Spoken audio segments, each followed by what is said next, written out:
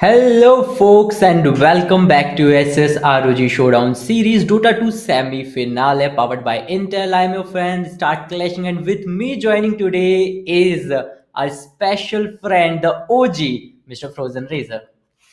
Hey there. Thanks for the warm reception there. Happy to get introduced like that. So we are casting the semi-finals of this wonderful tournament. Dota 2 hasn't had much big tournaments lately in India, but this is something that will take a step forward for the game. And we look forward to cast the first game. Start Clashing knows which team is playing against whom, and he'll take it from there. I'll give you guys a brief introduction of the players and the brackets as well.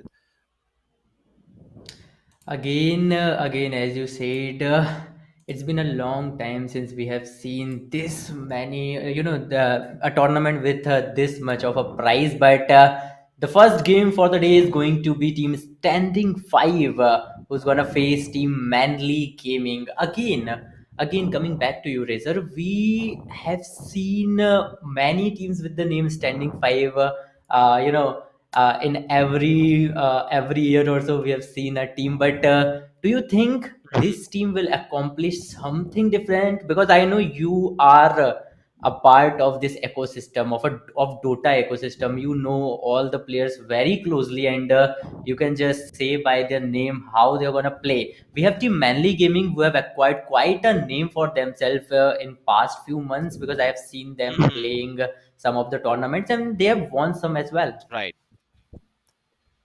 So on that part, I'd like to say the fact that Stand-in 5, yeah, it's a name that has been used by many teams, whether they are amateurs or pro. But yeah, it's not in the name, but it's in the players, right? So Stand-in 5, it's Yeah. Swiftblade, Abyss, Vanilla, Peep, and Azan.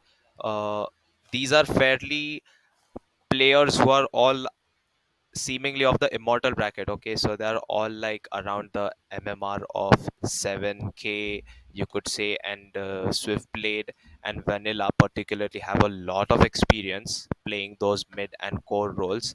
But by what I know is Vanilla probably plays off lane these days, and Peep plays support, and Azan is a carry to look out for, because when a player comes in who is very much unknown to the opposition, and nobody knows which heroes to ban against this guy, and even if you do ban, and he simply pulls out good carry plays. So that's something we need to look out for the Stand-in 5 team, because their composition is great.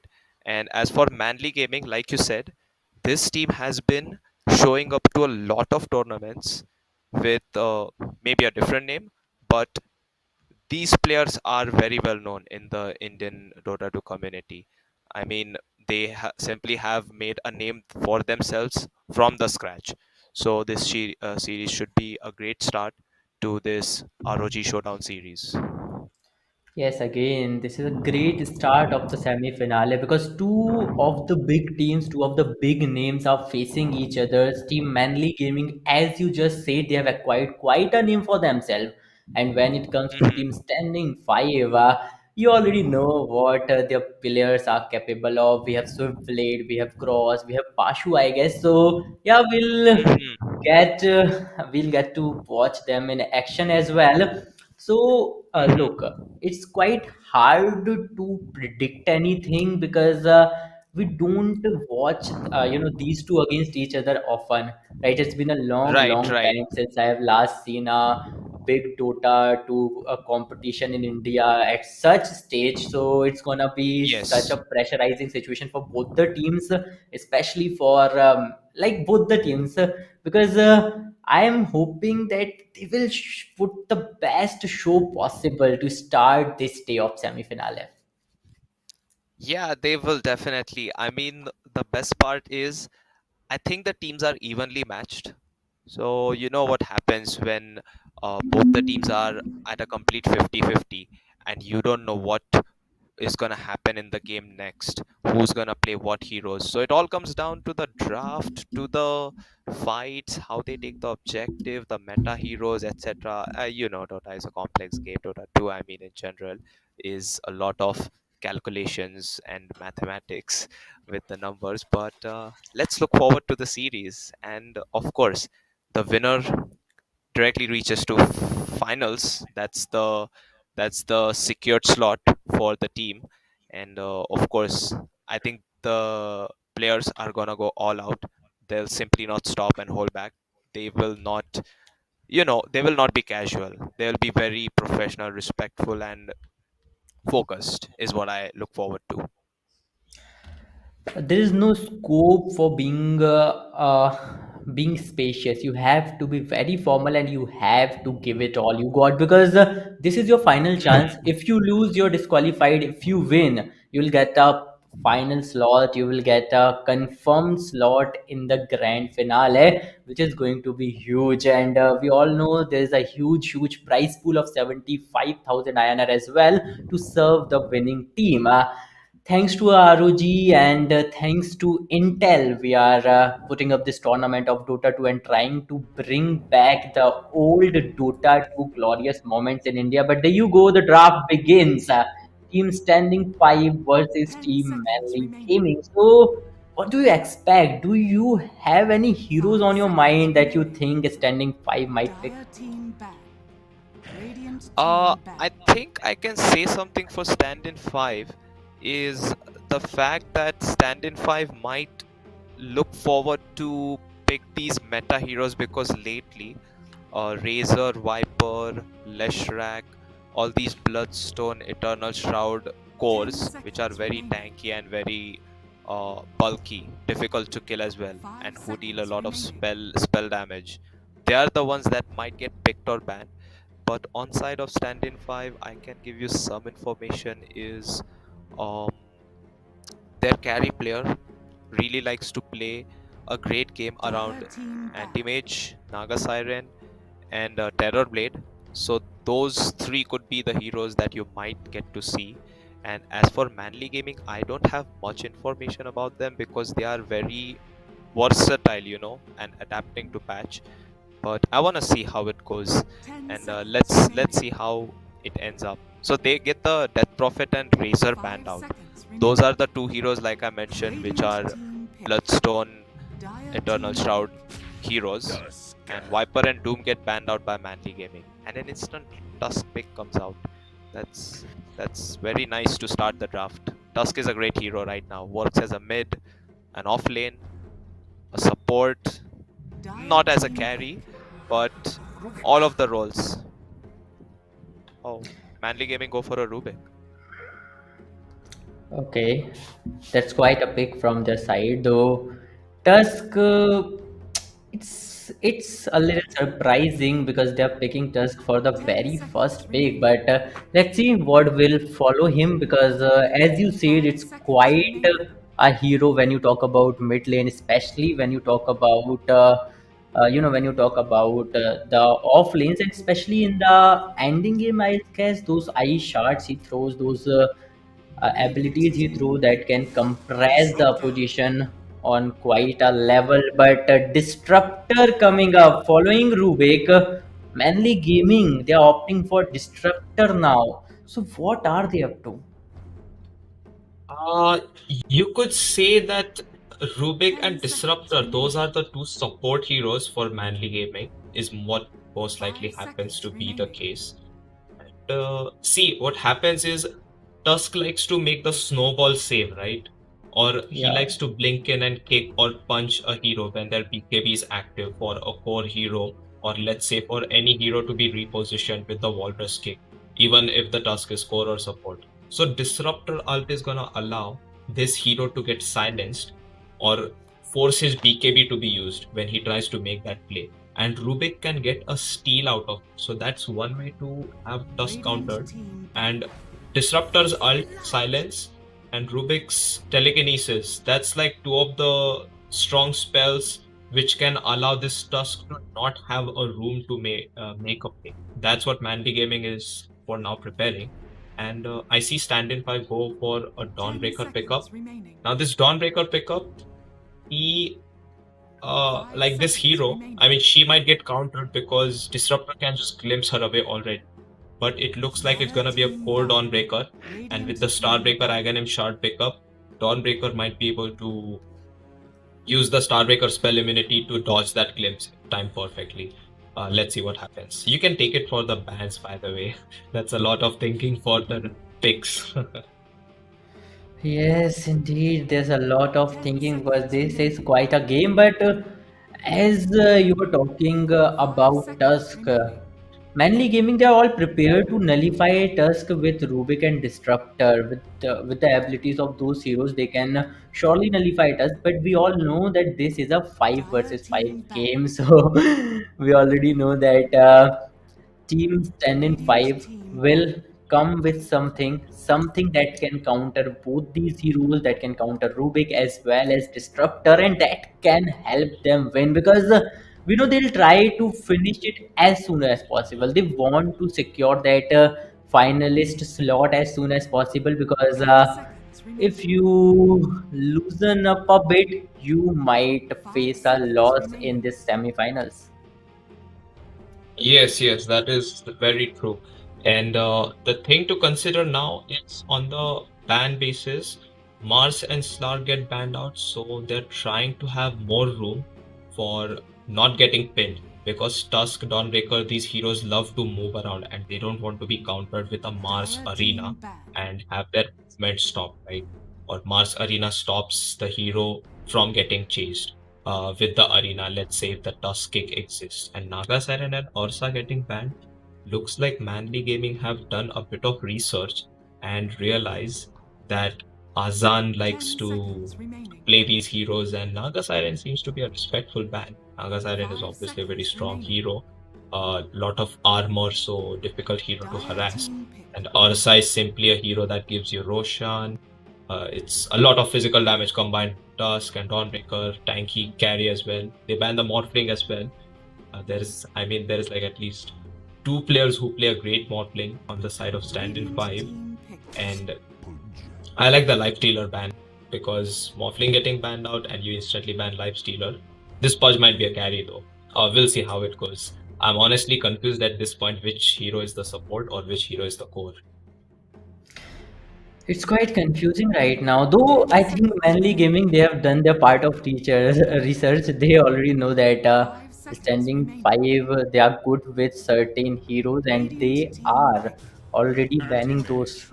Okay, anti-mage coming up from the side of standing 5. I think they are trying to clutch something out. Though we have Pudge as well, Yes. so it's gonna be a little hard to nullify him for standing 5 as you can already see that standing 5 they are going on with a different kind of approach this time. Yes. Actually, like I mentioned, Azan likes to play these heroes like Anti-Mage, Morphling, Naga Siren, Ursa. So yeah, he gets one of the strong heroes.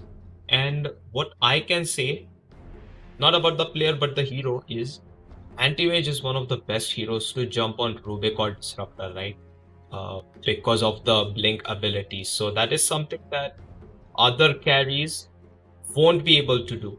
And the protection from Dawnbreaker and Tusk coming in can be nullified by Manly Game if they play it out correctly. So in that case, Anti-Mage turns out to be the favorable hero because Anti-Mage can, at his own, choose to jump on the Disruptor or Pudge or Rubik, reflect that spell like Telekinesis, Pudge, Disruptor with the third spell of Anti-Mage. So that is something that Anti-Mage will be able to do. That is something we might look forward to. Counter spell is a very strong spell against these support heroes. And they go for a Lich. I'm starting to feel this Tusk is a mid hero for Swift Raid. But I want to see how Manly Gaming counter them. Because right now, Standin 5 have a one big problem that I can clearly see the draft. And that is the team fight ability, because I don't see Dawnbreaker or Lich dealing enough damage to kill this Pudge if the Pudge is a core. Radiant team back. It certainly needs a hard damage hitter to counter Pudge, and now we have Underlord as well. So Manly Gaming, they're all set to. Radiant's team Their team actually is all set to crush standing five down. Yeah, But they're let's see how standing five gonna deal with it. they're living up to their name after these two picks. The Purge, the Underlord, they're picking super bulky Yeah, heroes, they're 10 tanky. seconds remaining. Uh, Also, Standin 5 ban a sniper. They realize that if 5 Purge and seconds Underlord remaining. are in front of you, and Sniper can just free hit people from behind. Dire team And ban. Antimage has to be the hero who makes the jump on Rubik or Disruptor most of the times. They get a Lina ban as well. Lina and Sniper, they function in a similar fashion. They hit hard, they hit fast, and they hit from distance. So I like that ban. Lina is also additional magical damage to buzz down a hero like Dawnbreaker Anti-Mage easily, even through 5 the seconds remaining. counter spell, you could say spell damage reduction. So that's there. And the Outworld Destroyer gets banned out. That's an interesting ban. I really like that ban. let's see because they have one more van remaining, and there you go. The last pick remains They go for for the Queen of Team Pain ban. Standing. Yeah, Oh, Queen of Pain and Outworld are banned. So I feel like Manly Gaming are banning out two heroes which are mid. Stand-in 5, they 10 might be. seconds remaining. They may play the Tusk mid, but in 5 case they haven't seconds seen remaining. through that fact, the Tusk could be a support and Stand-in 5 can go for a mid pick. Honestly, it looks like a decent game for Dire team pick. Invoker. Oh, they go for the Tiny. Okay, oh, they're going for the that's a good tiny. one.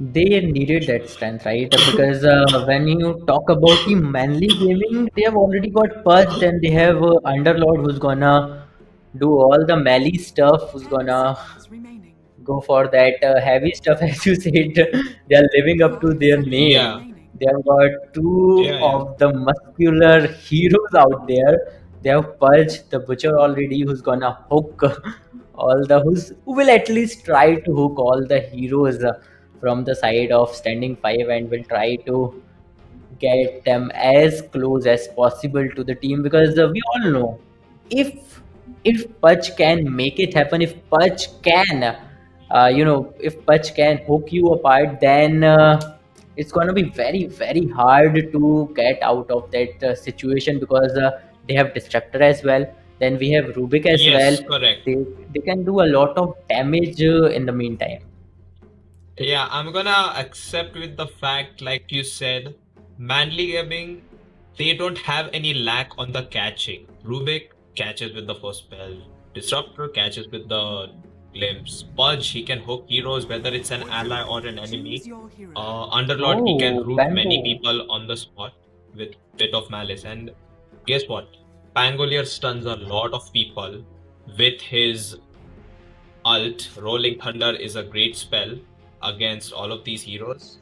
But I'm gonna mention the fact that the team fight spells on Manly Gaming, like this disastrous magical damage, which allows you to burst down anti-mage, that is a bit lacking. I think the Pangolier can live up to that task, because Pangolier can cause a lot of problems for anti-mage with the disarm coming from Lucky Shot. Let's see. On the basis of the draft, who would you go for if you were to choose which team seems to have a better draft?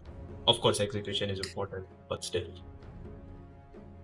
We have to wait for that, because again, but when you talk about the heroes, when you judge according to the draft, I think Manly Gaming is already living up to their name, and they have got quite the counters for standing five. So I believe they might clutch it out. They might get a good game, because they have just got Pangolier in their team as well, who can take care of that mid lane, and who can also take care of a lot of heroes like Anti-Mage, who was like a part of the main roster for Standing 5. And they've already seen they are trying to nullify Tusk from the very beginning, and Yes. they can do it very easily with the roster they have got.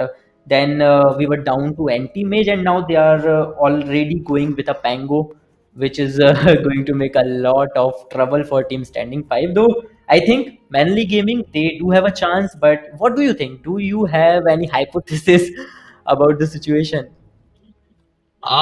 See, I mean, on the draft basis, I would say that the heroes of Manly Gaming are much better because they have the Hmm. catch, and anti-mage takes time to be online, and all of that. But I would still say that I would still say that if the execution goes right, Standin 5 can pull off a great job. They are a great team, and coordination is the primary part of any MOBA game, especially when it comes to Dota 2. So let's see if they can win with that coordination, or Manly Gaming can take advantage of the hero diff that we are seeing, or maybe we are wrong because we all know that Standing 5, they can pull out a lot of crazy stuff out of nowhere. So let's wait and watch 30 seconds to battle. if it's gonna be Team Manly Gaming, or is it gonna be Team Standing 5? The game is about to begin. It's gonna be a long game because both the teams are at the prime. Both the teams are already, already grinding enough And they're because already in the reaching to semifinals. yes, reaching to the semi-finals, that's a big deal itself. They have to play through a lot The of battle matches. I think begins. each team played around 4 or 5 matches, and when you go to stats, I've seen both of them were dominating. They've got almost 40-50 kills in each game, which is huge. Yeah, that is true. Some fighting going here, but you gotta give that information out. It's bounty runes, observe what have been planted on this side of the map. And I think Swiftblade is using the Tiny. So I think that's a mid-time. Tusk is a support. Okay, but there is no killing. I thought for a moment that the Dawnbreaker would be in a lot of trouble.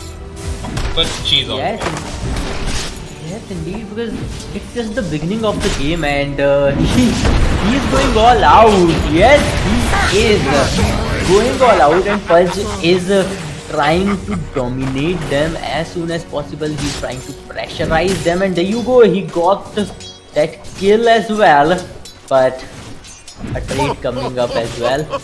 There you go. We have Assassin. I mean, following the what message there. happened was Pudge simply abused the fact that Dawnbreaker had already used the second spell, so she didn't have a Yes. way to run away, and Disruptor just used the Thunder Strikes to slow her movement down. Pudge, of course, has a lot of right-click damage, so they got the first blood. It's a good start for Manly Gaming overall. And yeah, it is a carry Pudge indeed, which should be a lot of fun for the viewers to watch. Pudge versus Anti-Mage, not a matchup you'll see often in most patches. Yeah, I mean, Pudge it used to be a time when Pudge was picked as a mid hero, then gone to be a support hero, and now finally he's being picked as a carry as well. So, Pudge versus Anti-Mage, who right-clicks harder is something that we'll find out. Also, Sentry Ward has been rewarded by the Lich.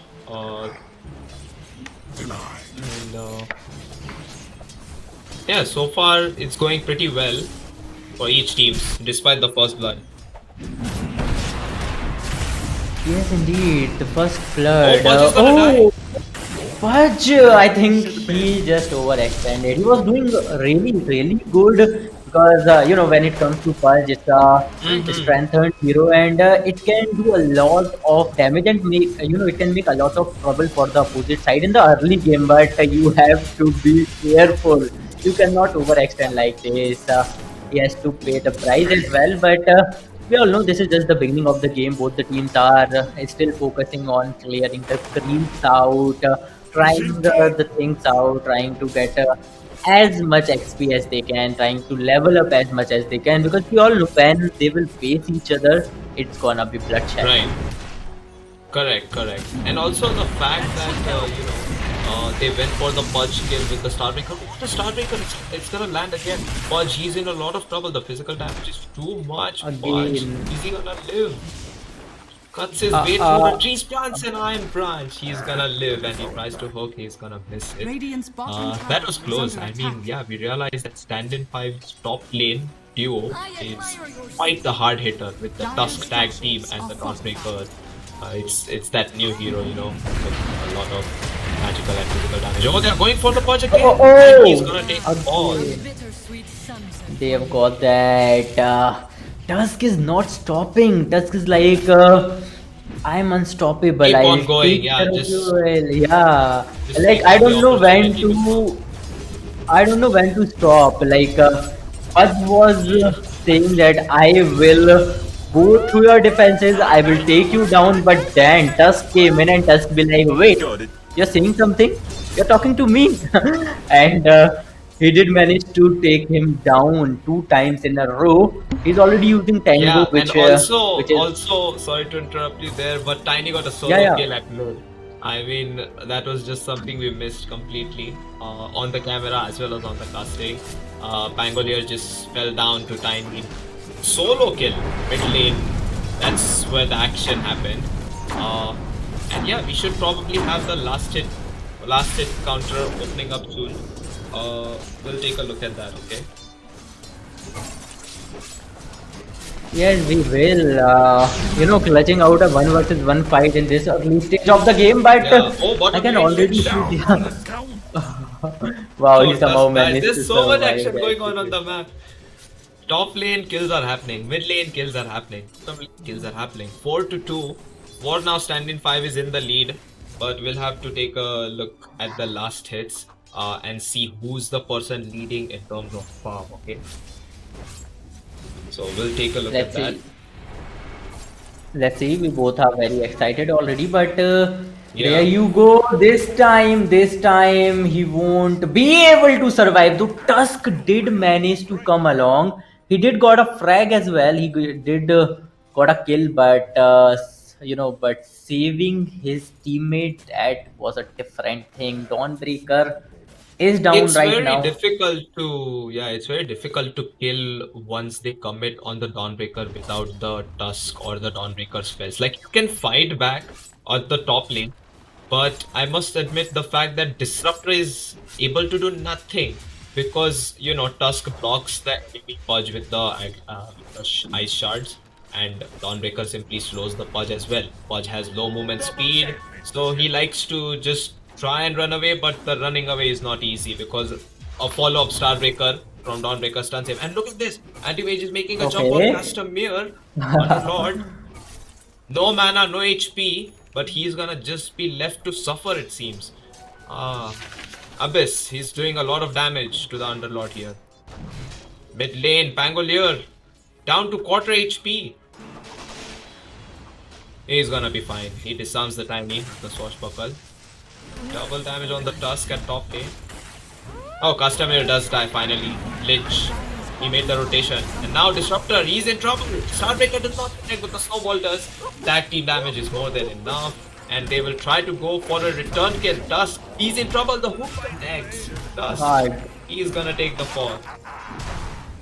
But Dawnbreaker, okay, can he take down magic wand. him? That was close. That was close. But I think backing off, that was the right decision, because you might fall in trouble if you overextend. There you go. Already, Disruptor is here to give him a hand, and for the time, Tusk is back again. But Dawnbreaker, he's been taken down for the 3rd time, I guess, in Yeah, and this game. Swiftlade makes the And, rotation with the Tiny. Seeing the fact that the Pudge has killed his Dawnbreaker, he's trying to make a play, but he doesn't have the distance, Radiant's and he middle was a tower bit is under too attack. late. Yeah, about the last hits we were talking. Finally, we have the last hits list. Pangolier, Anti-Mage, Pudge, all of them are doing super well. And Pudge, as soon as he got the level 6, He simply bit, dismembered, and slaughtered the Dawnbreaker. But look at this! Save is gonna be there for himself. Dusk is gonna get the glimpse dodged, and bottom lane anti-mage is in trouble. He's gonna blink out on just almost 30 HP. However, Dusk is gonna rotate top with Tiny. Is gonna find the kill. Swiftblade gets that one, secures the disruptor kill. Pangolier and Tiny, both of them are trying to go for the rune. I think Pangolier wins this race. Bottles the illusion rune, but here comes Lich. The avalanche is there, toss back, no mana. Illusion rune pop, bottle sips taken, sword buckle away. Snowball, it's not enough. And looks like Manly Gaming is now trying to make a play. They have the first rotating and they simply dismember the Swiftblade. He's gonna be taken down. So much fighting, so much action all across the map. That was quite brutal. It was a 1 versus 3 situation. They did hold him off. They didn't give him a little bit space, even a little bit space, because they do know if you give just a little space, that means you might be the one to be in disadvantage. But Pulch backing off, same with Breakstorm. Again, we have seen Pango. He did came there and he did manage to get some kills as well, but not this time. This time the situation is different. But can he move away from this situation on? But no, it's gonna be hard. Assassin. He has been taken down, and Snake, he got the kill for that.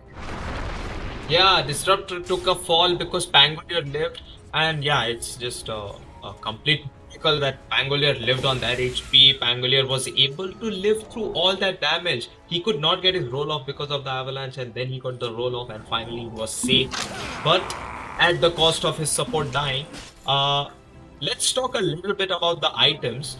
Anti-Mage is obviously gonna build on a Battle Fury, we know that. But Pudge, Candy Pudge, he's gonna be the one fighting soon, and they're gonna try to get as many kills as possible and have the flesh heap stacked for himself for the raw damage. But look at this mid lane, Pangolier. Jump has been made on him. He has the shield crash buff. He's still alive. But that one knock coming from Tiny on Swiftblade's end is gonna allow him to secure a kill. He's still healthy so far, but Pudge makes a rotation now. Pudge is gonna be Sinister Gazed, and Tiny is trying to make a turnaround play with the Arcane Rune. He gets the kill because of the tree grab. And now comes a Chain Frost. It's been there's two Chain Frosts at mid lane, and Rubik is gonna be alive. He's gonna see Lich die. He's gonna have the Stolen spell used to kill his own enemy. Wow, things are now starting to get interesting, right?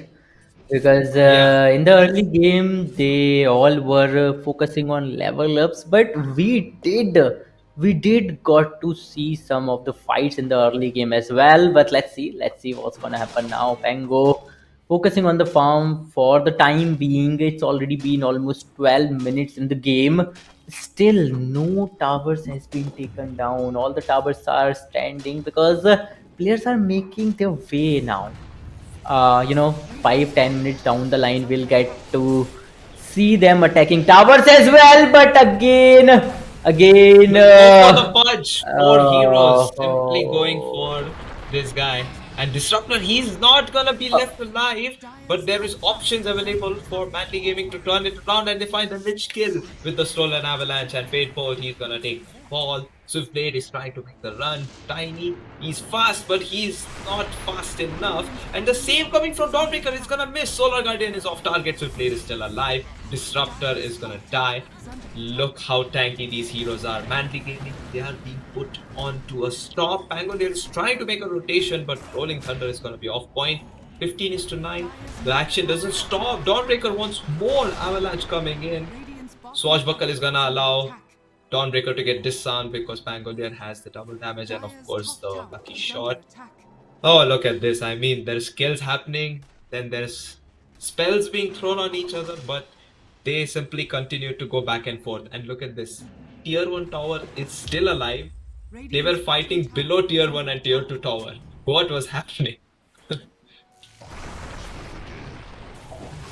Senti Wall is gonna be attempted for D-Ward, but Disruptor is in trouble again. He's gonna take a fall. Oh, the reconnection for Dawnbreaker. While he's dead, he simply. Oh boy.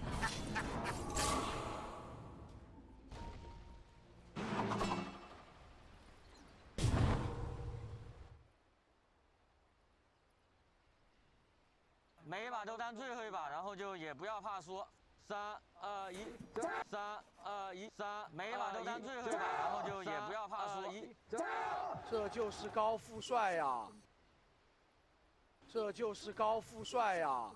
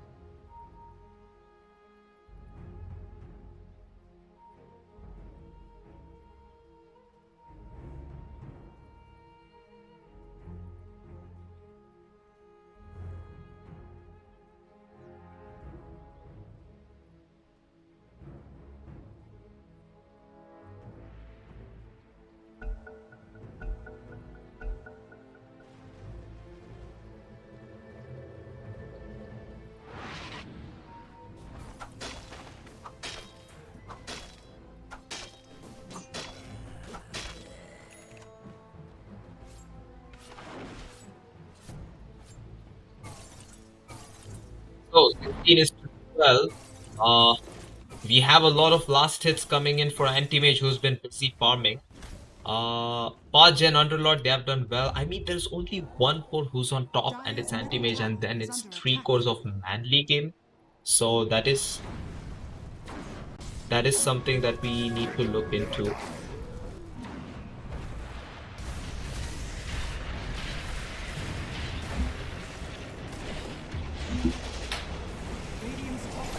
Yeah, sure. There's a huge static storm coming in. Look at this, Manly Gaming. They get 2 kills with the Pangoliers, Ronic Thunder.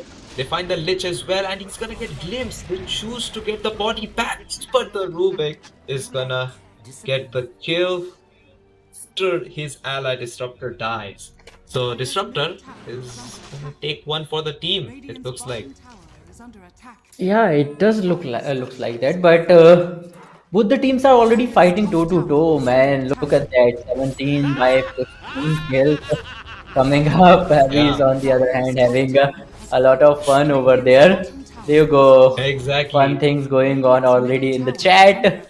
But look at the amount of creeps leading the lane over there. But you already know that this is high time. Now you need to pace things up.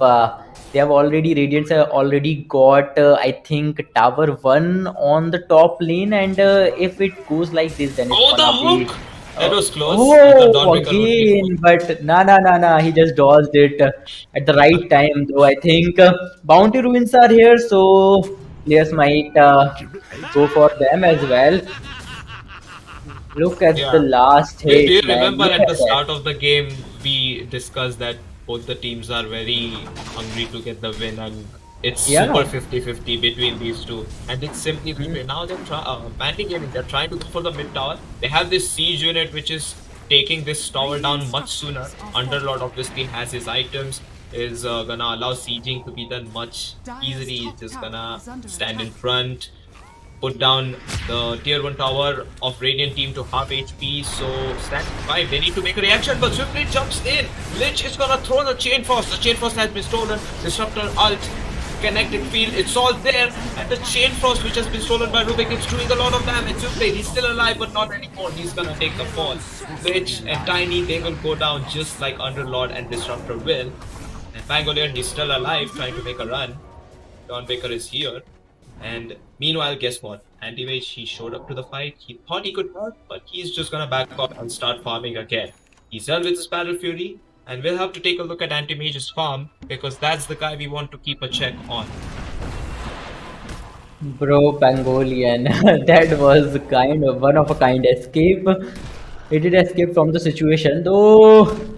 Again, look, the Oh, mid lane farming again. is not They are stopping. probably going at each other. The Dawnbreaker. jump has been made by Lich.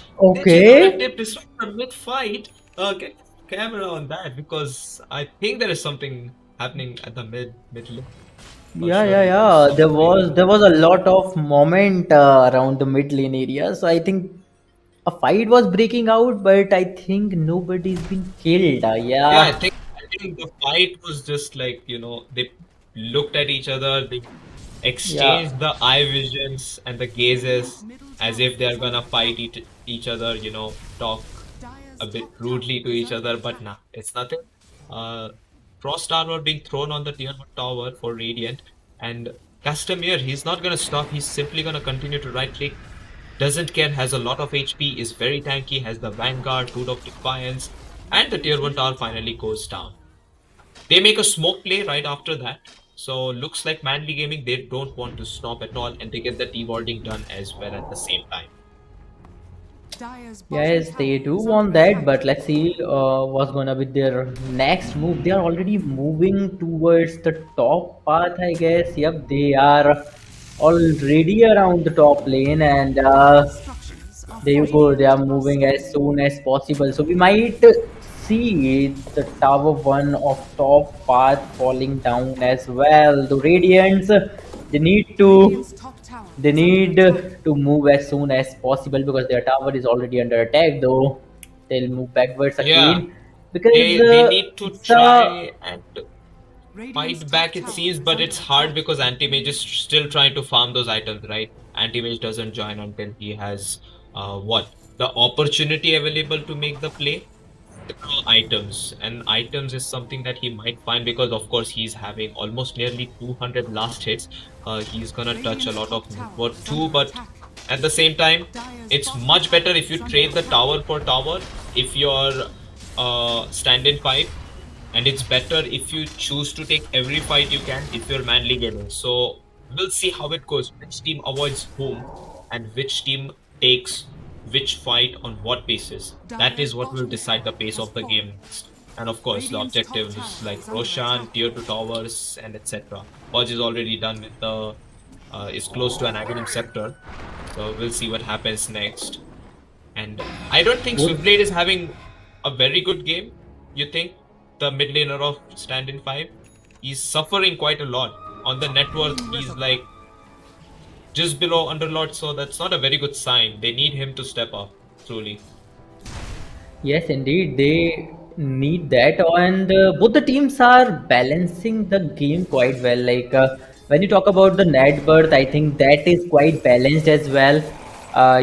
If you talk about overall net worth of both the teams, though when Hmm. we come up to anti-mage, he is doing great. He's got around 200 plus last hits, and right now his net worth is also leading the chart.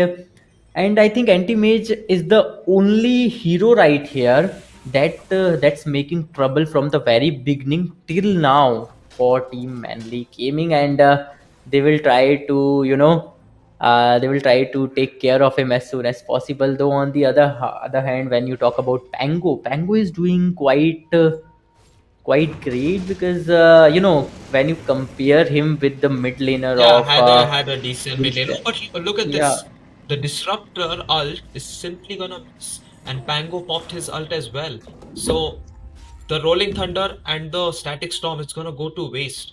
I mean, that's an opportunistic window for Stand-in 5 to make a move, and it's Dire's three middle heroes tower in is smoke under right now, attack. Lich, Tiny, and Tusk.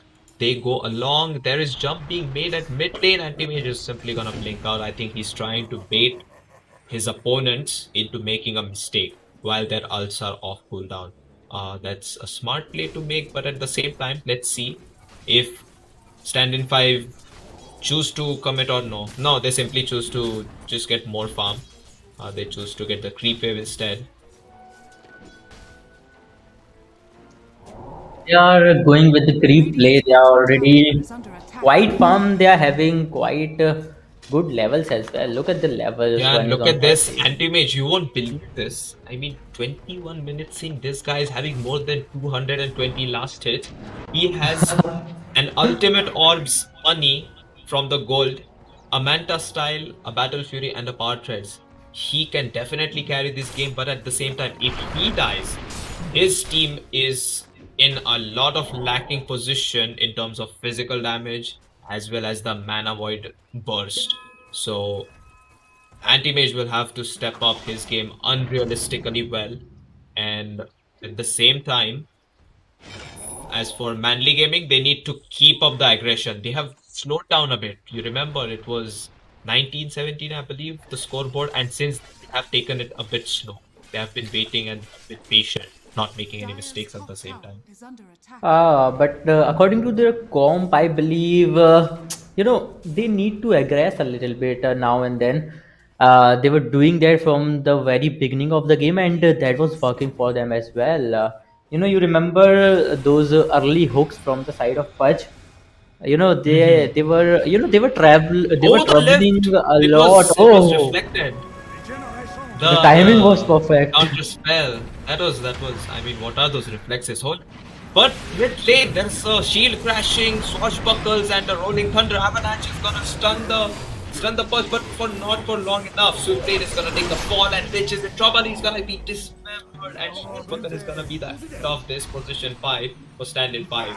Standin 5 in a difficult position to contest this Roshan, Oh, they're going which for is the Roshan. next objective. Yeah, Roshan. It's Ah, happening. okay, But they standing need to 5. Okay. Things Avalanche can get in. No, is no. stolen Avalanche. Oh, that is still bad for Standin 5 because they lose their Dawnbreaker. Yeah. That's amazingly well done by Mr. Versatile because he had the Avalanche stolen. So, but do they That- have enough damage? Because Tiny is spawning soon and Anti-Mage might fight in this roast pit. I mean, the HPs of the heroes on Manly Gaming are pretty low. It's difficult position to fight back in. Anti-Mage is simply gonna walk up to them and blink out. He's simply gonna have a look up there, but makes the real jump this time. He's gonna be rooted and rooted again. Anti-Mage is taking a fall. The BKB gets popped out the pudge and the jump from Anti-Mage. He's not scared to go in again. He's gonna take the fall. It's too aggressive from. And Tiny is gonna get stunned. Fate Bolt is gonna be the end of him. 2 dead. This Anti-Mage has the most farm in the game in the server, and he has died. So that's a lot of gold. Finally, the network coming back in favor of Manly Gaming. It's going so much back and forth. Not a good thing for standing 5. Not a good thing Yeah. at all. The only thing that was going in their favor was the level ups of anti-mage, his net worth, and all the held items he is up to. But right now, they have already acquired Roshan as well. They were already dominating the game, and we were just talking about how they are just setting a foot back. They're not dominating. They're not aggressing, and we didn't even finish talking team Manly Gaming. They came up, they fought a battle, and they did won that one as well. Right now, they're already leading the kill chart. Both the teams are already in a toe-to-toe fight. But what? That Oh. was so fast. He got stunned, and at the same time, Yeah. Underlord was present there.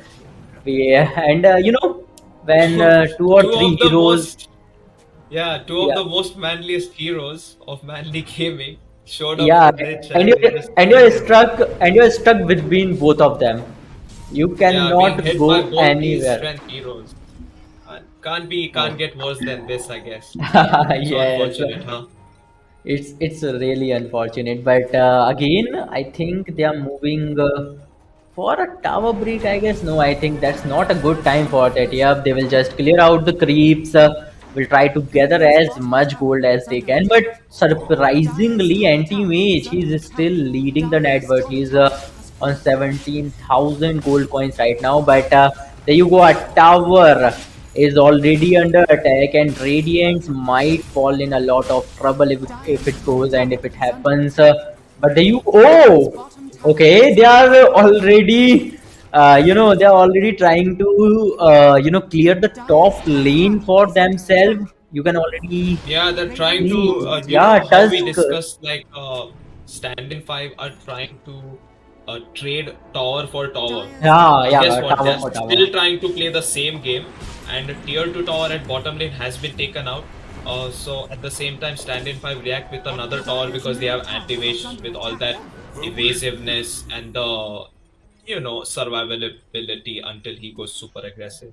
So he's able to Okay. get that done. Tower damage is not lacking, but fighting damage is definitely lacking because Manly Gaming, they have very strong heroes, Pipe, Vanguard, etc. And look at this, Pudge and friends are trying to close in. The stun is gonna Oh, be there from snowballing no, Tusk. no, However, no, the shards, they're Tusk, good.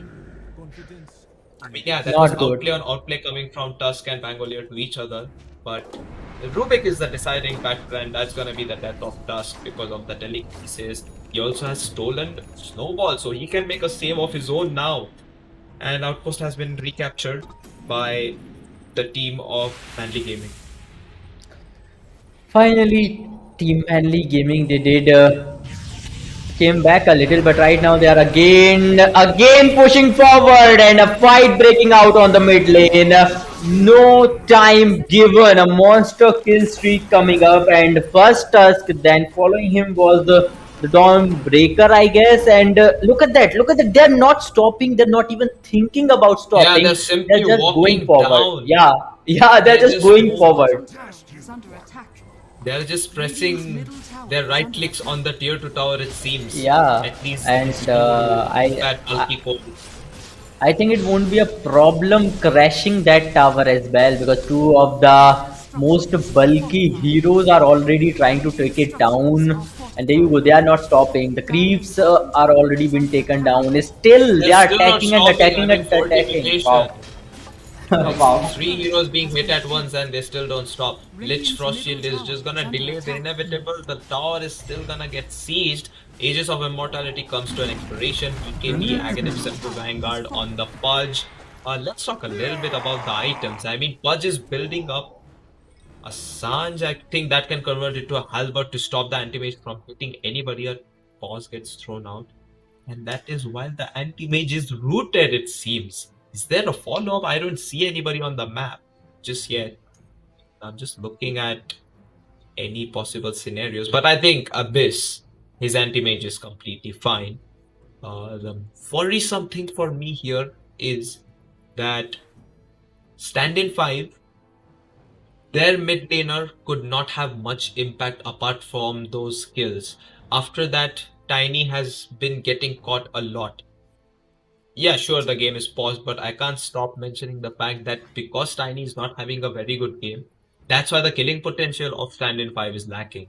Do you seem like that would be a Yeah. game plan fault or an execution fault? Something like that? Look, standing five, they started off on a good note, right? On the top Yeah, lane, Tusk, yeah, Tusk right. was countering Pudge. That was Tusk and really, really Dawnbreaker were good, doing right? really well. They were Yeah, killing yeah, Pudge and Disruptor yep. quite a lot. And they have gained that momentum. They used it quite a bit, but right now the momentum is in favor of the other team. And look, they're not, they're not giving it up.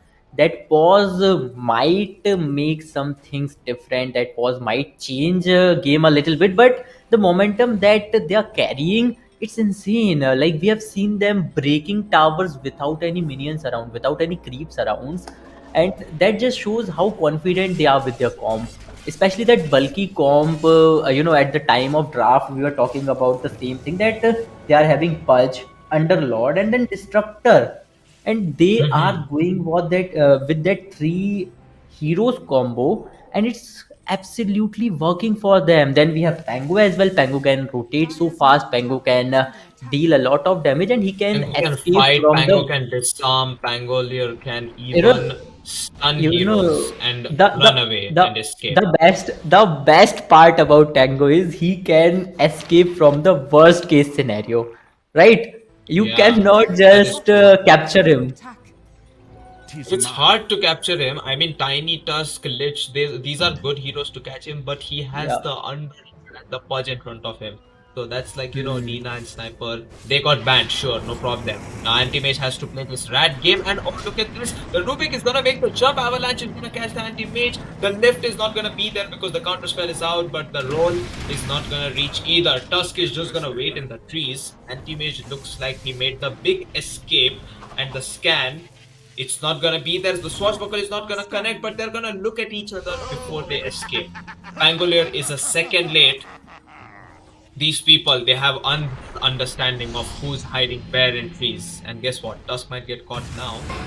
Let's look at that fact. He's gonna snowball towards Disruptor in his own kinetic Oh, field. He's gonna punch him, and he's gonna try to run. But Tiny. is that... Oh, the hook was a mistake, but the Nah. swashbuckle isn't. Tusk gets taken down. He's gonna take the fall. Oh my god. I mean, that was a lot of run around and merry-go-rounds Yeah, in those like three lines. yeah, like almost for 30 to 40 seconds, it was like a hide and seek game, right? Tusk was trying Yeah, to it was hide hide and and seek and run yeah, and gun at the same time. he was just trying to, delusionize them. He was just trying to make a move, but again, you cannot change the fact that I think you were, Anti-Mage was successful at making this play because yeah.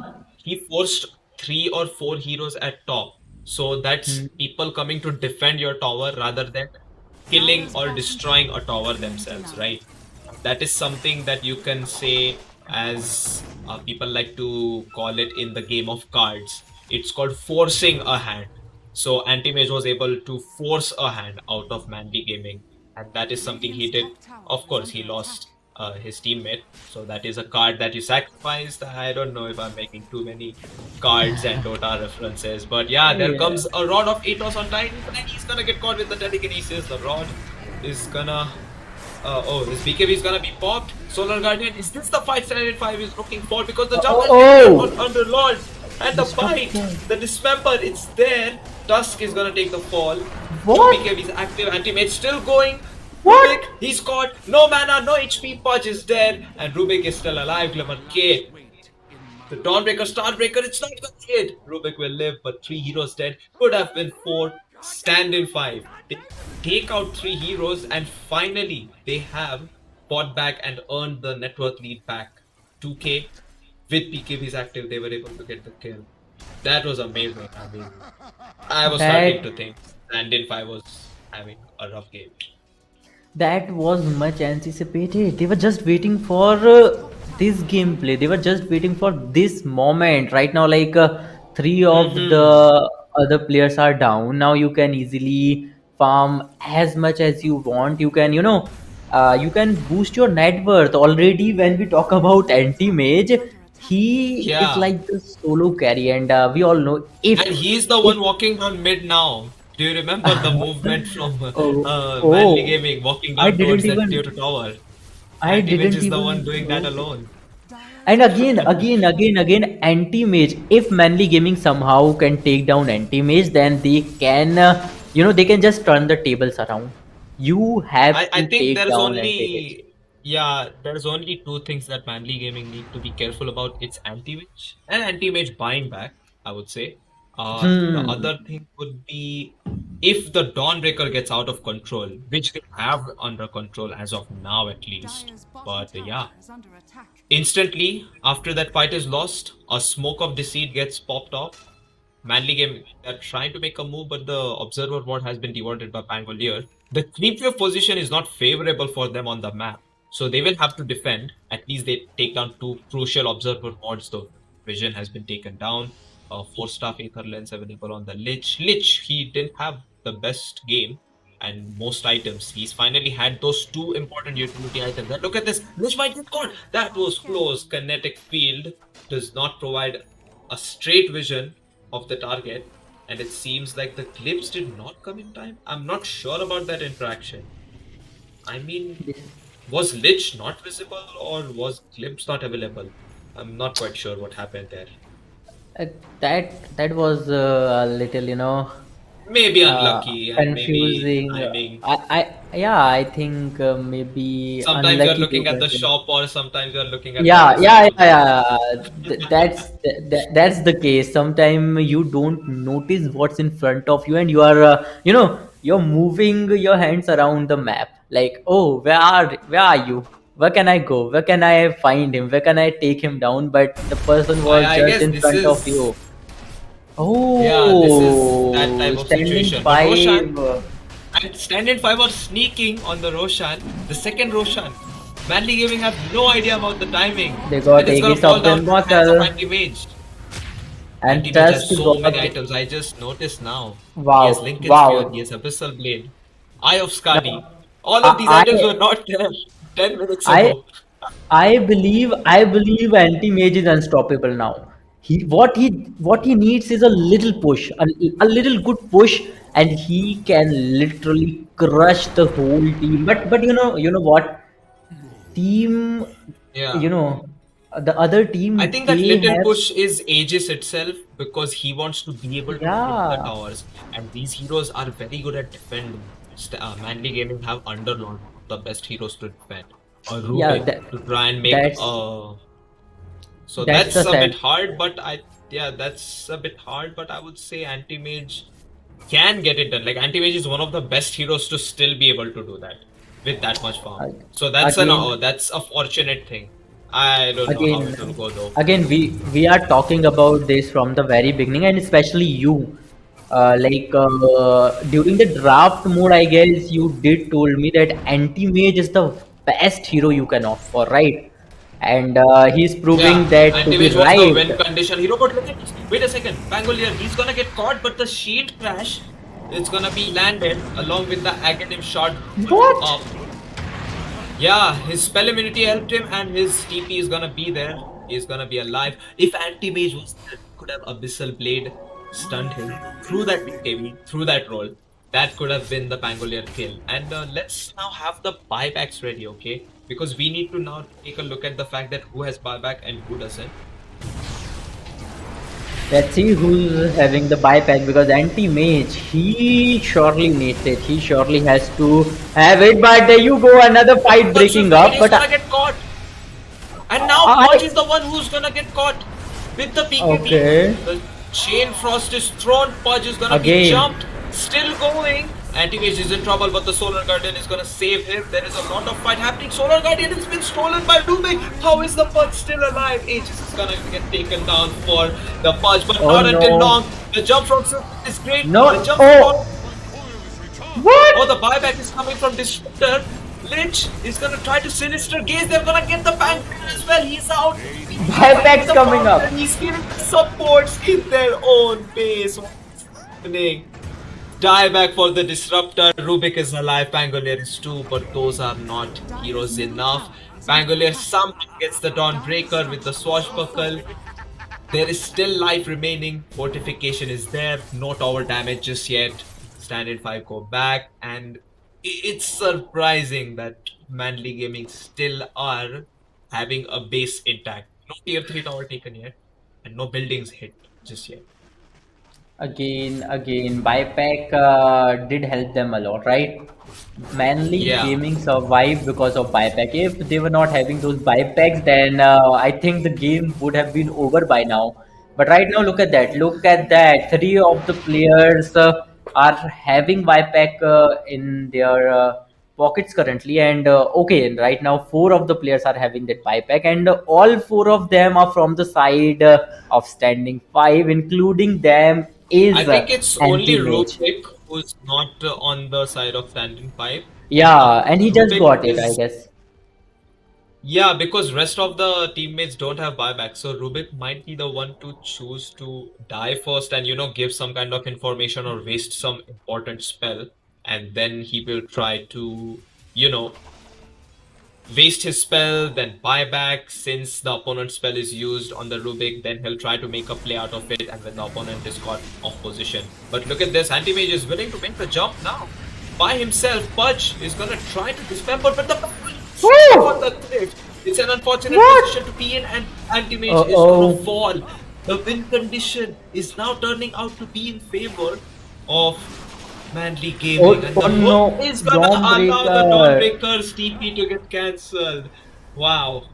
Standin 5, they are gonna be answered back, and the answer back is in the form of Underlord's ult. Look at this. They are rifting away. They are just using the Fade's Gate to take another fight. They're gonna find the Lich as well. They have controlled the map wonderfully, and they're gonna continue to go on. I mean, they took 3 heroes down. They're gonna try to siege. There is no tier 2 tower available, only tier 3 tower to take. The creep wave is gonna slowly get pushed. Do you think that is one set of racks, or does anti-mage or lich buyback here? Because they do That's have why they come buybacks. back. Yeah, they're saving it. I don't know why. Maybe they're still hoping for a good I think comeback, and fortification, so they feel like, yeah, maybe we can use fortification and all the creeps will just get Middle tower is under attack. killed, maybe. Radiant structures maybe Yeah. because There you go. this tower gets down, and then the barracks are next. So let's see. Let's Oh, see but they keep the what they siege are unit up alive. to. That's a great move coming from.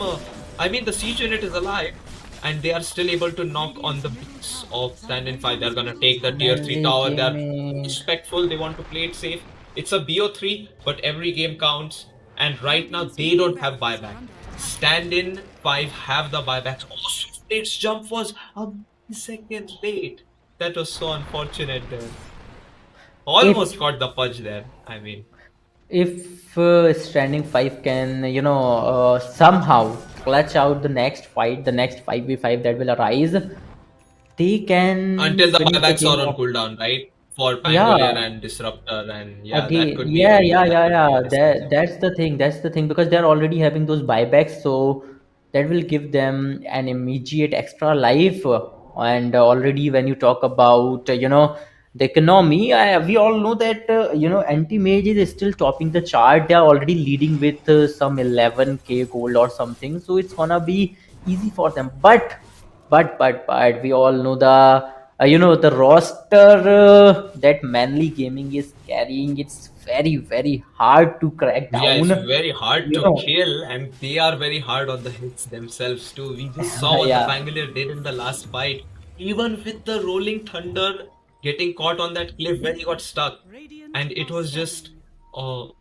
I don't know, it was unlucky and lucky at the same time that they caught the anti-mage kill in spite of that small misplay. But look at this. Dire's Smoke top coming out tower is from under attack. Stand-in 5. They choose to knock the base finally. They go for it themselves. And anti-mage is the man. He's gonna get glimpsed out. The Pit of Malice is gonna catch him. Rod of Atos is... Oh, the telekinesis is simply gonna be counterspell returned. Is there any room for a jump? Anti-mage is just gonna stand. His nose is past where the hook flies, and now the snowball, the kick coming from the tusk, and the punch. Our Pit Lord is completely caught off guard, but the Tiny is gonna hammer down a hero, and he's gonna get the disrupt out along with anti-mage, and at the same time Tusk falls. Underlord is dead. Underlord has a buyback. The avalanche is good, but it's not enough damage on Rubik. Rubik is gonna lift himself and put himself to safety. Pangolier in trouble. Pangolier doesn't have buyback. Pudge trying his Oh, best. He's gonna get kicked out. Heroes, 3 heroes. They're Dawnbreaker. gonna knock and they're gonna take him down. Pudge has a buyback. Underlord bought back. What is happening? It's fights after fights. Dawnbreaker has a buyback too. Anti-mage still rooted. Now they finally disengage. Wow, Oh, the that Tusk. was He has. Yeah, the Tusk kicks were amazing. I mean, that is what allowed them to force the buyback of these manly heroes of manly gaming. Indeed. what surprises me is that Standing Five, they're still holding their buybacks, right? They're saving them. And Yeah. I'm waiting for the moment when they'll utilize them, and I think that could be the end of this game because they are I think. fighting toe to toe without buybacks, and when they will Yeah. use them, then they can completely overpower the squad. Yeah, they can use their buybacks offensively, but at the same time, they don't want uh, a missed time fortification. But look at this, they have the jump, the favorable jump coming from anti-mage. He's gonna BKB, he's gonna pop the BKB as well. Tiny goes in. The BKB, the Glimmer Uh-oh. Cape is saving Pudge. The hook is gonna allow the Underlord to live, but not for long enough. Avalanche is gonna be in. Underlord, how much damage can you reduce combined with the Rubik? It's not enough. Disruptor is gonna get caught. Look at this Eye of Skadi. It's slowing the kid down. The support life, it's a difficult one. And now Rubik is gonna try to save himself. Avalanche might come in, but Tiny is not gonna look to dive into the fountain this time. 3 heroes without a buyback. Standin 5, they have a creep wave with 2 siege units. This could be the perfect moment that they have been waiting for. They can at least get 2 set of racks. And they should be going for the bottom set of racks because of the creep position. Yeah, that is the anti-mage giving the call, it seems. Rubik and Pudge, how much can they defend by themselves? They have a Pango coming in alive. This is looking rough and it's difficult for them. Hook is gonna miss. Pangolier, he makes the jump. Lich, he's in trouble.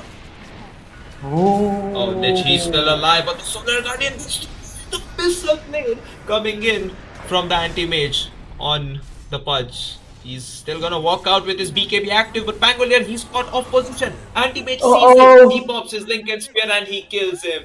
Pangolier does have a buyback, but my oh my, this is looking rough and difficult for Manly gamers. Manly gaming, I mean. Things are now getting interesting. Okay, Pango. He did bought back his They life still choose to hit though. the buildings. They simply don't care. Tiny, he's caught. He does have his BKB. He's gonna pop, throw the Pangolier in the air, and the punch. Lot of throwing in the air coming from Tusk and Tiny. They're just tag teaming and they're throwing heroes into the air. Now Tiny chooses to throw trees on the Pudge, and he's gonna take the dieback spot. And Rubik is gonna jump in the air twice before Pangolier knocks opponents away in the air with his swashbuckle and rolling thunder. Underlord's gonna root the Tusk. Tusk, he's out of position. He's gonna be stuffed into the fountain, but that's a fall and the sacrifice he's willing to make. Mega creeps, mission successful.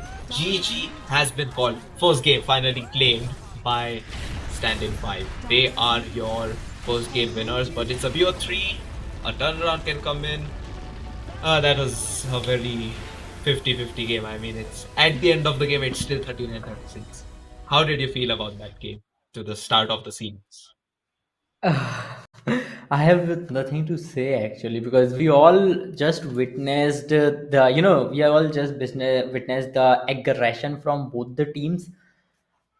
When you talk about standing five, they are like the silent hunters, right? They will Yeah, they are just very keep their calculative and they calm. are like ninjas. Yeah, yes, they are like ninjas, very calculative. They will just wait for the right moment, and when that moment arrives, they'll strike and they'll strike you hard. On the other hand, Manly Gaming, they were trying to hit them from time to time. They were capable of that as well because their roster that was amazing. But again, one anti-mage Their can change the lineup game, was, and yeah, that lineup was yeah, their clean, but lineup they was couldn't so get good. the anti-mage twice. I mean, anti-mage had a buyback and they had to use their buybacks. And look at this, okay? Mr. Versatile is dead 0 times. Even the anti-mage has died.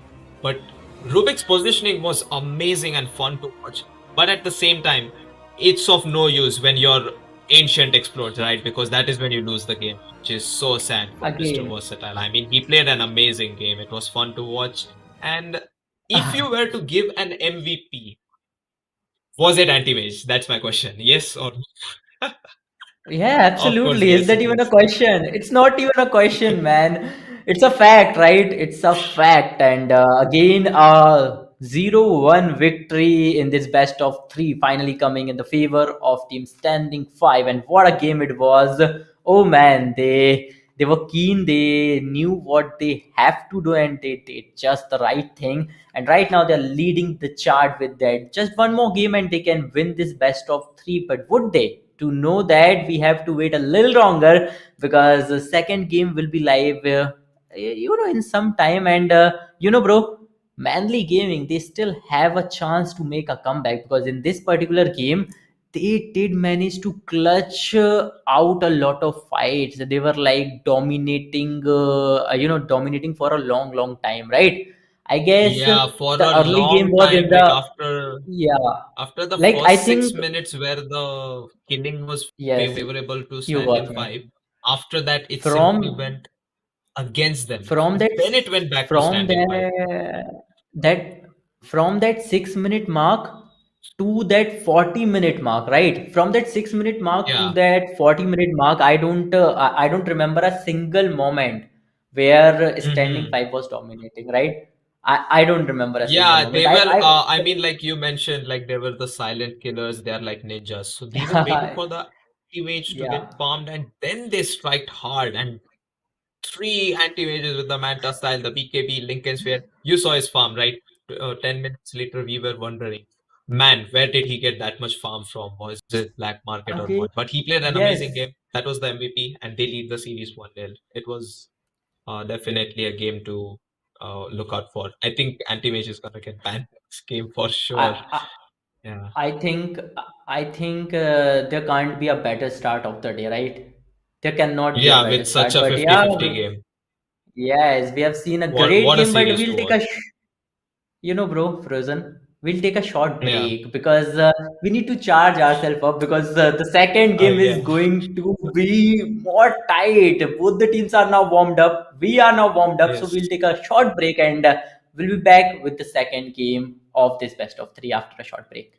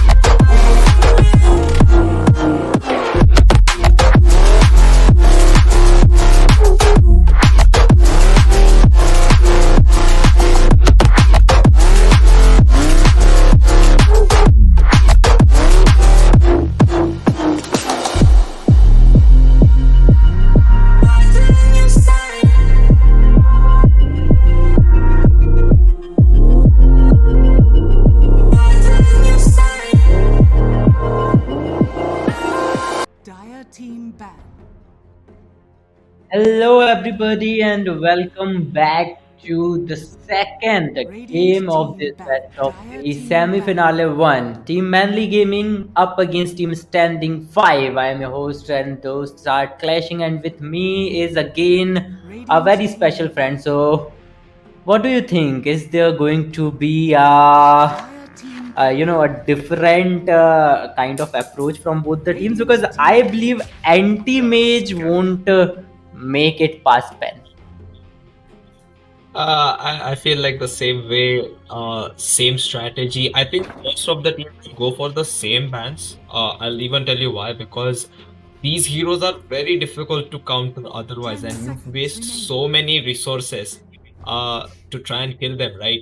I'm speaking specifically about the first three bans like Viper, Razor, Prophet.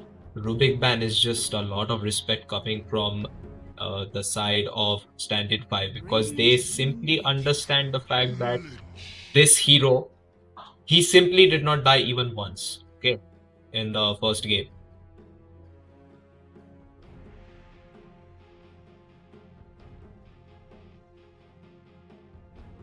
I feel that's I great. guess Anti-mage. kind of a similar approach, right? But It which is, was but there will be with two or Team three. Standing There will 5. be two or three heroes different.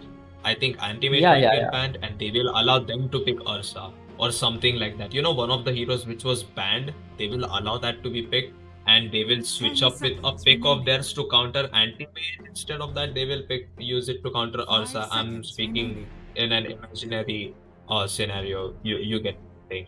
So that's how it is. And anyway, apart from that, the Tusk pick is same from the first game for Stand-in 5. It can be a different position, okay? The hero is the same.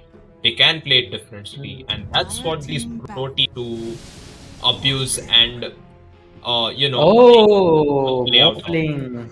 Second phase Morphling, okay, against a Lich Tide Hunter. I think so. They have a game in their hand, so they feel confident with the Morphling. Yeah, this I hero got believe banned, so. right? Last game in the sixth Yeah, yeah, or last game. sixth or seventh ban it was, I think. And yeah, Stand-in 5. They feel like, hey, you know what, guys? We won one single game. I feel like playing Morphling. I feel can 2-0 this. It's my strong hero. Can we just ban Morphling counters and get on with it? So maybe the carries, the in-game communications of the team in the Discord or in the voice can be something similar. Much to our surprise. But yeah. Yeah, Morphling, it's a surprising choice, indeed. But let's see if it's working for you. Then it's all good. And nobody's gonna remember the past, right? Nobody's gonna remember that conversation as long as you win. And if you lose, then that conversation might then that be conversation might yeah. be remembered for. Yeah, that will be remembered for forever. Like, you told me you can play Morphling so well. Then what happened? Why didn't you clutch it out and all those things? But yeah, again, Right. we have a Tide Hunter too. This time, Manly Gaming, they are opting for a Tide Hunter, and like I'm Yeah. quite excited to know what will be the comp from the side of Manly Gaming, because the last, the last comp they had, the last team they had, that was so good. This time we have techies in the game, so let's see. We have a complete switch If of things for Manly Gaming, don't you think? yeah, I mean, they have yeah, again. they had Yeah, two Lich similar heroes was. banned out, but Lich was on side of Stand-in 5 as the support. Yep. Tide Hunter is Yes. a new hero completely to this series. Techies is a new hero to this series. Morphling, at least that hero was banned, but now instead it's picked. And Stand-in 5, look at them. They just ban Drow Rangers, Slark, Invoker super quickly because they want to make this Morphling's game effective. I think they banned the Invoker because Tide Hunter or Techies plus, Cataclysm or like Invoker spells is a bit too much. Trail Protector gets picked out. I don't know if Stand-in 5 want to go for more melee heroes anymore, because I think that's their support hero if Tusk is not mid, I mean. And lastly, I would say they have another pick coming in. This might be a core hero and they might reveal something. On the other side, Mandy Gaming, when their Ravage is out and when their Lich Ult is out, techies can do a fairly good job of, helping heroes get bursted, silenced, nuke, a creep wave, etc. I think Manly Gaming will have to step up their tower damage though. Physical damage is quite lacking though. That's what I would say. Again, right now, mainly gaming, they're opting for a Tide Hunter, which is gonna do all the melee work, all the defensive stuff, you can say. Last Yeah, a time lot they of were smoking. carrying Underlord, right? Last time they had Yes. Underlord that was doing all that crazy stuff, but this time they are carrying Tide Hunter, which will do quite the similar work, which will, he will take up to the same role that Underlord was taking up to. Then we have Techies. Let's see how he's gonna support the team. We have Leech as well. So last time we have seen Leech from the side of Standing 5, and I think it did not left much of an impact, right? So we Right. never know. We never know what Manly Gaming have there in minds. In their minds, they might have a different approach of things, a different approach of heroes. On the other hand, Standing 5, they are again with the Tusk. They did quite the work with the Tusk in the last round, especially in the early stage. But there you go, Hoodwink coming up. A Tusk, a Morphling, a Trend Protector, and now a Hoodwink. So they are completely going different and insane. Yeah, it's strange to see these new heroes suddenly. I understand the bans being new because they want to protect their morphling. I don't see a way or a situation in which the morphling is not a core. But yeah, Treant Protector, that might be one of the supports for sure. It can be a offlane, to be honest. I just come to think of it like the way Uji, not Seb, the two-time TF winner, we used to play Trail Protector core. So they can mess up or mix up things like that, and they can cause some problems. But Hoodwink, Sharpshooter is enough to give that break advantage to Tidehunter. And look at this, Standin 5 ban Anti-Mage themselves. They realize that Anti-Mage is not an easy hero to catch with their lineup with lack of stunts. So they get that done. On the other hand, the Primal Beast ban coming from Manly Gaming, it's justified. I mean, Primal Beast was fitting in just fine, and was giving another break with the Raganim Scepter for the side of Stand-in 5. Last ban is gonna be Ursa, okay. I guess it's understandable that heroes which are free to do whatever they want. I'm surprised they didn't ban Life Stealer. Instead, they banned the Ursa. I think Morphling can deal with the Life Stealer though. So that's also even the Tusk point. It's a lot of thinking you gotta do. I'll let you do some and talk some.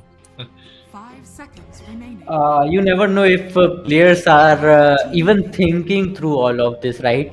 Because Standing 5, again, you just say that they are already in the lead, and their mindset is like, let's just do whatever we want to do in this game. Minorly We can, casual. Still the yeah, same a serious, but little bit. minorly Yeah, casual, because yeah. you have to be serious, and they know that because this is a grand stage. You're in the semi-finale, and if you lose here, Correct. things might go south, and you might lose that chance to represent yourself in the grand finale and to win that Mm-hmm. massive prize pool of 75,000.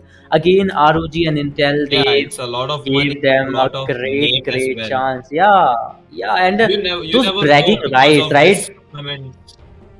Because of The this main tournament victory, you thing, might end up in a better team. Oh, yeah, they go for the yeah, Primal again. instead. Oh, right. Change of hearts, change of things, change of lineup from both the teams. And again, the main part is those bragging rights. If you win here, if you win 2-0 in this semi-finale, you can brag about it that we are of is this tournament presented by Intel, and Right. this is a grand stage. If you go there and say, I am the winner of ASUS ROG Showdown, and that's Right. cool to talk about. That's cool to It's say, a and cool people, thing to talk about, and at the same time, yeah, it's also a justificational thing to your parents if you wanna say, "Hey, can I get a better ah, PC or a better internet?" They would know. every gamer in India needs that. You Yeah. you just say that every gamer in India needs that one justification argument, and that could be yours one. So let's see. The team looks pretty good, but a little lack of balancing is there when we talk about Standing 5, in my opinion. But let's see what's gonna. I would say Standin 5 had one big problem. When Manly Gaming have their BKBs on, neither Pangolier nor I mean, yeah, Train Protector ult still connects, but that doesn't stop Tide Hunter.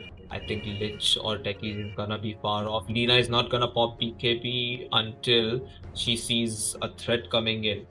But the big problem is that Train Protector and Tusk can hit ults through the BKB, and at the same time Morphling is going to be able to morph through BKB, so that's an additional stun or something like a Kraken Shell for himself.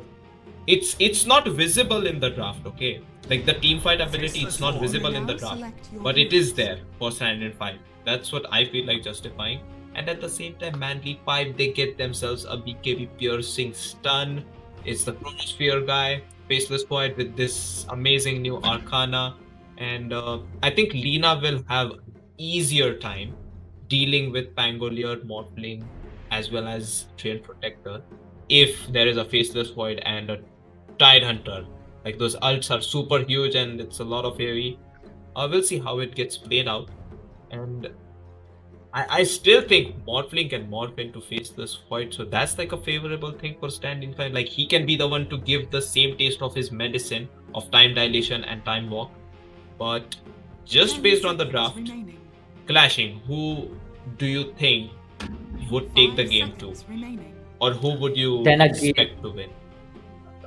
wait. This time I'm not gonna talk, right? Because last time Manly Gaming, they were looking very powerful, and you will agree with me on this argument, right? They had a I very will very actually, powerful because I lineup. saw how Yeah. much powerful they were in the mid game. It was Yes, something they indeed. were Like able to keep very even. almost 25 minutes straight, they were in a dominating position. They were they were sitting on that king's crown, right? King's throne.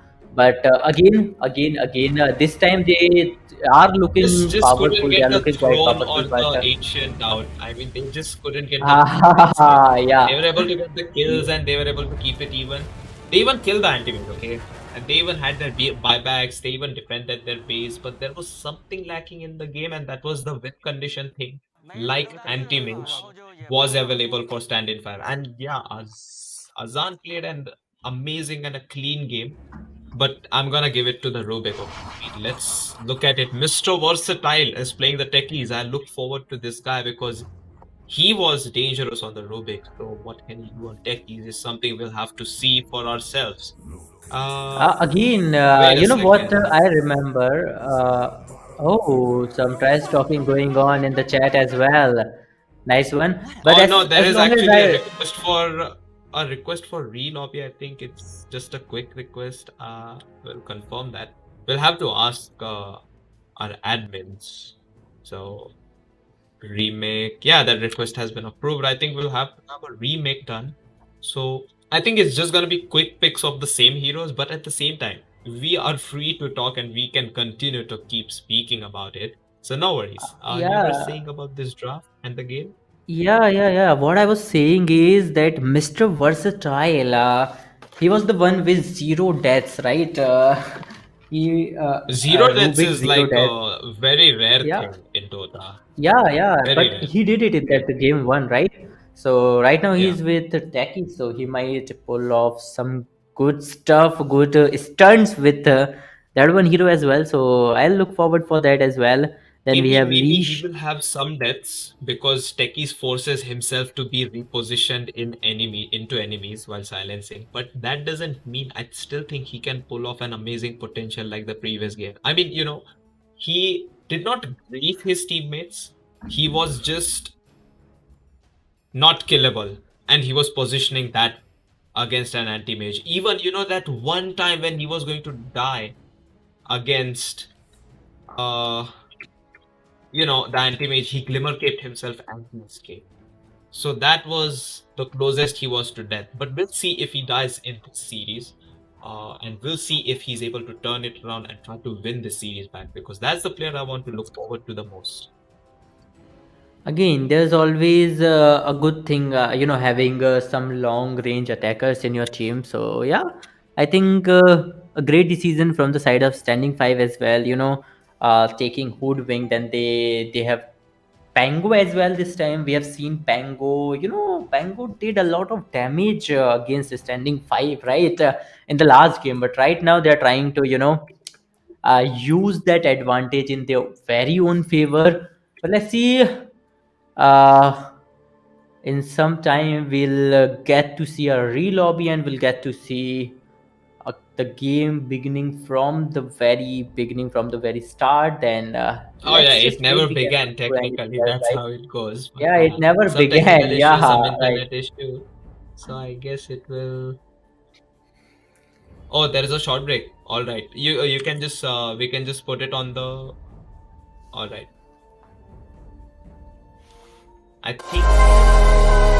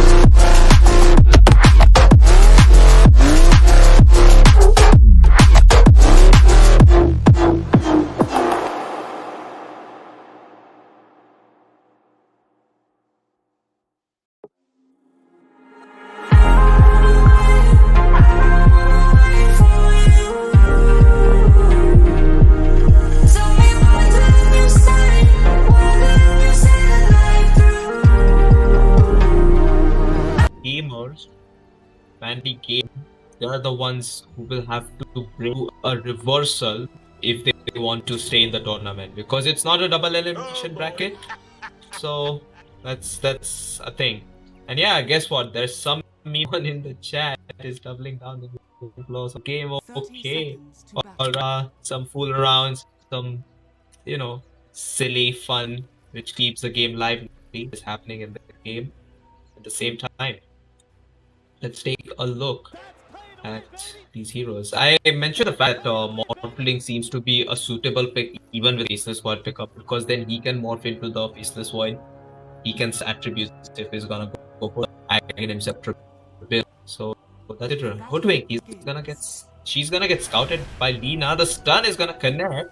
Lina is gonna anti-rune and land a lot of right clicks on Adam. He's down to half HP nearly.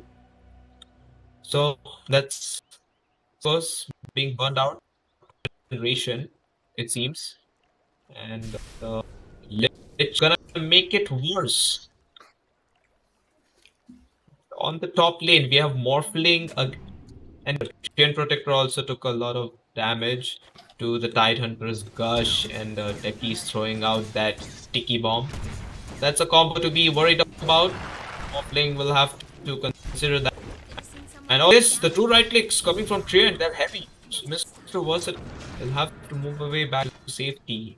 At the bottom lane, there is some shield crashing action that pick has stolen by Standin from the draft where hero picks. Mid lane, it's gonna be Tusk, so it's gonna handle the Tusk and only mid care playing the Lina. Melee versus range. Wow, look at this snowball dodge. Get that. He's gonna deny the range creep as well. He's even dropping the voice line and getting a lot. It looks like he has been practicing intro, but he's gonna rest now. Still trying to right click him.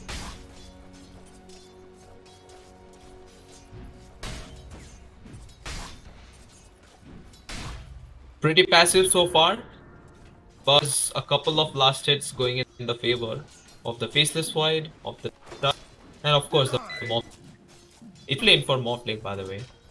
But yeah, mid lane, both the heroes are at low HP. The ward, the Observer ward has not yet strike array misses. There is some problems that this Lina might face, but the problems are gonna be solved for both the players.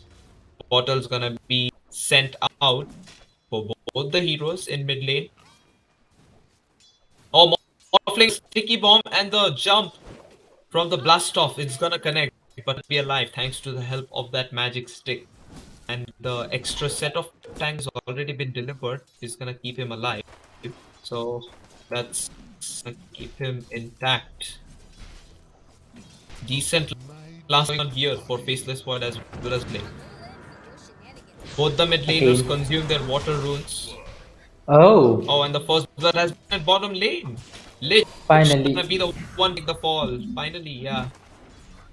Finally, this it time, seemed like finally. it was a killless action, right? Until the killing happened on the ledge. Yeah, you know what? This time, Standing 5 are very confident, and we can, already see that in their playing style, in the gameplay. They are aggressing a bit. They are confident. During the last game, we have seen them playing all over the game from the back foot. But this time, they are moving forward and they are trying to get those kills. They have just got that first blood in the favor, but again, Ted Hunter. It's not gonna be easy to take him down, and that is what making a lot of trouble for Team Standing 5. But still, Standing 5 trying the level best. We have Techies here as well. Techies supporting from the behind, because he already knows he has to stay behind a bulky hero like that Hunter. Yeah, that's true. I mean, Tidehunter loves to dwell in water, and guess what? Morphlings is the hero. He's lane against. It's a watery waveform thing, or I don't know, being. So that's like a matchup of the natural forces. And bottom lane, Radiant's middle tower is under attack. Again. Okay, Tide Hunter, and this time he is up against Abby's. We have seen him play Tiny in the last game, but this time he is Trend Protector, and there you go, Trend Protector coming up, and this might cause a lot of trouble. Both the players are trying to, dominate a little, trying to aggress a little, but in due time you have to back off. You have to back off. Trend Protector has been taken down. So unfortunate. He over-aggressed, right? He over-aggressed. You need Yeah, to be couldn't very, protect very himself. careful. Yeah. Bottom lane, Lich is dying. Oh! This What? point is in That's trouble, but he's just gonna time walk to safety. That's a bit of problems coming in for these people.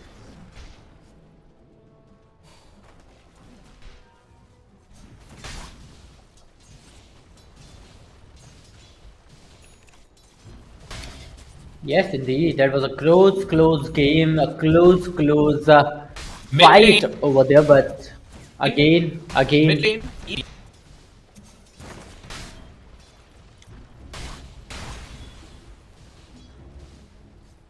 problems.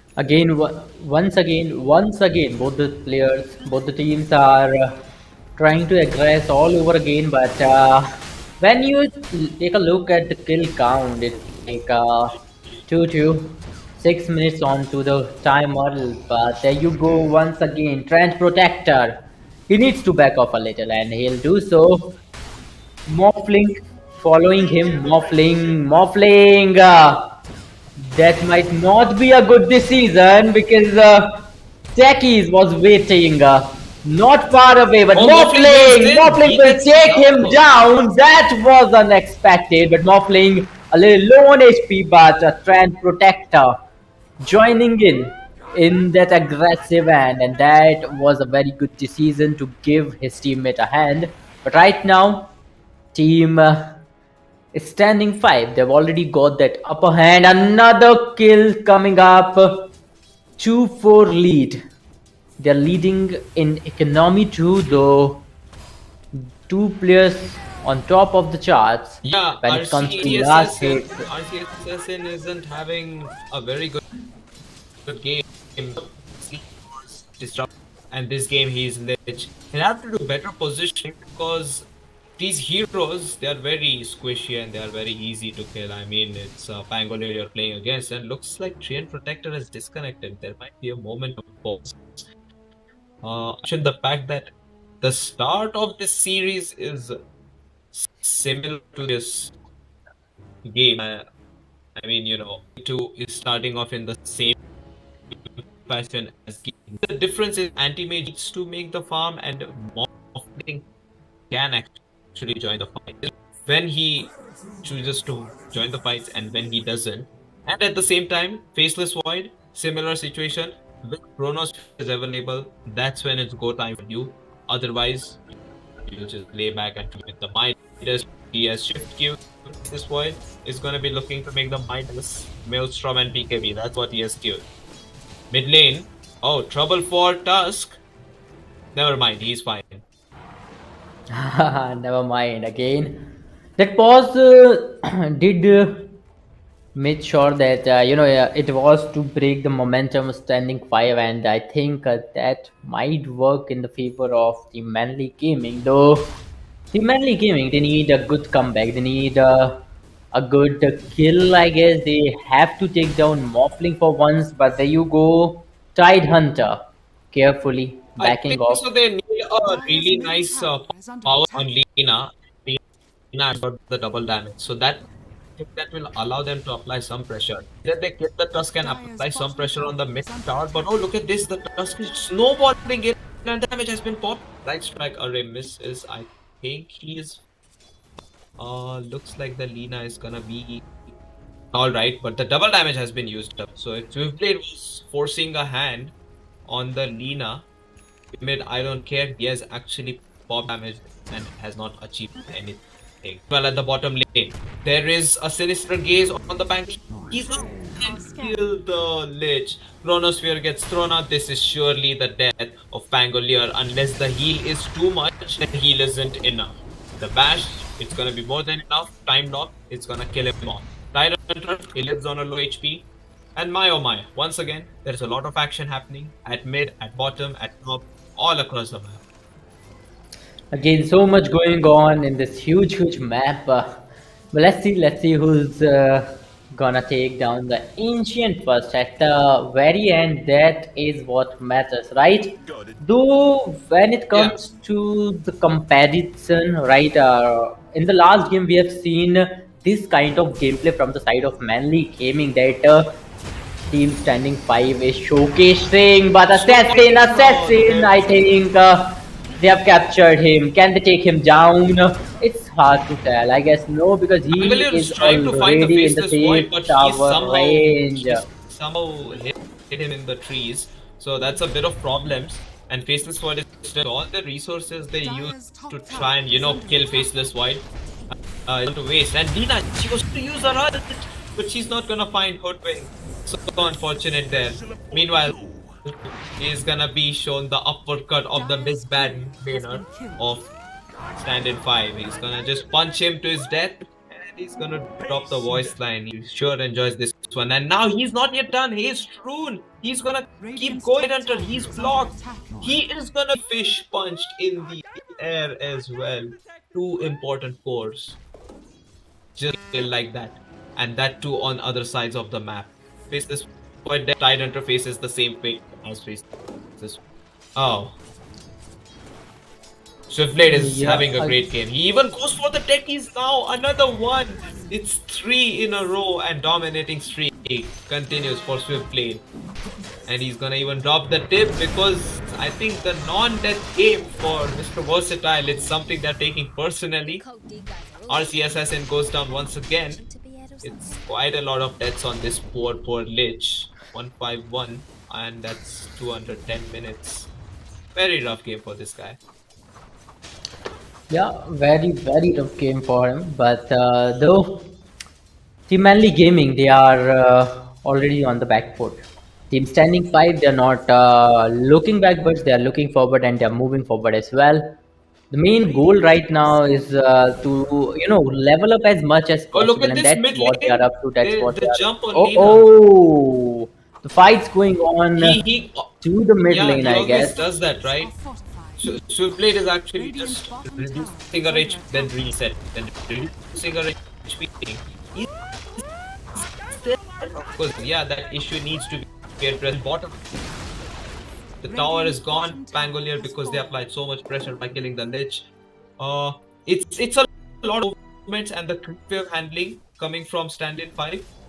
I mean, like, Manly game, they do address this Tusk issue specifically. Yeah, sure do. But again, let's see. Look at the kill count right now. It's 10, but 10 by 3, which is an enormous gap between the kills. On the other hand, Lina is still dead. I'm missing kills. It's gonna be another death for this guy. The support position 5 life isn't easy for this Lich. I mean, I hate to cut you off there, but there was a fight where he couldn't have missed on that part. Yes, sure. Though I'm still waiting for the comeback from the side of Manly Gaming, and I don't see it, anywhere close to come by. But there you go. Morphling is yet to join fight. And, I think, he's just moving forward. In another moment, and the bushwhack is gonna miss because techies, he threw his prop and that broke the trees. That is what is gonna allow Lina to not get done due to the bushwhack. That will at least allow them to get snaking. And Protector is gonna die. Face this Void is gonna drop the Chrono Tusk. Is gonna get caught on the Lina. Finally gets the revenge kill on this Tusk for his teammates and is gonna end the dominating streak for Swiftblade. This has been all over the map and he's applied enough pressure. Dire's middle tower So is they buy under their attack. own by using their carry. At the Faceless Void is 62 last hits, and guess what? The opponent carry, Morphing Abyss, is on 121 last hits when team denies. I mean, what a game is he having? He's already close to his Lincoln Sphere, and it's 14 minutes. That's a lot of farm. Don't you Yeah, think? again, yeah, that's a lot of farm. Again, they've changed, they have switched from anti-mage to Morphling, but the work is, Morphling, he's gonna kill the hey, Techie! Morphling The got another last kill in his favor. Oh, look at his HP. He is low, but still, he somehow managed to move away Tide Hunter, and they both have to go backwards into the bases. Right now, team standing 5. They are dominating precisely. I don't think they are even, thinking about dominating this hard, but right now they have the whole match in They're their morphing clutches, in and if they teams. just, yeah, Yeah, again, once Lich is again, waiting. Morphling. Okay, I think that Oh, but could be a Morphling bad gets the move, but attribute turned off. already Hoodwink was Just waiting got the there. waveform away. Pango, yeah, Yeah, I mean, what happened is Morphling just waveformed away. And, as soon as he had Sphere delivered. So what Lich tried to use the Frost Blast and then use the Sinus to try and kill him. At this point, didn't have the Chrono for the damage. So he just got it shift off. And though he was low HP, he had a lot of armor, got his HP back with that attribute shield. So I guess killing the Morphling is gonna take more than that. But guess what? Man gaming, trying to push Techies gets taken out at bottom. Rest of his team is trying to push to get this tier 1 tower. Dire's top tower yes, is once under again, attack. once again. I think this time, Manly Gaming, they might try to gank somebody if they find one, because you can already see 3 players are moving in a coordinated way, and there is a fourth one as well. And there you go, they will take down Dyer's very first tower on the top lane. And I don't see any moment from the side of standing 5. Where are they? Are they in the middle or Yeah, are they in the bottom lane? Standin I 5, guess they Stand 5 are. trying to take 2 towers at the same time. Bottom Yes, lane, that yes, tower has been and the middle pressured, one. and mid lane too. So they try to apply that pressure. Tusk jumps in and they skill blow the Lich. I don't know. That's so much they are getting done with the help of this Tusk and this Hoodwink. And at the Lina TP, it was a. He has Boots of Travel, but they had to cancel it because that TP was right under the nose of Hoodwink. So that would have been Lina dying without his backup. So that is what happened, and that is the reason why I think Radiant bottom are turret scanning. could be Standing 5 had that Radiant's bottom information. tower is under attack. Quite a lot of things happening, but have to keep more eyes on track these players' movements because you can see Morphling is sky high in the farm, last hits, net worth. I think we should have the net worth active now for the spectators to check the net worth.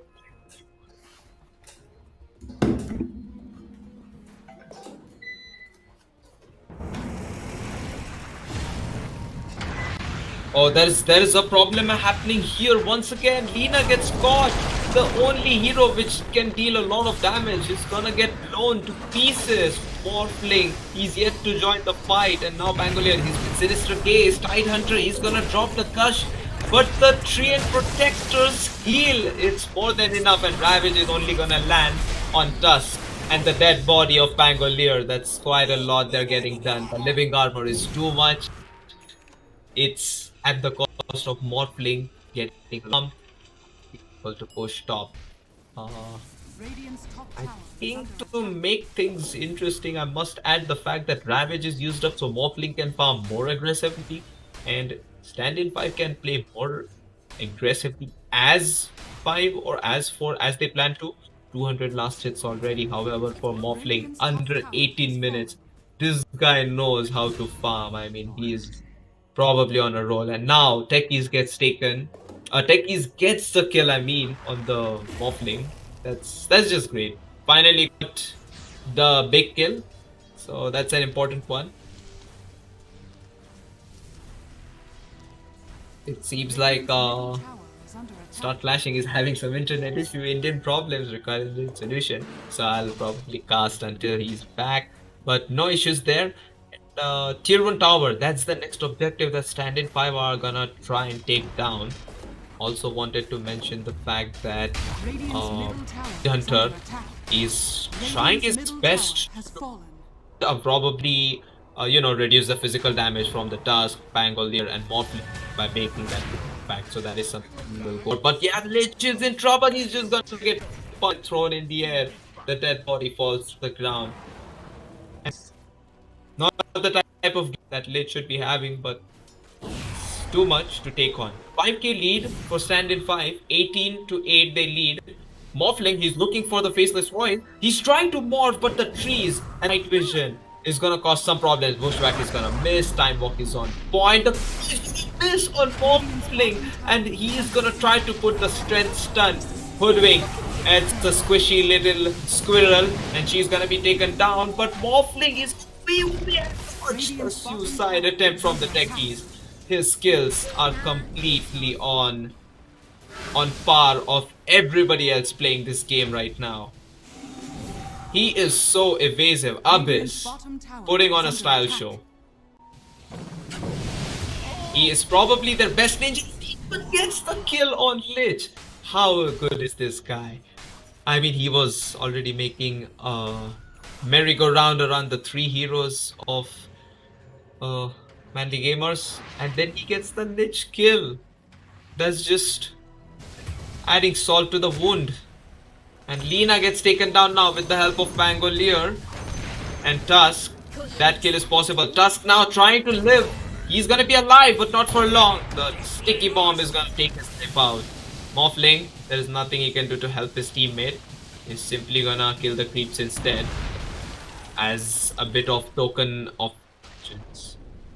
They have taken down the tier 1 tower at top, and they're gonna try to look at the next objective. Let's take a look at the neutral items, guys. Neutral items, Philosopher's Stone, it's there on Lich. The supports are having decent items, but Morphling and Faceless Void, they might choose to keep the Brigand's Blade. That's the dropped item. Next item for Morphling is gonna be Manta Style, and he has done it within 21 minutes, just like Anti-Mage game. He got it done, but at least on the Anti-Mage game, he had a farming tool called Battle Fury. This time he just did it by the base damage from the attribute shift. Abyss is completely on a roll. Radiant's courier has been killed. Yes, indeed. Though, again, Manly Gaming, they are trying pretty hard. But you can already see they are not making any impact with all the efforts they are putting. Yeah, in. they're It just is stuck something in their big. triangle on this Yes. side of the map.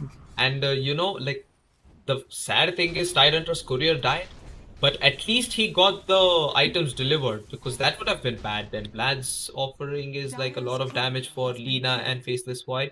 So we might see some action happening here. They were trying to get a smoke, but Train Protector, look at his position. Is he gonna go for another courier snipe? No, I think so. I don't think so. Morphling is just gonna relax back and farm some more items. He's gonna get himself the neutral item. That's what he's doing, right? Again, when you talk about Morphling, look at his net worth, dude. Look at his net worth, and following him is another member from Team Standing 5. So it's like things are looking shady for Manly Gaming, and I don't think this shade's gonna go in a while. The shades are They need gonna get a big. bit brighter for them because Pangolier has been taken down, so that's second most Oh. farmed hero on the map. But Morphling is gonna the BKB gets popped from the Lina, and he's gonna be having a counter stun applied. The stuns, they are not enough, and BKB charge for Lina is gonna be wasted. That's a 9-second BKB, but at least he's gonna make it out alive with that. Morphling, however, just simply chose to have the attribute shift applied, and yeah, that was a very amazing play attempted. But now Tusk, oh, he blinked out. Was that a mistake?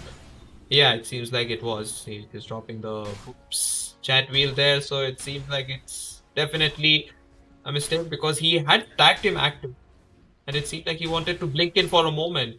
They had all the vision in the world. Pangolier is gonna TP top, so I don't think they have their offlaner this fight. But they're trying to take the tier 2 tower. Yes, that tower is low. That's what Radiant's Standin bottom 5 is trying to tower do. is under attack. Let's see. Let's see if they will be able to do that or not. Planning to do something and to execute is these are two different things again. Whatsoever. Look at the bottom lane. Look at the bottom lane once again. Tidehunter. He might get in trouble because two heroes are already waiting here, following him once more. There you go. Oh, It's but gonna be he's a gonna get two popped versus away two from the bush charge. fight. Look at his HP. He barely survived from that attack, Chronosphere's gonna get popped on the but face. got stunned. His BKB is gonna be activated and he finally gets the kill on the Tusk. And yeah, Tidehunter, he still has the Ravage. BKB for Faceless Void was used. So that is problems that Tidehunter is gonna go down. He was not broken previously by the Bushwhack and the break combo coming from Sharpshooter, but this time he will be with the help of Morphling stepping in. Morphling, sticky bomb applied. He's gonna get bursted, so he's slowed down, but he's gonna get blasted into a leg strike array coming from Tina. He's gonna pop his Penta style. He's trying to go for the kill on the techies. He is not gonna stop BKB from Tina. Another charge blown up, and he couldn't achieve anything except for a Tusk kill. They are not having anything in their favor. Guess what? The Tusk is happy to sacrifice himself, and the Sharpshooter, it's not gonna latch on any hero. Standin 5, they're looking strong, and they're looking to get stronger than that. They are looking very strong, and as you said, I don't think that there's gonna be a downfall in this game for sure. Because look at the kill score, 12 by 23. When you talk about economy, they're leading by 11,000 Yeah, points, yeah. which I is mean, I huge, mean, look which is at this huge. fact, okay? Morphling is close to an Eye of Skadi under like what, let's say 27 minutes he gets the Eye of Skadi. Pangolier is close to getting his Lincoln Spear done. That is a lot of damage from Lina that would miss on two heroes until a spell was wasted. Lincoln's is gonna cause more problems for the Lich as well, because he won't be able to get the Sinister Gaze hold off on one of the two heroes. They at least get a gem and they get the D-ward, but they just sneak out. Roshan is being taken down. Morphling, he's almost done with his Skadi, but he's gonna pop his magic wand and drop it in the stash instead. I mean, backpack. Pick up the Aegis. They have 5 minutes of some extra immunity on the Morphling, and they might look to make a play. Standin 5. They are looking in hot, and guess what? Even Tusk has an illusion rune. If he uses it well, he could, probably dodge a Laguna or do something, some kind of play.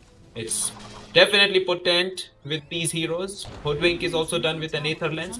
Very difficult to catch this squirrel, who's gonna be bushwhacking from a distance. Morphling, he's gonna jump in. The Skadi hits it too much. Tidehunter gets blown up. There is no need of Sharpshooter. But guess what? Tidehunter doesn't have buyback, and they start hammering down the tier 3 towers. This is looking horrible for Manly gamers. Compared to the first game, it's completely not themselves. Again, I think their souls switched apart, right? In the last game, we have seen Yeah, Manly. I feel They like the tried and first they game's tried, they tried. loss. But there's a difference. But there's a difference, right? Manly Oh, the Gaming snowball did save! tried a Lich is lot dead. to. Oh no no no! Oh my Things goodness, are gonna Morphling get is still alive. problematic. Oh, But he's he gonna can still catch make a him. comeback. But he's not gonna be able to hit. Faceless Void does not hit him Look because at of his the HP. great Oh, he's down. overgrowth coming from the Giant Protector. Morphling, he is still alive, and he in fact took the opponent carry down. That was an amazing overgrowth because, yeah, his BKB was popped. I kind of mentioned this in the draft that, overgrowth can be used after BKB to make things worse. But Tidehunter, he has bought back, and now he's broken. Light Strike Array from Lina is at least gonna stop, and Tidehunter lives for the time being. It's definitely a situation that Standin 5 will want to get out of because it's not their height and it's not their defensive position. Tidehunter at the same time, he's not finding these openings with the Ravage, like we're talking about Tidehunter, Ravage, Kraken Shell, Anchor Smash. It just hasn't paid off. His net worth is very close to Hoodwinks, and he has not had a very good game, don't you think? Again, nobody from Manly Gaming seems to, having a good Oh, look at game. this. They are going They for the are, Lina. They they know all he was doesn't have the hit. BKB. BKB is on cooldown for 15 seconds. The Laguna. It's gonna be doing nothing to this big bad Tusk on 2k HP. And guess what? Arcane, they are gonna continue to hunt more heroes. Pango layer pushing the wave. It's only Morphling getting some creep cleared out in the triangle on this side of the map. I guess he'll be joining the fight soon. He's very close to getting a satanic even. I don't know what the hell he's even gonna make. He has a paladin sword, he has a titan sliver. What are those neutral items? I mean, Christ, he is out of control. His net worth, he is 22k, that's 8k above any hero, and that's even his ally hero he has skipped past. This is They're insane. looking the This tier 2 is, tower top now. Oh, I think Lich is they'll, just dead. He gets blown up. Diffusal blade and the tag team snowball. Attack team wasn't even used. It was just ice charge and snowball. Desolator hits, and Lich is just gonna get taken off the map. It is again, looking very difficult, and an unrealistic comeback is very hard to come in this game for Manly only, Gamers. only a, Is there a only way a they can miracle come back can in the save. game? Only a miracle can save them now, right? There's I mean, they still no haven't used the. practical. Yeah, they But still haven't but used their then Ravage, so if they get a perfect team fight and a bit of a throw coming in from stand-in fight, maybe that can help out in favor. You never know.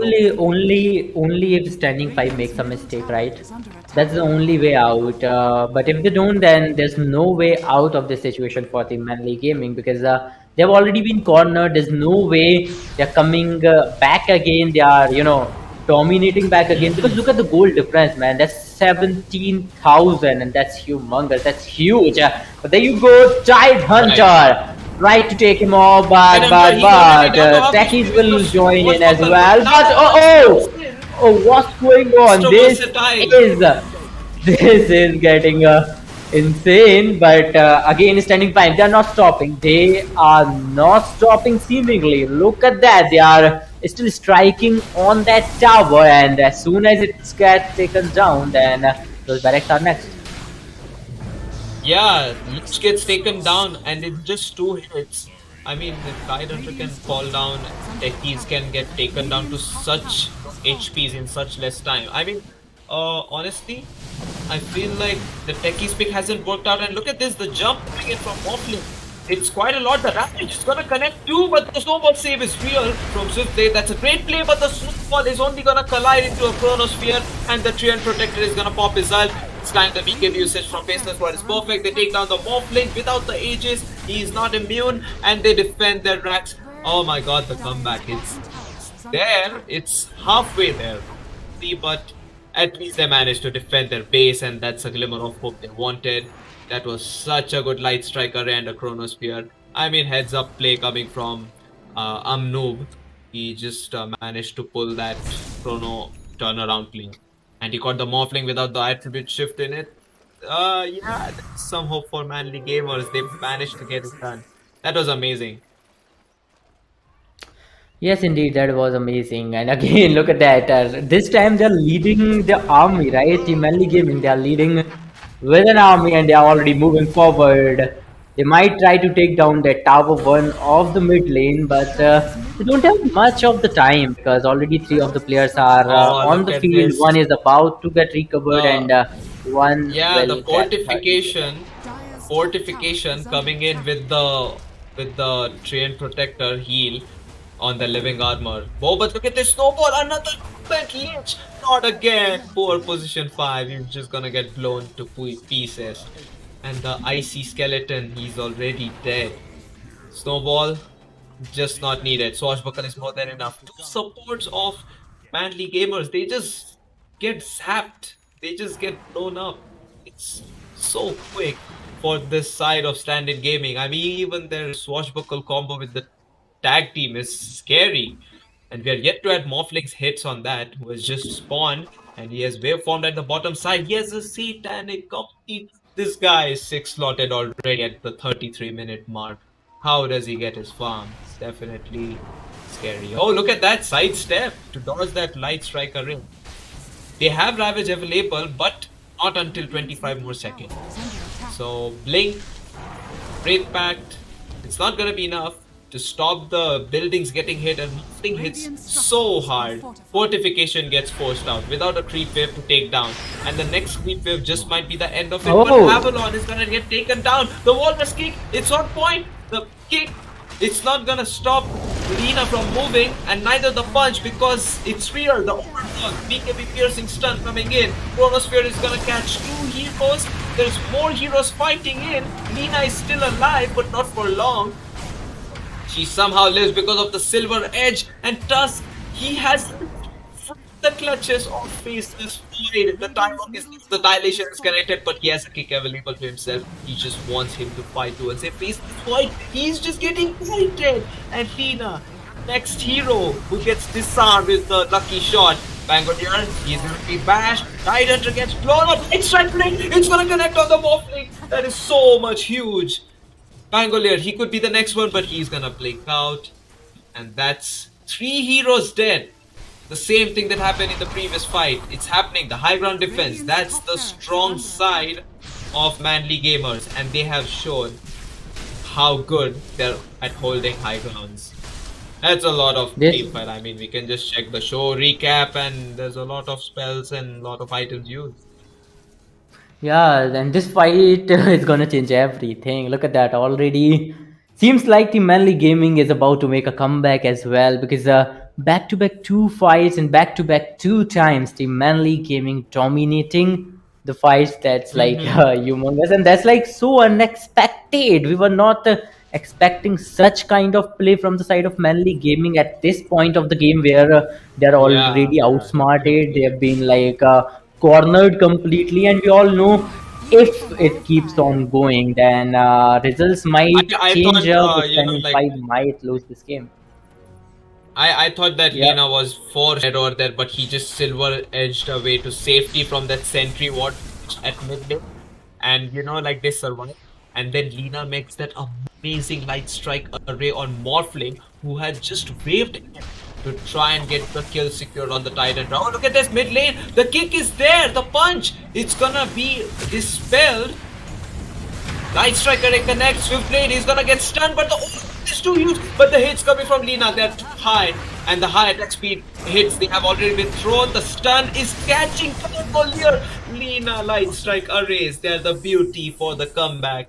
And the comeback, it's a minute. Roshan is in fact spawned. If that's the Roshan they can get, that would either be Pangolier's buyback forced out, or else a fight secured and a comeback spot secured for the side of Manly Gamers. It's going from bad to worse slowly and steadily. It was 17k Russia. before. Yeah, it was 17k on the network before, now it's 13k. Morphling Illusion, he's trying to juke with the illusion. Illusion, they are aware about it. No ravage wasted, nothing.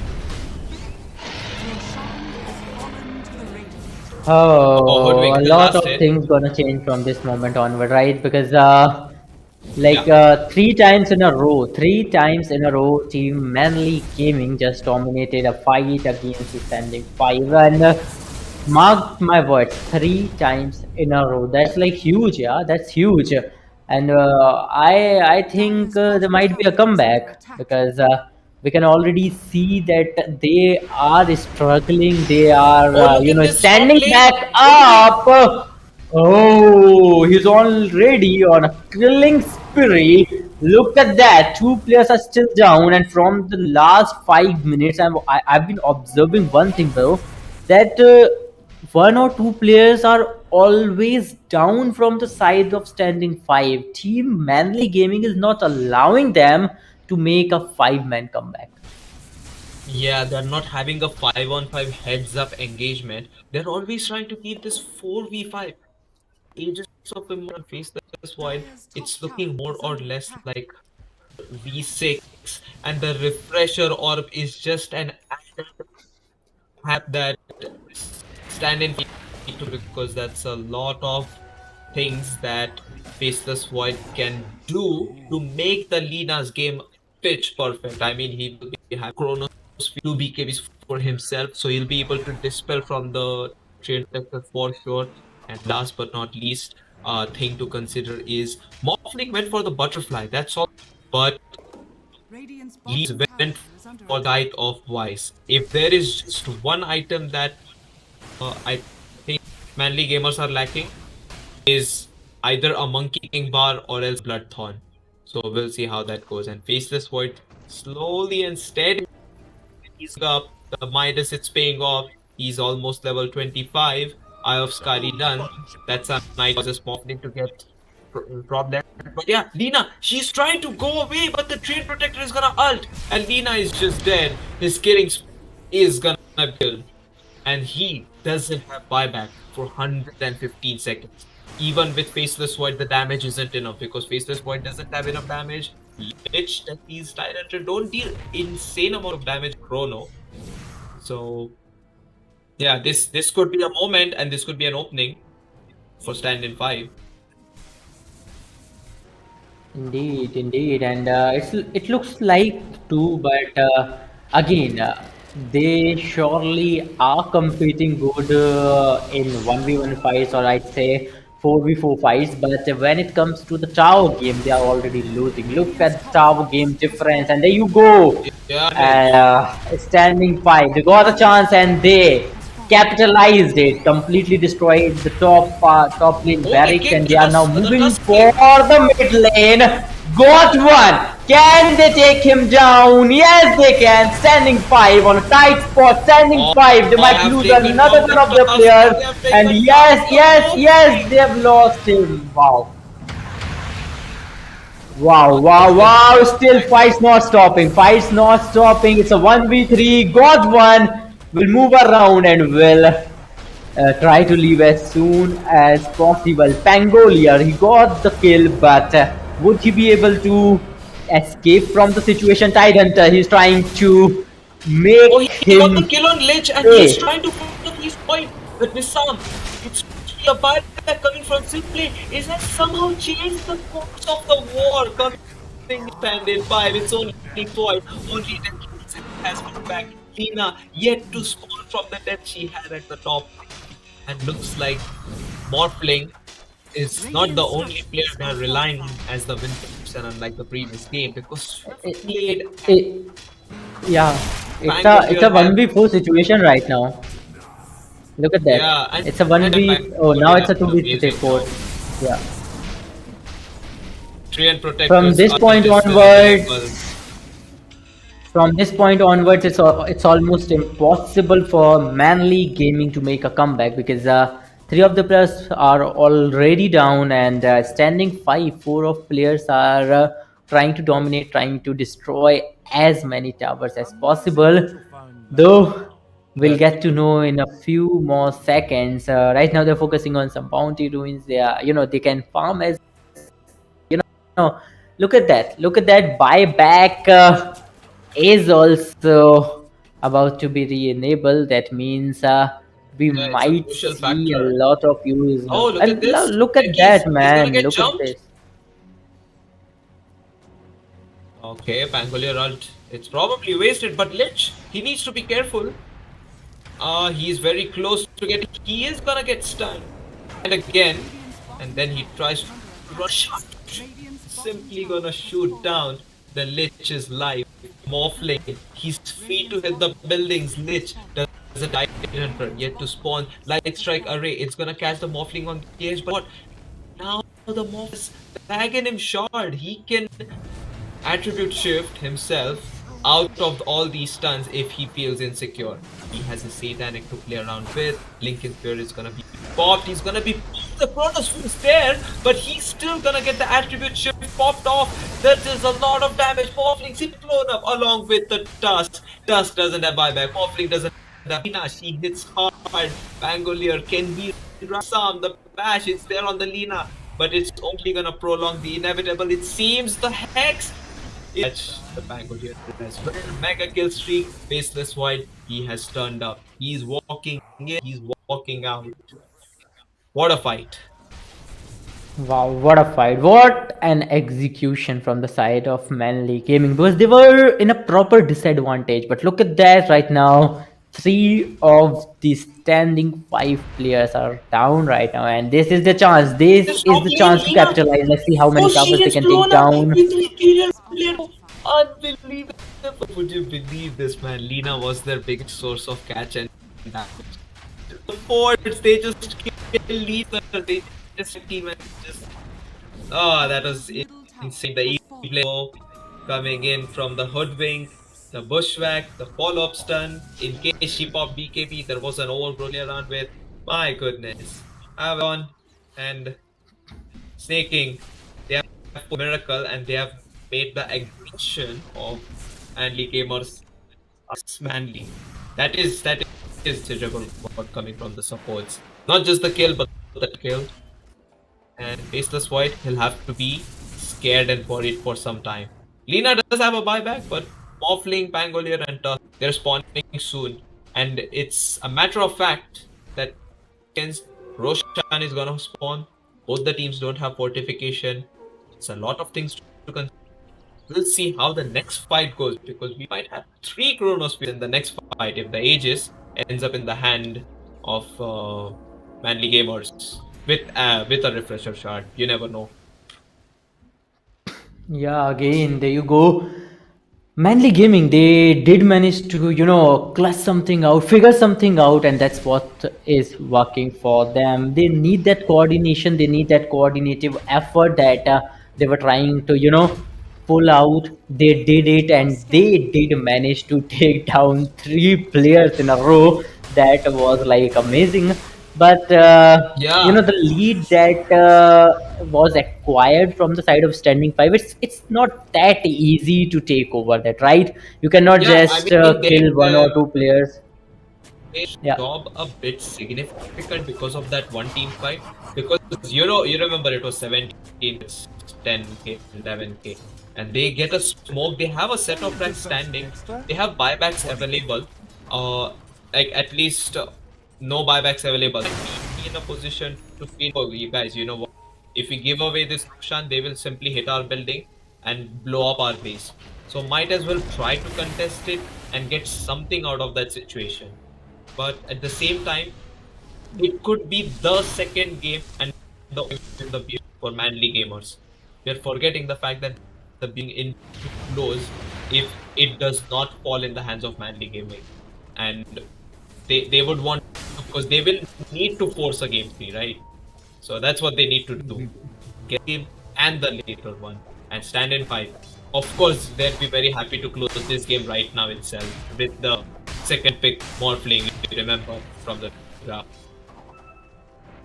Yeah, and Morphling is working for them, right? In this particular game, Yeah, especially, second pick. Morphling dominated well, and I think Morphling is the one hero that made it possible, that made it look easy, because he had complete control over the top lane in the very beginning of the game, and even at this point, he's controlling Even the game Pangolier somehow. did a great job of controlling the two fights. I mean, it was like those Yeah. two had a lot. Tusk was, Mhm. yeah, Tusk is their mid laner, but high in the network. But the impact of Tusk was, it was very valuable, I must say. Net worth is not everything. In Dota, the numbers of gold XP don't matter as long as you're able to get that ancient kill on drone is all that matters. Buildings is all that matter. Mega keeps, it matters.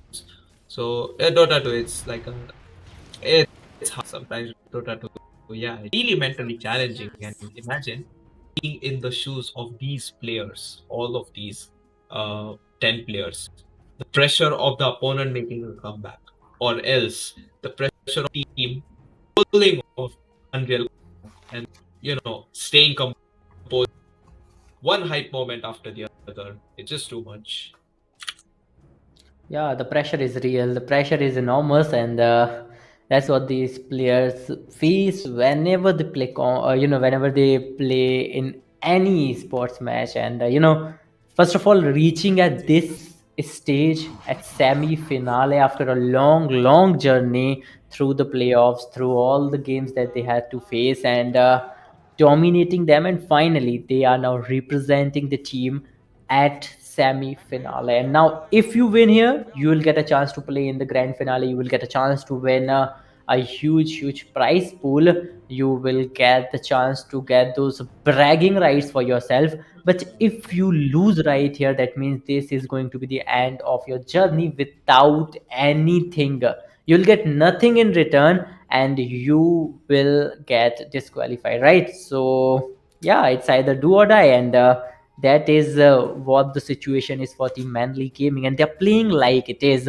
We have seen them making a comeback out of scratch, right? But let's see, can they do it again and again? Because doing it once won't help it. That is true. That is true. I completely understand that. Maybe the reason why they went for that smoke gang, because they thought they might catch some hero off guard. Do you remember like Lena got at top? It's same way, and her team, they are the ones trying to get it done. So Gaming, they're trying to replicate the same movement that Standin 5 did on the cheap boots of travel TP top. But at the same time, a thing to consider is that C5 are probably aware that late game is supposed to be played. They're sticking around.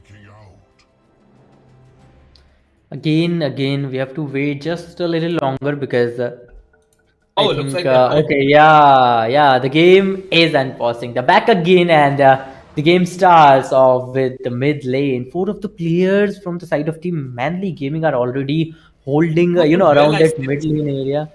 Yeah, what? But Treant Protector, he has a refresher orb. That's 2 ults even this guy has, and those are BKB piercing ults. Guess what? We were considering the Faceless was immune to any kind of disable on the. Oh, they're trying to go for the play. Lich is gonna get. He simply is gonna get dead and frozen and thrown by the Morphling. He was caught with flick. I mean, that was a lot of magic. They even get the roast and triple to themselves. Yes, indeed, and there you go. Fights are going around, but right now they are trying to, I guess, they are trying to capitalize that Roshan, and if they do that, the lead they're already having, standing 5, they are already on the top of the chart. They're already having a lot of net worth. They're already having a lot of levels, XP advantages, and when they capitalize that Roshan that they did, they have already got that Aegis of Immortal. Oh wow, Abyss. Now it's gonna be hard to stop him from this point onwards. Yeah, Morphling even consumed the Aghanim Sep, which was the Aghanim blessing from the Roshan. So his net worth is gonna sky high. It might seem like he's miles ahead, but it's just the Aghanim blessing giving extra. He has a swift blink, he has Aegis. They're just in smoke, and they're just gonna try to make a move. It seems because they're just patiently waiting in smoke, you see, and there's just only one hero, but bang the roll and the hex, but the explosive and the tide is have the deep throwing in. Corruption is gonna catch. Oh, Just dead. Morphling at Aegis. Is he gonna make it out alive? No. It is gonna be that dispels him to death. And next on the list is gonna be Treant Protector. Buyback coming in from Bengal Deer. It's only Hoodwink escaping with them of True Sight. A pause comes in. Lich is disconnected. But my goodness, this fight is now looking like the lag is real, and it just might be very possible because that was without using any extra on the side of Manly Gamers. They were just well positioned, and the hex is completely paying off, man. I don't know what to say. That was a great fight taken by. Situation from here onwards is gonna be very tough for Team Standing 5. For Because the Standin comeback, 5, right? yeah, for Standing 5, yep, it's gonna be hard for them, right? Because look at that, they have already lost 3 of their players. Pango, we don't know if he will manage to survive or not. Manly Gaming, on the other hand, step you know what, step by step, one by one, they are trying to get their hands on the players of team standing fine from a very very long time, like from the 25 minutes mark, I guess. They get two players, then they get three players, and again they're trying to minimize that lead, that Yeah, network yeah. lead, that level lead, I and mean, finally it's like they this. have. It's like this Yeah, yeah. amazingly big mountain you need to climb, and it's one step at a time. So, manly gamers, Yes. they are, at a time, one step at a time. This ancient is their step towards the summit and towards the top of, and these towers, these creeps, these dead heroes, those are small steps that get past. But look at this. Angle try wave and just gonna blink out. This is if he can get caught, it could be prop. If the chronosphere is gonna get Oh. dropped, it's gonna put the bushwhack and the ghost step safe angle here. Not long, he's gonna swat buckle to the high ground. The high Oh. striker is Wow. no hex for you, Mr. Pango. He's gonna get hex only after he has dropped his first buckle. This time the stun connects. That's a dieback on the Pangolier. If he dies here, and he's going to Mr. Versatile is gonna be very enthusiastic to make that, and he's gonna find him running away to safety. The only, my goodness, the throws are just coming down from down below and from up north, but 5 heroes Dire's middle hitting tower is under attack. solely to the buildings is gonna be Lina. A lot of attack speed and a lot of damage. I don't know. I don't know what's gonna happen from now on, because look at that, the speed they are, they're crashing those towers with. It's like they don't know the meaning of slow work, or they don't know the meaning of, taking some time off. They're like, this is our time. We have to capitalize it. We have to take down as many towers as we Yeah, can. We have to, get as many gold as we can, because this is high time. If you that is don't do right. it That is now, right. you never know if you will get another chance or not, because team standing fight, they're waiting for just one chance that they could take you all down. And if they did it, that means the next thing you will know is that your ancient is gone, your ancient is down, because I don't see a lot of stars. I think top lane and mid lane is completely destroyed for manly gaming. But Yeah, again, exactly. oh wow, what a gang Oh coming god, up. yes, Team yes, yes. Manly Gaming, they are showing us a proper team game. Morphling just got blown up. I mean, that seemed desperate and didn't seem the correct thing to do. Lina to hunt the task with the Hex, it's very possible to give the bullying session of the match. But look at the He's gonna get caught, and the stun is gonna be too late. Coming in swiftly, and he kick him away. He's gonna get timed out. Tries to run away. The snowball is gonna be on cooldown. His death timer is gonna be on down. He's gonna have to wait.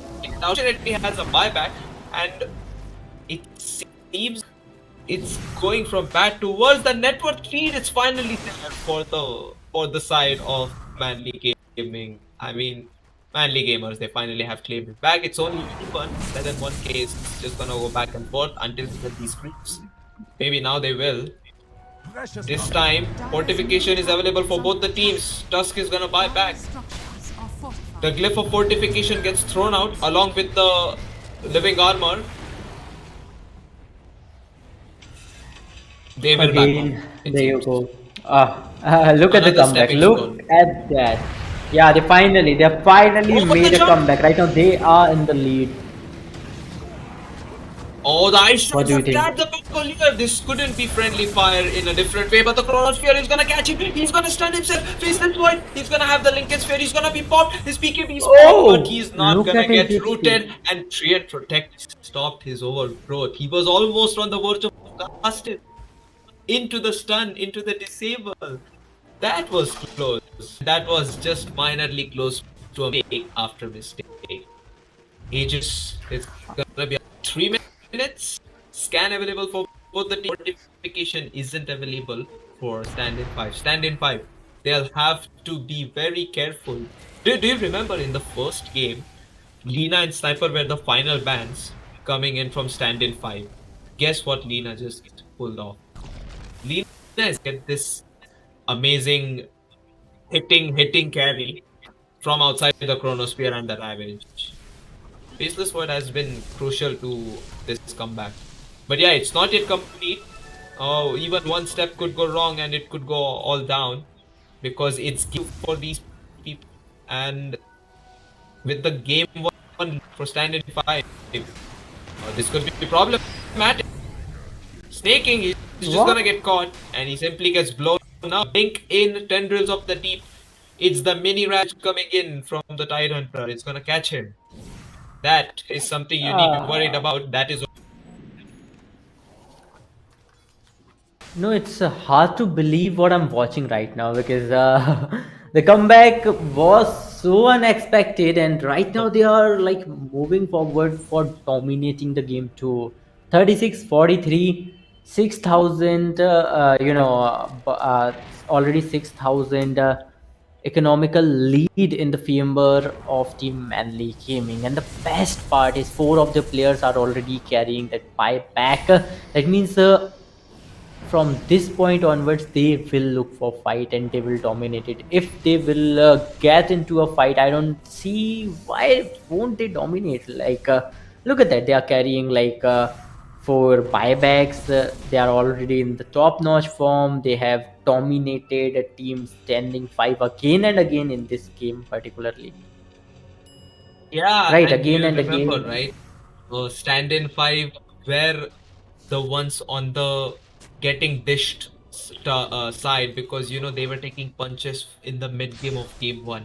Guess what? In the late game, somehow it's being still the case and they're trying to dish back the fighting. And Manly gamers, they've done a good job. They're getting all these refresher items, all these refresher orbs and the BKBs they're working out. Maybe soon enough Titan will be in need of one defensive item or something like a hex to keep catching these people. And maybe Standin. Look at this. Wraparound is real. The punch. It's gonna kick the faceless void away back to safety. He's gonna catch the tree and protect her, but he's gonna be disarmed. He doesn't want to pop the BKB. He pops the refresher. However, 3 heroes. 2 heroes actually. And it's gonna be Hoodwink dead. Morphling dead. Pangolier, the last one to survive. He does not buy back. Is he gonna make it? He's just on the slither of 100 HP, down to 200 HP now. He has regenerated it. He's gonna roll away to safety. Does not have a buyback either, but it's only 25 seconds. But the big deal is the rest of the 3 heroes. Back there were creeps from bottom.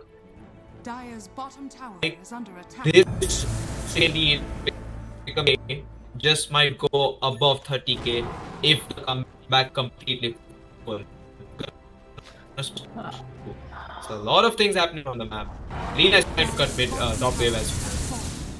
Insane Dota happening here in the game 2 of ASUS ROG Showdown series. Unbelievable what we are witnessing. Wow, I was not expecting such a comeback from the side of Manly Gaming. Oh, they're And going look at for that, the look kill at that, for they're already at the ancient. So I don't know what's gonna happen because 3 of the players are still down and it's gonna take a long time for them to He's make gonna a grab comeback. It's just gonna keep him busy. They're just like, they don't have buyback, guys. We can just hit the buildings. They don't want to take it anymore. 6 tier 5 neutral items. You can go to it. Just gonna hit the buildings. No buyback seconds for the big man. What? Still dead. He's still alive. Gonna miss on hitting the ancient. They're just keep themselves. It's going crazy here. I think Thrown that's down it. to 200 That's it. HP. 100 That's HP. it. It's game 3. Here we go. Gonna be 1-1, and it's the kind of game I want.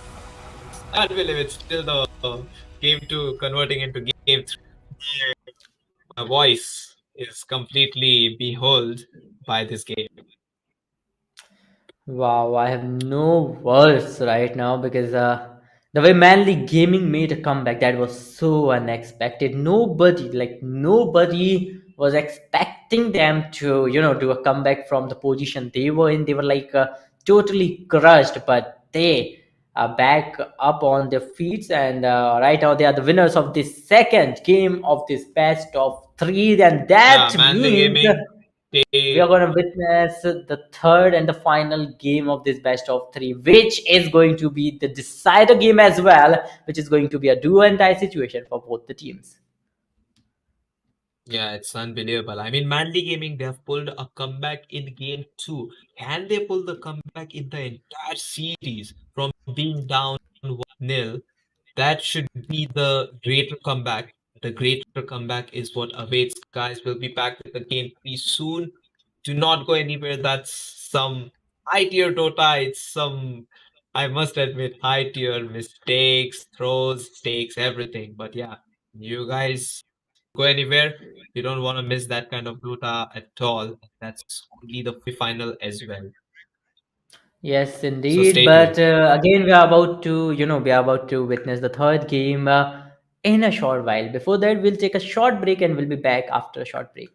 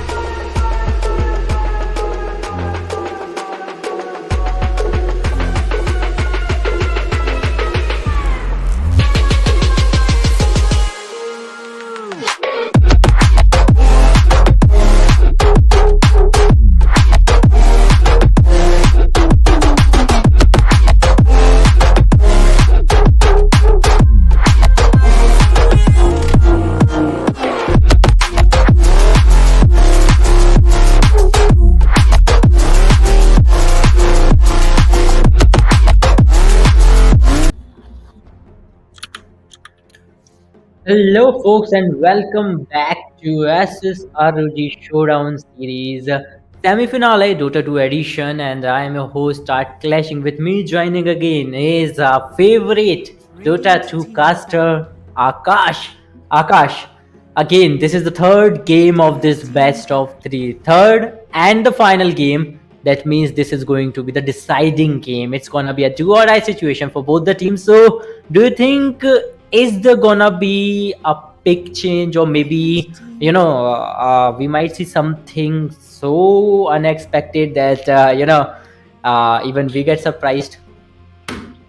Yeah, of course. I mean, what happened in the game 2 was completely surprising and unexpected. The comeback was very real. The comeback, you said that it 10 was seconds next to remaining. impossible, and they pulled off the next to impossible task, Manly 5 Gaming, that seconds is. remaining. So they get the same usual bans for Team themselves, but Standin 5 this time, they go with the Tusk ban along with the Death Prophet. Vengeful Spirit gets picked up for Manly Gaming. Drafting might be completely different. These teams, they might have some hidden strats around their game approach to try and get that game 3, right? Because they want to secure a slot in the finals, of course. So they're going for completely new picks. I'm so excited to cast this because it's gonna be different.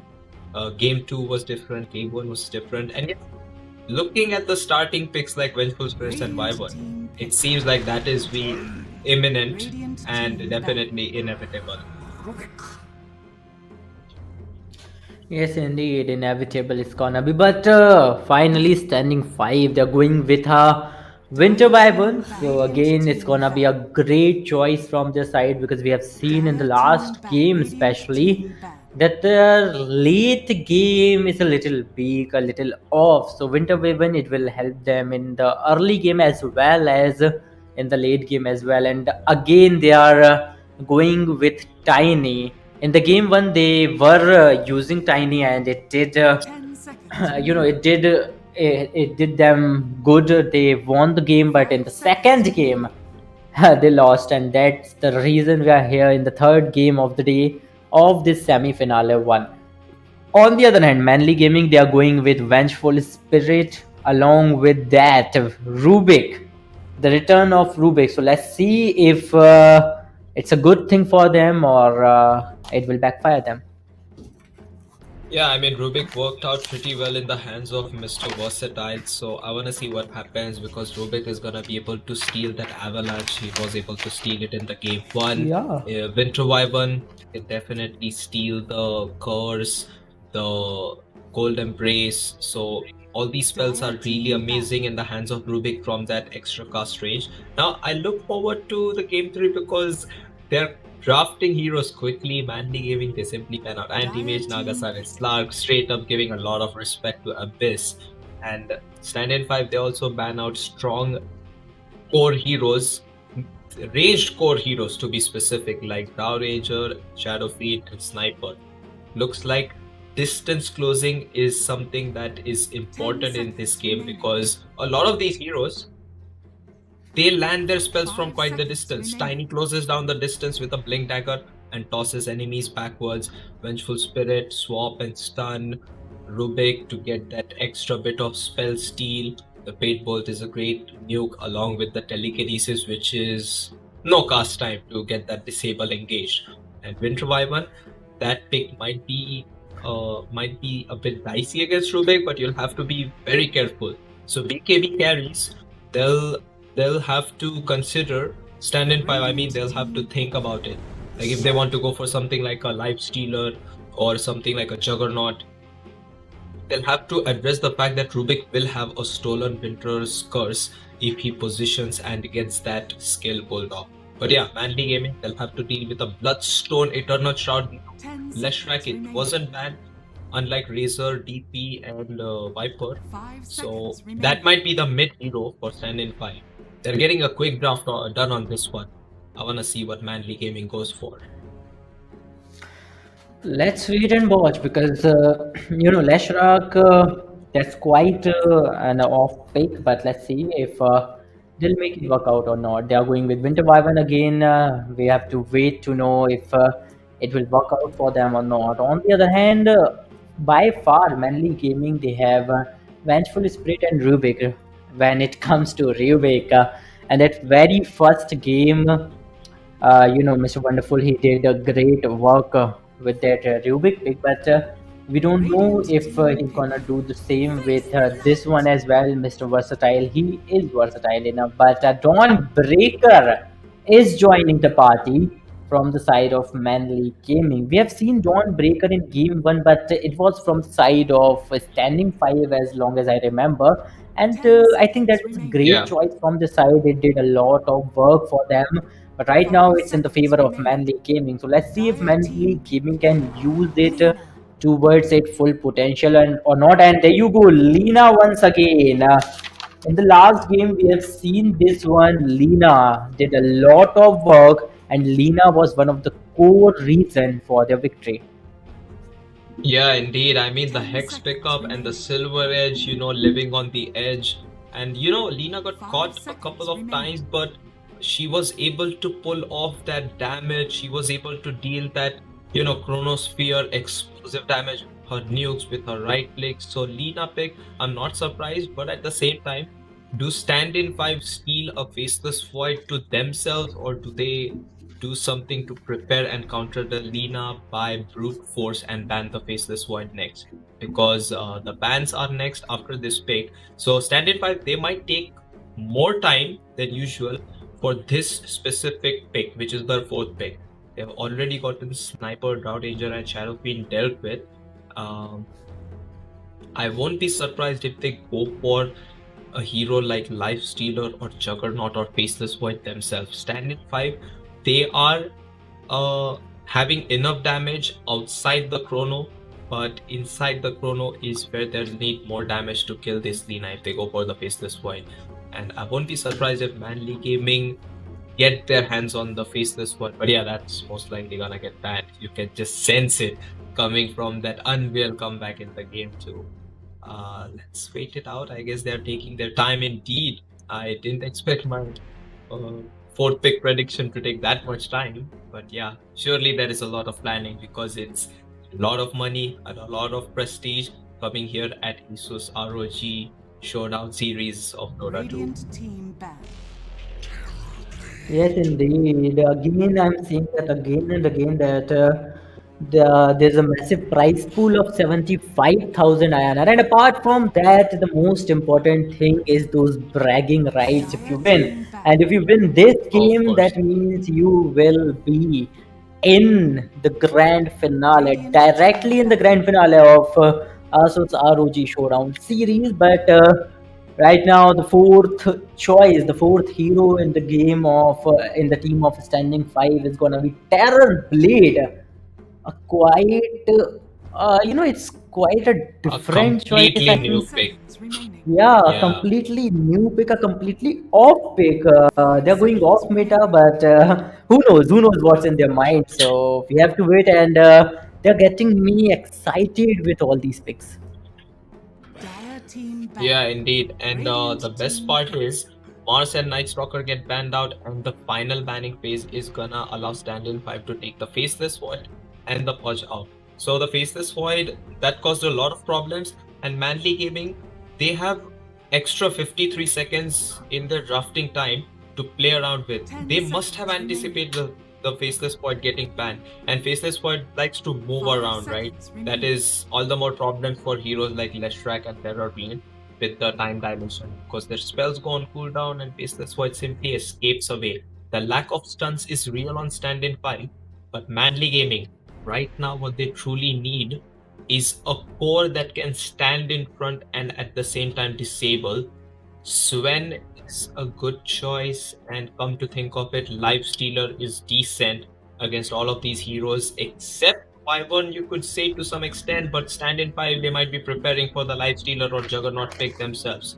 So I mean they're already anticipating this is what I feel. Let's see what happens. Manly Gaming, they will go with the puck. It looks like it is a carry Dawnbreaker.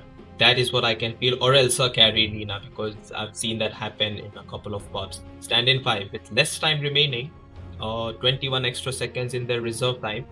What do they 10 do seconds to grab remaining. these pesky heroes which are so evasive like Puck?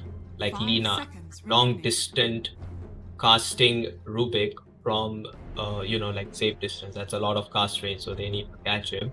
Is there gonna be an off-laner hero, or is it gonna be a tiny mid? We'll find that out. 13 more seconds remaining. They should address that. Tower damage is decent on the side of Standin. Why? They will go with the team fight all in without the stuns.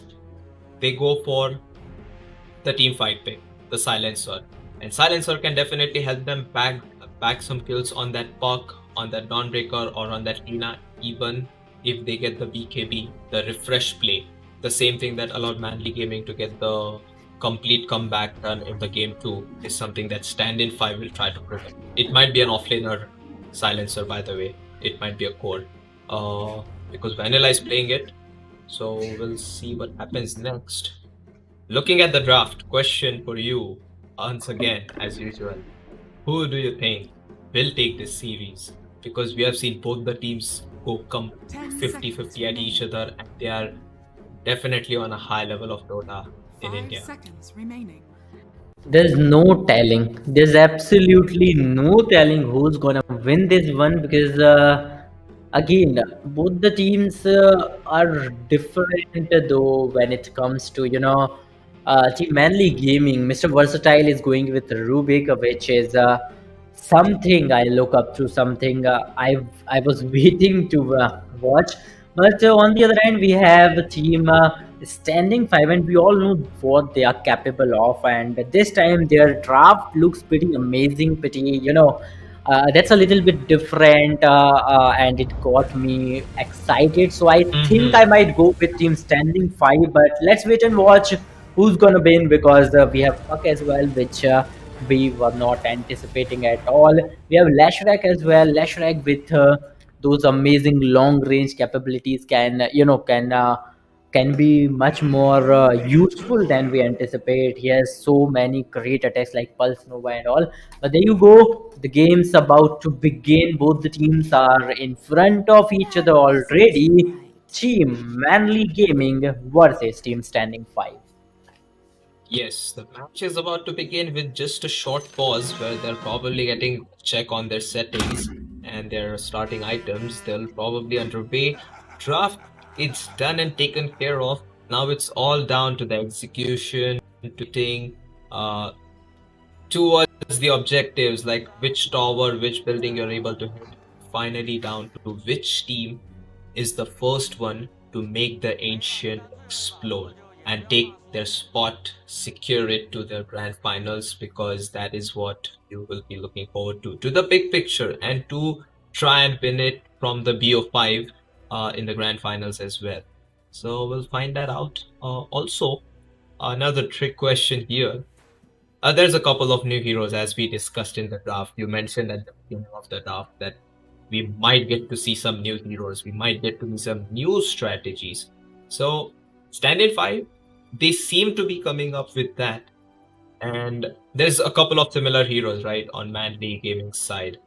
So do you think this new strategy of using the big bad terror blade and Leshrac is gonna allow them to pull off a surprise? Or is Manly Gaming gonna try their best to put a stop to their hidden strategy or something like that?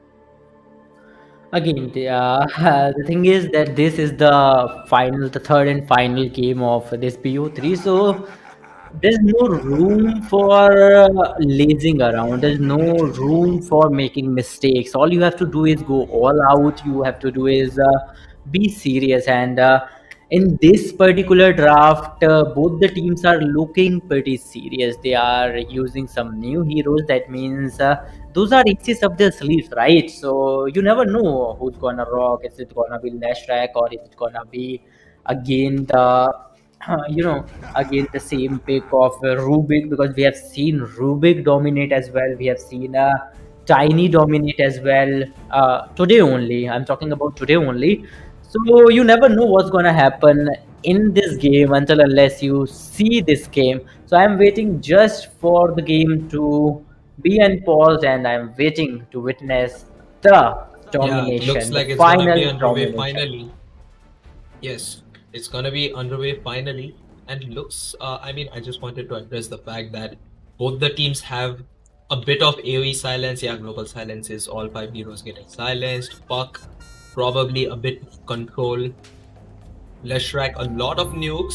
So physical damage is all that is Terrorblade's department alongside Tiny if he gets those items. And on the side of Manly Gaming, they get in a smoke, they drop a quick observer ward. This observer ward here, it might be scouted, and they're trying to have it dewarded. Yes, it's gonna be taken out. Observer ward quickly taken out. There might be a counter observer ward dewarding move coming in. Both the teams on the other side of the map looking to secure the bounty runes, it seems. They probably don't want to pick a fight against each other, but they're all clumped together. Again, they are all clumped together. It's not, it's not up to your imagination what will make you win the game. You have to implement what your planning is. Right now, all the players are moving in a sync, I guess. I don't know what they're trying to pull off, but right now, team is standing 5. They are Oh, I coordinated think coordinating Terrorblade in is a just way. trying to scout that observer ward vision, if there is an observer Ah, ward. might But be. little do they know, Yeah, I guess. little do they know that the observer ward has been planted in a smoke preemptively. So do they take the risk of dropping a sentry, or do they just let this observer ward be? Yeah, they'll settle for 2 bounty runes each, it seems, and they'll go away with that. So laning phase coming underway. Vitrovivan is gonna play at top. It's gonna be Terrorblade. He's harassed. He's already down to half HP, but he'll be back to get the region under the tower with that tango he has consumed. And bottom lane, it's gonna be Yeah. Tiny Silencer playing against Vengeful Spirit and Lina. It is Lina carry indeed, it seems. Again, Winter Ribbon, he was waiting there for the perfect moment, and as soon as he got that chance, he just striked his way out. But again, this is just the beginning of the game, and we have often seen Right, that right. in the beginning of the game, team standing Oh, the 5 courier, it's been always killed by try Rubik to. at top. So Again, extra gold for finally. his team. Yeah.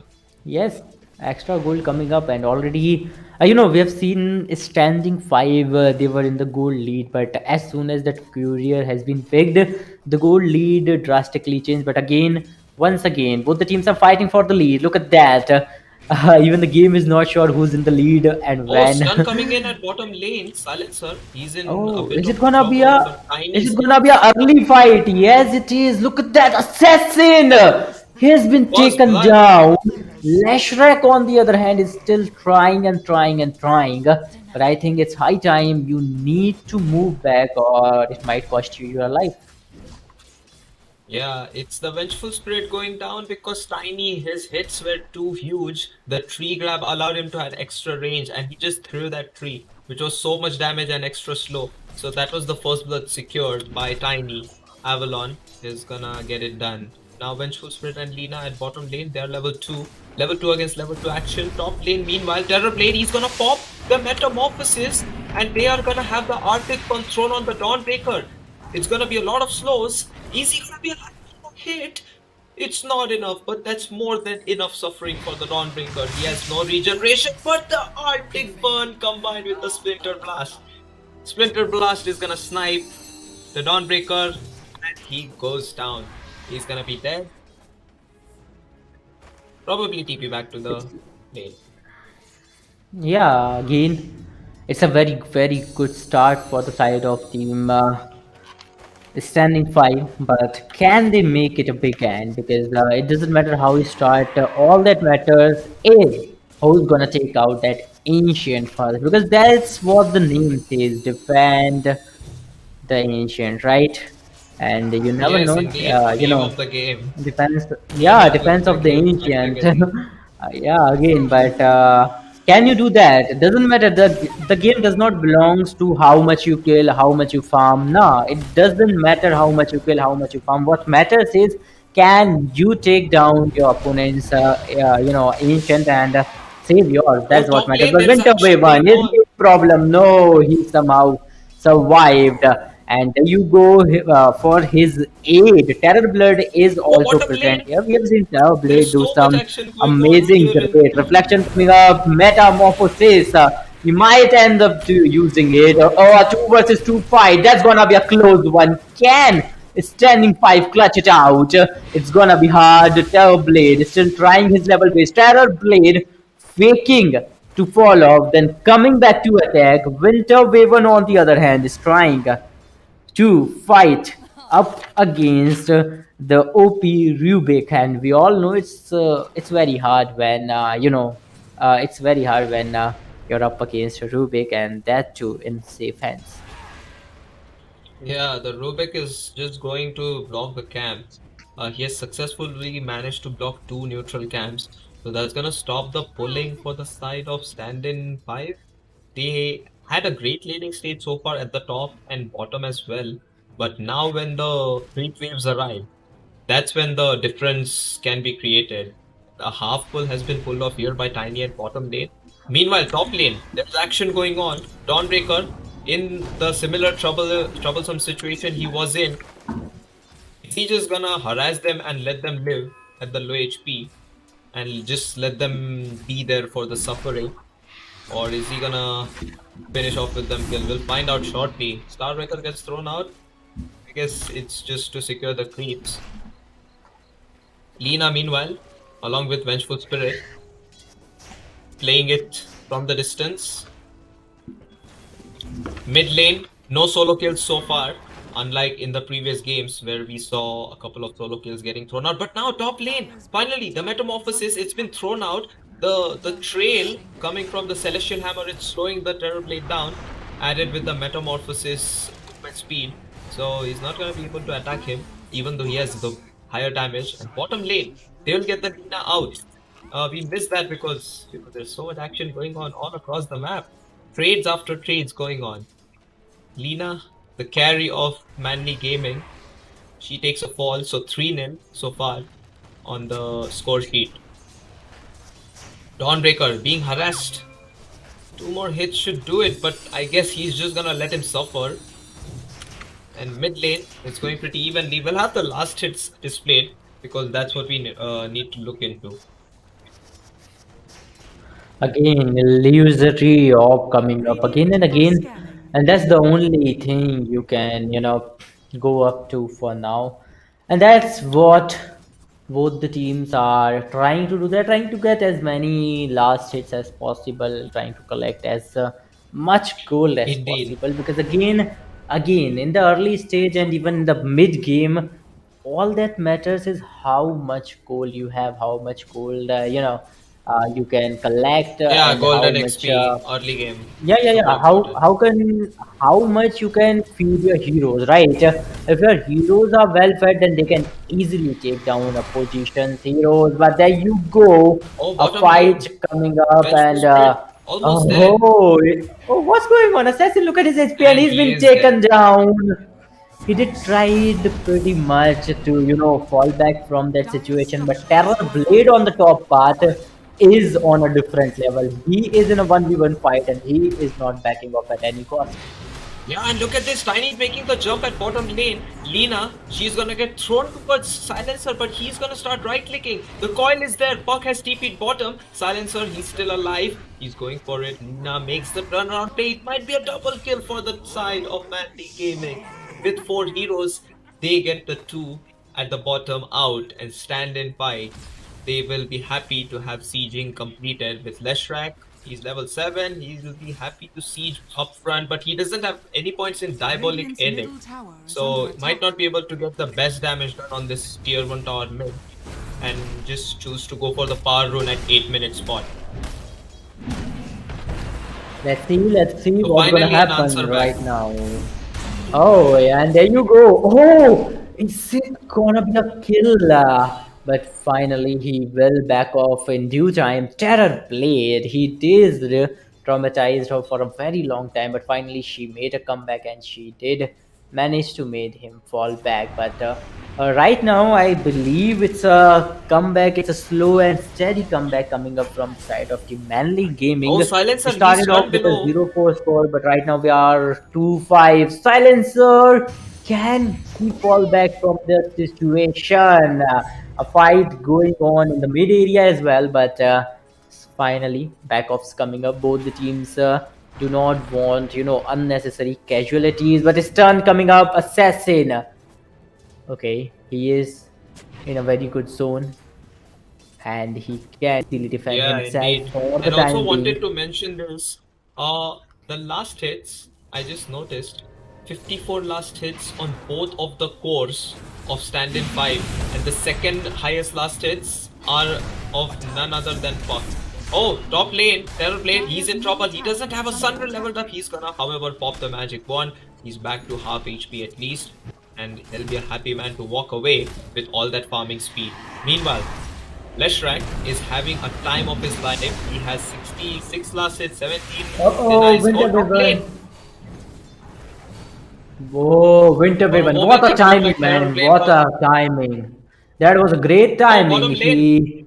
Oh, Puck is trying to fall back as soon as possible, but Assassin has been taken down.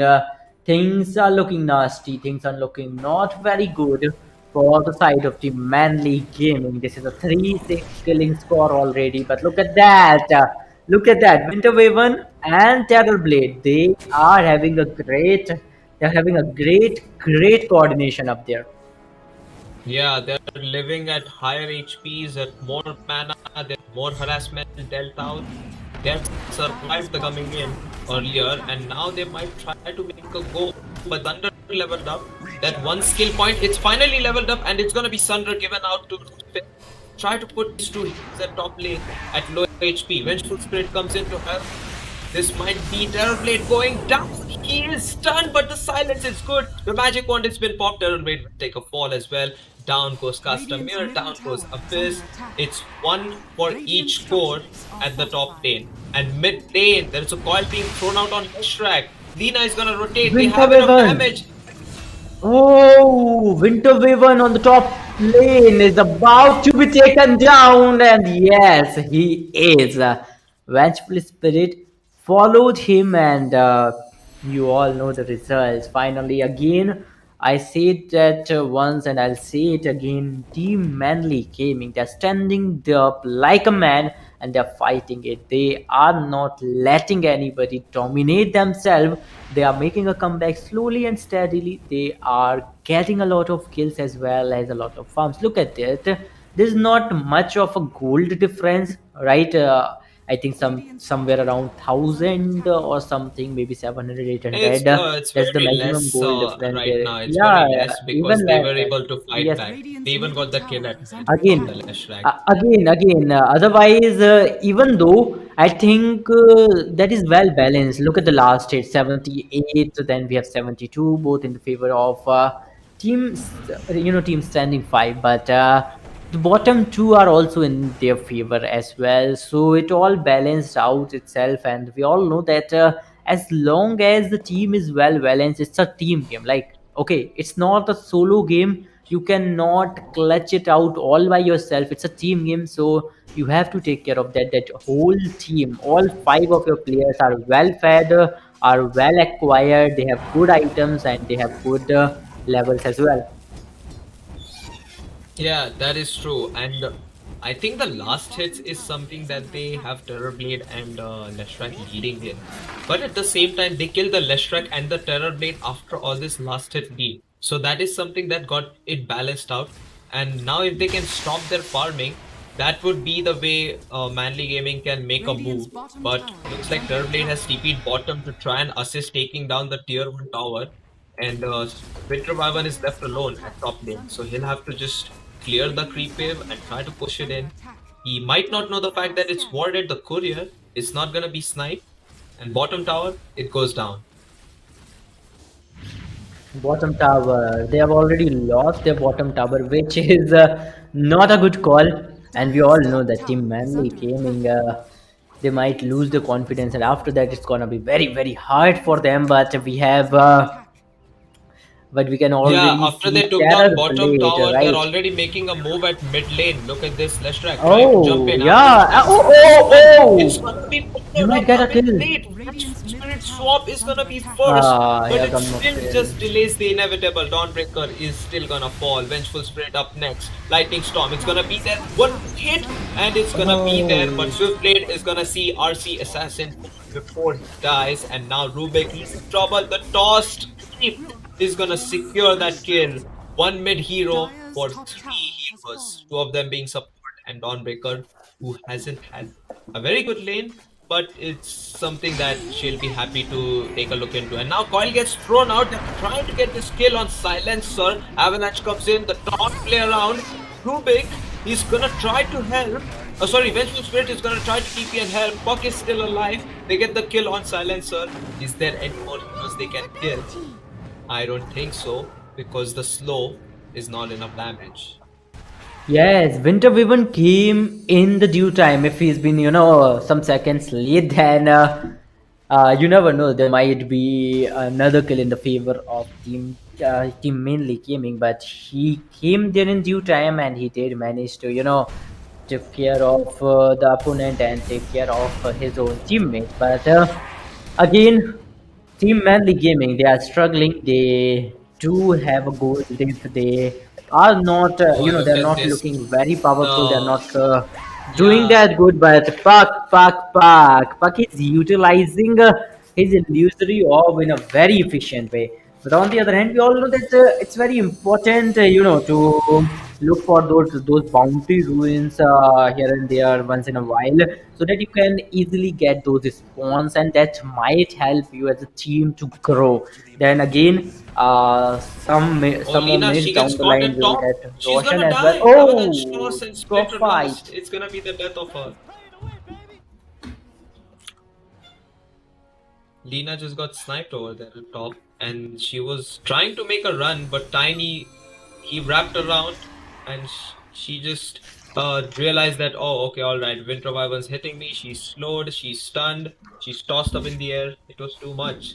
And at the same time, bottom lane, now the Sundra comes in, Vengeful Spirit, she's gonna die. The global silence, it's on point. There is nothing that the Puck can do.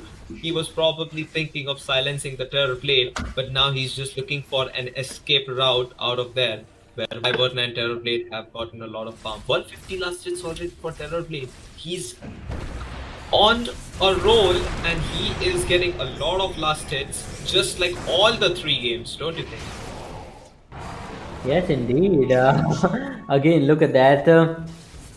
Team Manly Gaming, they are still trying to, do a comeback little by little, one step at a time. Again, we talk about this, and that's the beautiful part about Team Manly Gaming. They know how to maintain your patience level, because if you go reckless, if you be so careless, too Radiant's careless, middle then you tower might has fallen. end up losing all you have. You might end up giving us, any of the opposition hero a pentakill or a quadra kill. So yeah, you have to be Radiant very are careful. scanning. You have to stop that snowball effect that they are getting. That lead that they are getting. You have to first of all, you have to put a break on it, and then little by little you have to surpass them. You cannot do it in one go, but there you go.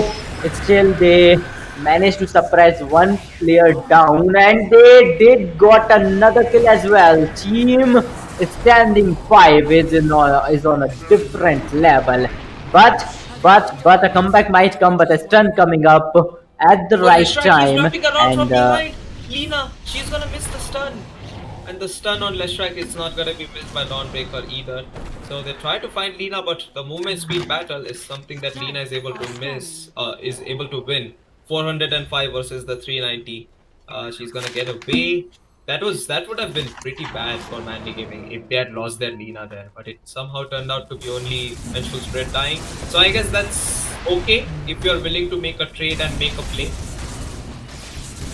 yes, indeed. Downbreaker, you have to be very careful of Downbreaker as well. Okay, she'll just back off at the right time. We have Vengeful Spirit here as well. Then you have Rubik, you have Lena, you have Buck. So there's a reasonable lineup in the favor of Manly Gaming too. But when it comes to Standing 5, this time they are having the upper hand, that seems to be always in the favor of manly Yeah, gaming, but this time they're Standing playing it 5. Yeah, patiently they're carrying as well. Winter Waven. They have Tiny. They have Leshrac. They have Terror Blood. Again, they have, I guess, Silencer as well. So they can easily clutch it out. Right now, it's a 913 score. If you talk about kills, when you talk about the goal points, then they're leading with almost 5,000 goal points, 5,000 of the net worth amount. So yeah, they can. Make it a big difference. You have to at least push it a little over 10,000 or around 15,000. Even after that, you can be confident enough that, yep, we are in the lead and we can crush the opponents down. Yeah, that's true. And also, just to address the fact that Terrorblade already has a Manta style and a Crystallis, he's next going for the BKB and Skadi. So he's gonna have that HP, the damage, the spell immunity coming from BKB, looking to balance it all out so that he can dish out enough damage and try to take Roshan or try to take towers, creep waves, heroes, everything quickly. Because he's the physical damage source if you think about it. Apart from the Winter Wyvern curse, which can be used to turn around to have Lina helping to get a return kill on somebody, unless there is a Rubik stealing it. Yeah, and apart from that, just to confirm, there is the consideration of the fact that Dawnbreaker is also trying to build up the Aghanim Shard and Blink. So she's gonna try to tank as much damage as possible. The Mace Slayer will really love it. It's 20 attack speed, 20 damage, mana regeneration, and extra int to the mana pool.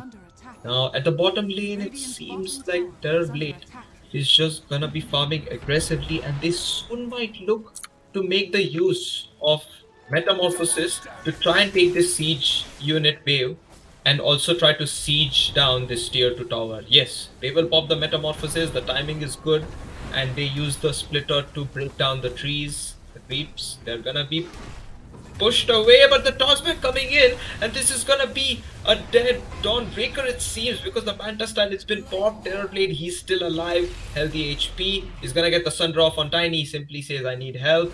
I don't want to get Fate Bolted to death by the Rubik. And at the same time, Winter Wyvern was able to land an amazing curse, which allowed him to secure a kill on the Pug. So that's 2 taken out, 2 important cores, and it might be a game or a situation in which Lina as well as Puck will have to get going with a Lincoln Sphere.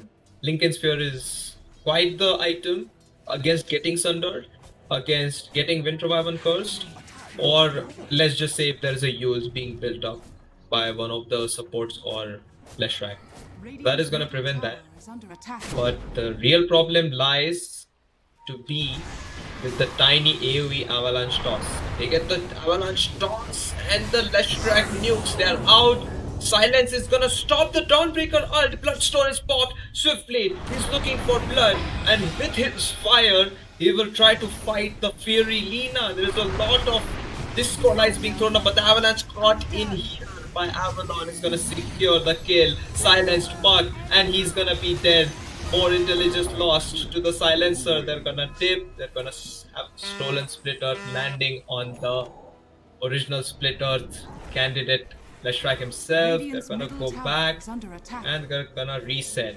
A lot of fighting here. So 3 kills for nothing, and a lot of farm for Terrorblade at the same time, and some chip damage on tier 2 tower at mid. Oh, TB, he's been scouted out.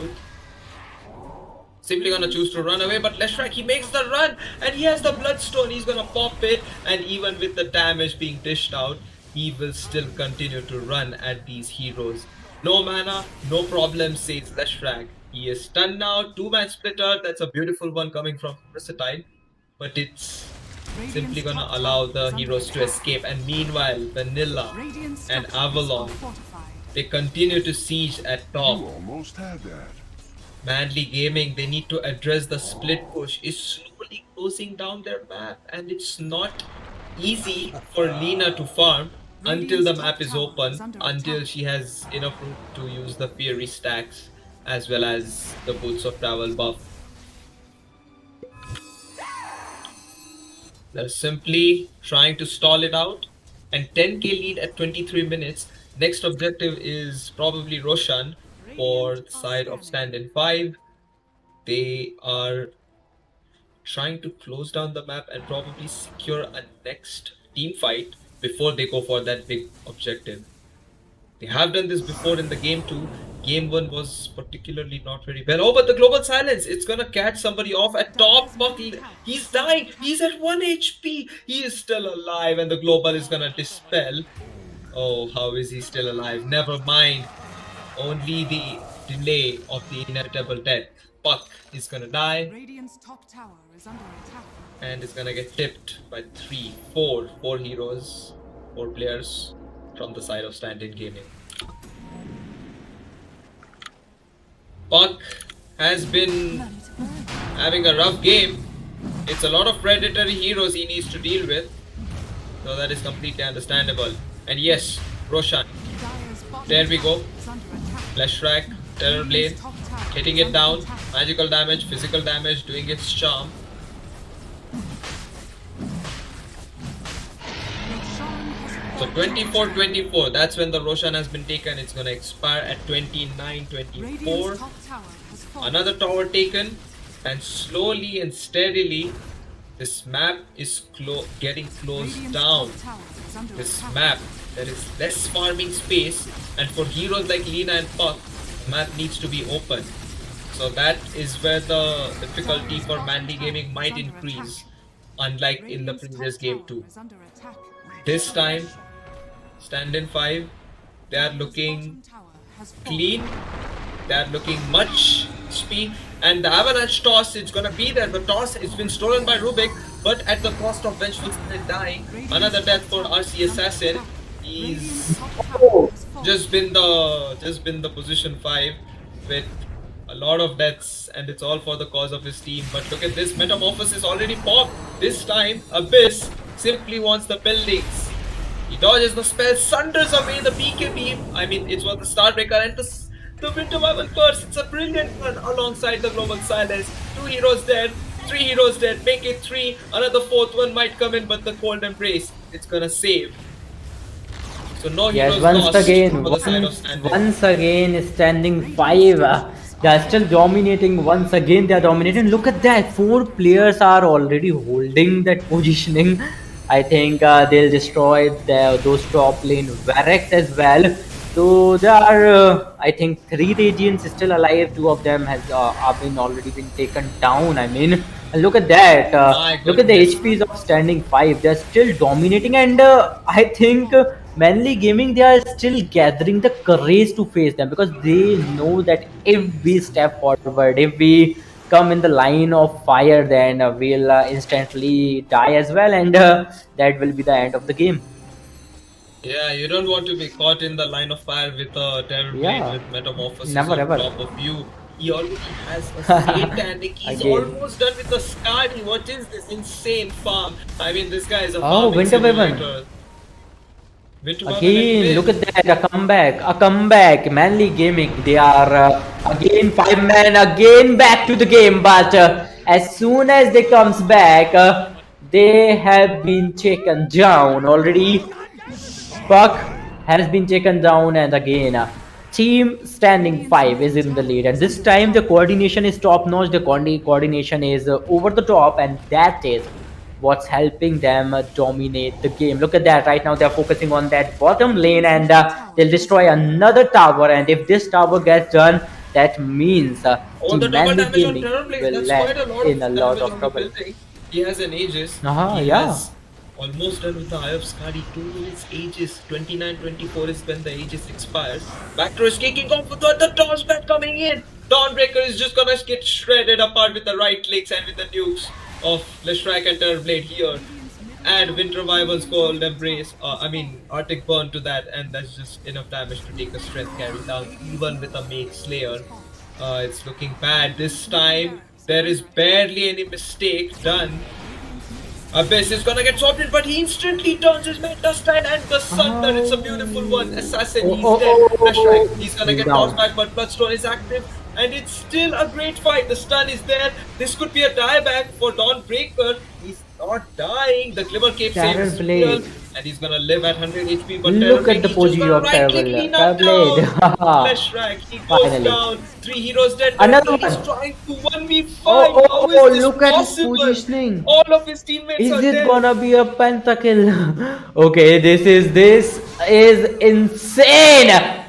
5 kills, and there you go. 4x kill streak already in the favor of that guy. Wow, this is tremendous. This is unbelievable. Look at that. Is it the end of team standing 5? Because they're 5 men down. They're literally 5 men down, and this could be a comeback from the side of Manly Gaming. And if they comes back from this position onwards, then I don't know what to react. I don't know what to even say, because that was a lost game. That was a finished game. Team standing 5. They were on the verge of that win, but finally a comeback came around from the side of Manly Game. And right now, there's still some scope of a comeback.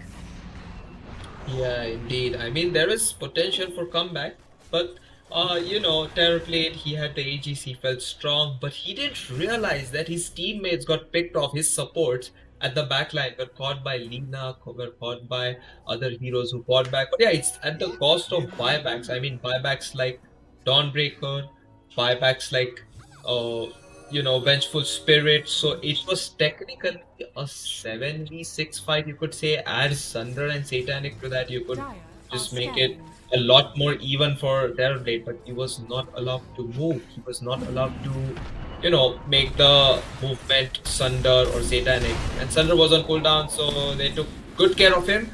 But the next fight will be a decisive one, because Terrorblade with Metamorphosis will be hitting from distance.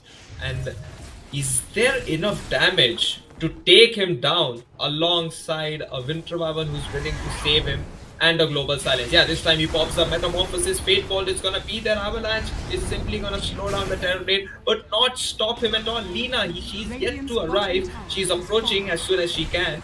Terrorblade is gonna take down 1 tower. That's the last tier 3 tower remaining. And the set of racks is what they look forward to. Coil gets dropped out.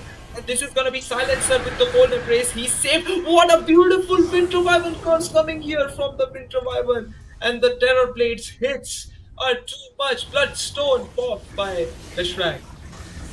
That's a lot of fight going on. Stun.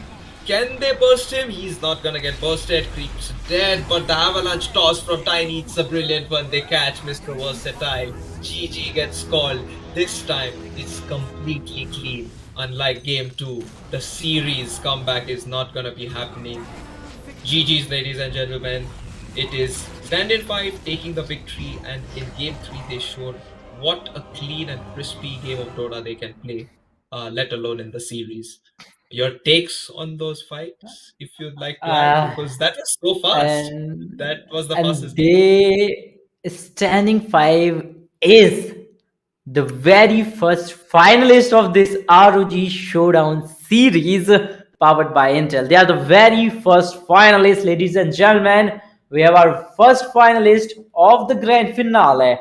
And again, coming back to you, Akash, as you said, that was flawless. That was instant and flawless at the same time, because we have seen 2 games before that one as well, and they were they were also great, but plenty of mistakes have been taken out from the side of team Standing 5. Otherwise they would have won back in the second game, because we have seen them dominate. They were dominating completely, but at the end they lost that game. But finally in this third game they have reclaimed the title, and they are now the very first finalist of this tournament. But our second semi-finalist is on the verge of a start. Okay, so we'll join you guys back after a short break with semi-finals too. Yeah, stay tuned. Second semi.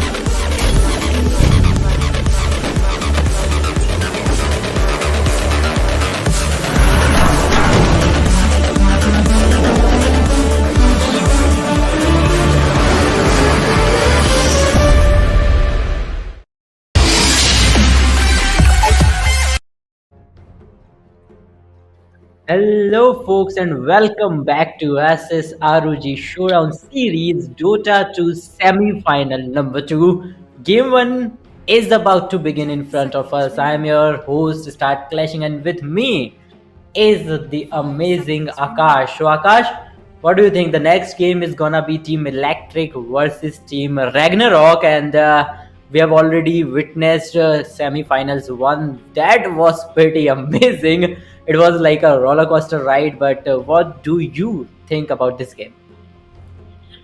I mean, we'll have to find out if it's a roller coaster ride or if it's a Dire straight up, team back. drag race car type Radiant of team matchup or what. Like, let's see. Can't compare the video games to the actual sports, right? But yeah, it might be a Dire Yes. straight up team running back. race or else a marathon. You never know. Previous one felt like a marathon, or people were running slow, then they were running fast, and then they were bumping into each other. Some of them were getting tired, some of them kept on going. But yeah, it was Team Standin 5 who emerged victorious in 10 the previous seconds remaining. series, and in this series, I will be honest, 5 Electric, seconds remaining. looking at their name tags and their play style, their bans and everything, they are seeming solid, but can Ragnarok stop them with all their experience? Ragnarok has been playing together since quite some time. Also, attended other tournaments. We have performed, they have gotten noticed by a lot of audience and a lot of spectators. So Ragnarok would be the favorites to take this series, but Electric, they would be the ones to stand up to that challenge. If they are the ones who are the underdogs of the series, then they need to answer it back. So we are gonna jump into the draft. Sir Slark getting banned, and Ragnarok banning out the Silencer and Doom. 5 seconds. Looking at those picks, I would say Slark and Razor ban, they get justified considering what we just saw in the previous series, right? Everyone was contesting those heroes. And Silencer getting banned, we saw what Silencer did in the game 3 of the previous series. Doom, we are yet to see this hero on the main stage, but Mirana and Disruptor getting picked. What do you feel about those heroes? Good starting opener heroes, I would say. Conceals a lot of strategy. Yes, they are good. They are actually very good. Considering if you are, revolving your strategy around them, and there you go, Dark Willow coming up, another good choice. Again, when it comes to Ragnarok, we have seen them play Mirana plenty of times, and they are 10 like seconds super pro remaining. with that.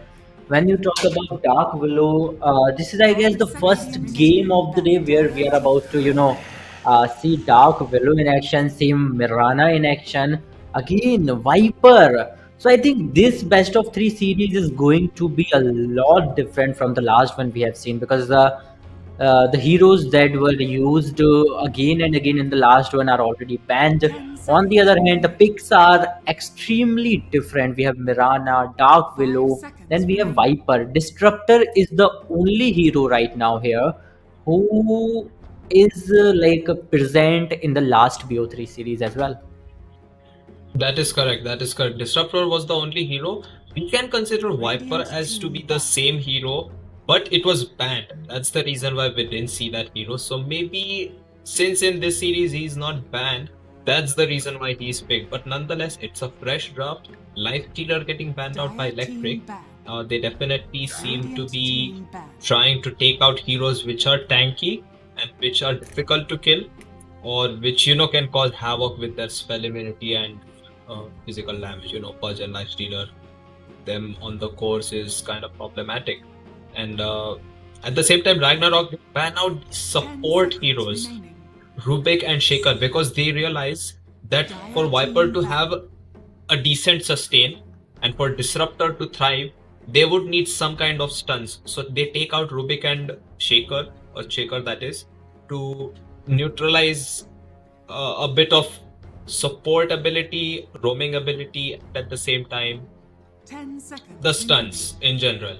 So we'll see what's the next ban. Electric ban the 5 seconds Slardar. Okay. So they don't want this minus armor to be a bit of problem, because Disruptor gets one-shotted or like bursted down easily with the corrosive haze. Same with the case of Viper, even though he's tanky, Dire team minus pick. armor is his weakness. Ragnarok, they choose to ban out Ember Spirit. They don't want to deal with the Ember Spirit without any stunts on their lineup, and they open with the Tusk. I have an inner feeling that this Mirana or else this Tusk might be a core, and Dark Willow might be a support. It's also a happy thing to see that Electric and Ragnarok are drafting heroes pretty quickly, which is keeping the game's speed pretty fast from the beginning, and you're probably enjoying to keep it up the same pace.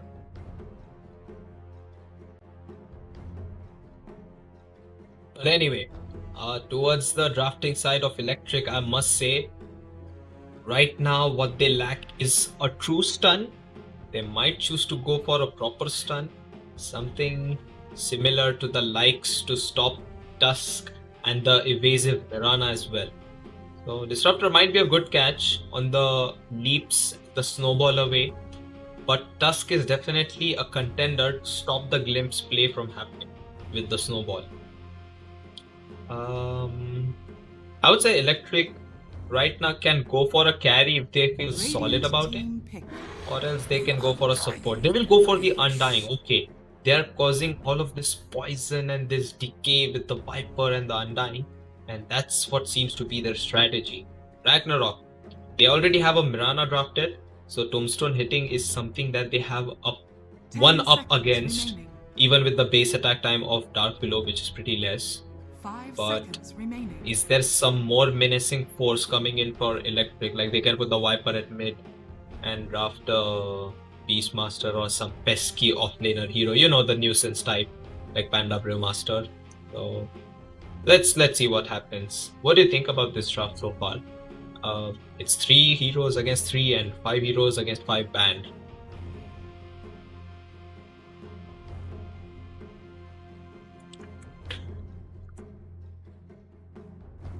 It seems like there is some I technical saw. issue. Yeah, there was on a your side. little bit of technical issue. I think you can hear me now, right? Again, Yes, we were talking audible and about clear. we were talking about the hero picks, right?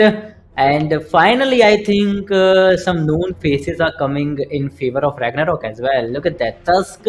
And as long as I remember, Tusk played a very important role in our very first BO3 series as well. Like he was the Yes. prominent member of the winning team, and he did pretty well from the side as well. Then on the other hand, we have Electric. They're going with Disruptor. Yeah, that's a good choice. Then they have Viper, a Flying Beast. Then they have Undying. Nice. That's nice choice. But they're going with Outworld Destroyer. Oh, finally Zeus coming in, and believe me, Ragnarok, when they have Mirana and Zeus, and then you have Tusk as well. I don't know what will happen to Electric, and I don't even know that how are they allowing Ragnarok to have their dream kind of team. Yeah, I mean, they get their favorable bans because Yes. Zeus, Mirana, and Tusk, they seem to be having a lot of problems if there is somebody like Shaker or Rubik, right? With the stolen spells Yeah. or with the stolen stuns, or Shaker by default being a stunner. The bans coming out from Electric are amazing, Faceless Void and Raw Ranger. So, since there is lack of stuns, the Agi carry for Ragnarok, especially like Faceless Void, which would be Time Dilation, or Raw Ranger with those Frost Arrows and Slows, it would be a lot of problems. Undying cannot specifically get close enough to Raw Ranger, not the best type of laning stage. And Faceless Void can simply just time walk out and die dead, so causes Undying some problems. Morphling ban, I like it. Ragnarok could have picked the Morphling themselves, but they're probably worried that if Electric gets their hands on their Morphling and it converts into a Dark Willow or Zeus, something like that, maybe even Tusk, it would just be them getting a taste of their medicine. It would be very bitter to swallow. And at the same time, Ragnarok, they have a lot of time. They have the last pick to choose. Electric running out of time, 8 seconds to go. I think they really need tower damage apart from the Outworld Devourer if he's going for the Meteor Hammer. It's gonna be the Juggernaut. I like this hero. Juggernaut. And an instant pick of Naga Siren. Ragnarok, Oh, they have capitalized a bit. They can use the Song of Siren and even destroy the tombstone. Or if Juggernaut is spinning, they can make it a 1v5 situation with the song and just go for the Juggernaut kill with the Aghanim Scepter build, like this carry, which is going to be played by MNZ. An instant pick. It was a fast draft. It's not much that we could have more analytical time thinking about, but based on the draft, your take for a team if you were to choose just on the basis of the draft. I gotta go with Ragnarok. I don't know why, but I have a weird feeling that Mirana, HBK is with Mirana, and then Pinksman with that Zeus.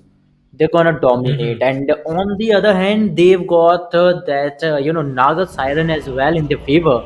And having so many top class heroes in one team, and you have Tusk as well to lead you towards your goal, then I think it's gonna be a fast one, but it's gonna be in the favor of, it has to be, I must say, in the favor of this team, because I believe they have got a pretty good, comparatively a pretty good team in their favor.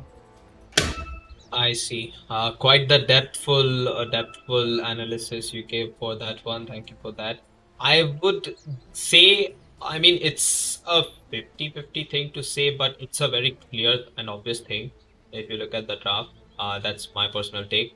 If Undying, Outworld Devourer, I mean, Team Electric, okay, like they get a good start and they start rolling, and Naga Siren doesn't get any farm. A similar situation which happened in TI-11 Game 3, Team Secret versus Tundra. If a similar thing like that happens, then I think 30 Electric can seconds to close go. it down. But yeah, if it goes late and if there is a disciplined pushing and counter pushing coming from the side of Ragnarok, I have Ragnarok's team to get the game won. But yeah, post blood action. There is an Astral coming in. Naga Siren, she's caught. The disruptor kinetic field is gonna allow the Naga Siren to be caught, but not for long. The high armor is gonna allow her to live, and now Tusk is gonna throw the ice shards. Aumine Daiki Juggernaut, he's gonna take the fall. It's their carry dying first. MNZ, he doesn't get the first blood, but Pinkman is the one. And what better way to start the first blood except for your mid laner getting that bonus gold for that bottle to come in sooner in the mid. Yeah, and again, Akash, I have a question for you. So, what do you think? Like, we have Tusk on the one side, he's gonna be the melee of this team, and then to oppose him, we have Juggernaut, right? And I totally love that hero. There are plenty of people out there who are a huge fan of Juggernaut. So, what do you think? Is it gonna be Juggernaut, or is it gonna be Tusk who's gonna get the lead in this game? I mean, I've always said this thing to any Dota player out there that it's not in the hero, but who plays the hero and what lineup you're playing it with. So I would say that Tusk seems to have much favorable lineup because they can just, jump in and out. It's Mirana, Zeus, Dark Willow, and Juggernaut. He is more like, hey guys, just go in completely, and it's only Ori trying to save you and probably Undying at the very least. The lack of stunts is a questionable thing for Electric, but at the same times, it's not that questionable for the side of Ragnarok because they still have Arrow, they still have a mini stun from Zeus to cancel a TP. They have Tusk to stun with the snowball, with the Walrus Punch as well, which is a BKB piercing cancellation on the TP of Juggernaut. Dark Willow, it's like slow stuns with the first spell, with the third spell. I mean, it's of course the Cursed Crown and the Bramble Maze I'm talking about. And last but not least, Terrorize. In case there's heavy numbers coming in, just terrorize them and probably get one or two heroes pinned down completely. Terrorize works brilliantly with Nagaside and Snare. So I would say in this matchup, it feels like Tusk on knowing Ragnarok a bit well. But at the same time, I'd be more than happy to see how Electric counter the enemies, their opponents, without much stuns. Yeah. Quite the Yes, detailed indeed. answer I gave you. But you explained it quite wonderfully again. I think there's some technical error from one of the players' side. I believe. Yeah, I think MNZ is Though, having some internet issue or yeah. something. So hoping he'll sort it out as soon as possible, so we can so we can start the game up, because I cannot wait for this matchup. Two of the Yeah, best exactly. teams I out feel there like it is a fighting each other. very It's it exactly feels like like a same long, feels. long, yeah. It feels like a long, long wait for uh, for something, and you're waiting for years, and still it's not happening, and I'm still waiting for Oh this. yeah, it's more There like you go. we It are got just waiting disconnected, to I find out guess. who's gonna make it to the final, right? It's the second semi-final. We want to see who's gonna be the one facing against team Standin 5, and that's something that we look forward to know already. So it's like, the moment before the truth, before you come to a conclusion, and all these things that collect, like they have battled their ways through their BO1s and through their matches against the teams which they defeated previously in the tournament's earlier stages, right? So you want the internet disconnection, or you want those power cuts and all those problems to be gone, and you just want the game to begin. And after the start of the game, which was a very hefty first blood attempt, which turned around completely from Electric's favor into the hands of Ragnarok. So I would say, like, you just want to watch a game without those pauses, without those interruptions. And of course, this feels like one of the most run and gun type of Dota games, where both the teams will fight each other very quickly, very sooner, even with less items, less farming, more fighting, and a lot of more destruction of the towers and creeps and heroes than just creeps alone for the golden XP. Yes, indeed. Let's just wait for the player to reconnect, and we'll try your theory, and we'll see if there's gonna Oh, just a bit of look up theory to crafting. that or I'll be not. happy to. I mean, if you have any questions, or if you were to ask me any questions about this specific game, or something like anything specific, like an item, like a skill build, anything, you can feel free to talk about it. Because, yeah, I feel like in this game, you might see some unorthodox builds and some different play styles, because 5v5 Dota is completely different, right? Compared to the you are queuing a solo game alone against 9 such players on the internet, versus you having That's four a teammates to rely on, and you completely that's a know their weaknesses and totally strength. yes, that's a A complete totally pro different game, pro thing. tournament thing, I guess. Yes, indeed. It's gonna be a totally different thing to witness, and I'm just waiting to witness that domination. I think the game will start really, really soon, as our players can sort things out in between them, and then back to Ragnarok. Ragnarok is kind of a team that can dominate anyone in front of them. They don't see who's on the other side. They never feel afraid. We have seen them play plenty of times, especially Yeah, I when they think play. Ragnarok's playstyle is a lot pressure-free playstyle, but at the same time, the game is resuming, so the pressure is on Wow. nobody except the players who are playing this BO3. I mean, yeah, I just mentioned that Ragnarok players, they don't take much pressure, but at the same time, there is some kind of challenge and some kind of, hey guys, we need to make it to the final because we made it this far, and you know what? Let's try to close it in 2 games. Standin 5, they tried to do the same thing. It was not easy for them. But I think same thing could happen in the this BO3, but I think it will still be a clean game from either of the team. And let's just jump into the game. The game has resumed. Nagasaran went to the base and just TP'd back because she wanted to be at full HP, full mana, of course, against the harassing duo of Viper and Undying. He has HBK as the support. MNZ Ah, is taking again, quite a hit. look at that. Yeah, look at that. Viper, he is like solo taking care of the top lane. Okay, I think Undying is there with him. Will take care of that.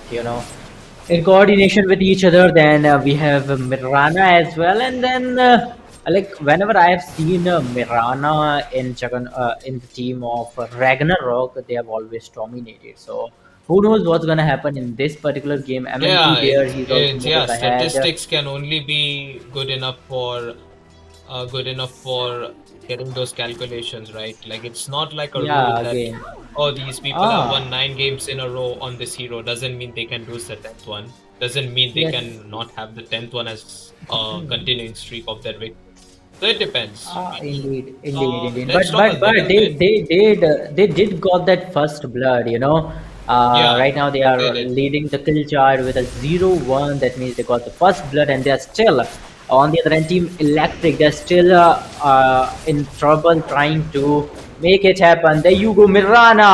Oh! Finally, she was like behind Viper. Viper tried to run off from the place, but didn't Yeah, look at this aggression. I didn't mean, got a we missed chance the to kill on do the so. Yeah, Juggernaut. look at that. Juggernaut died. Like you know what? It's been just 2 minutes and 40 seconds, and they're already sitting on 3 kills. Right. And you know, Juggernaut died at bottom again after the first blood attempt. Like he died there first time, second time again in the Wow. lane.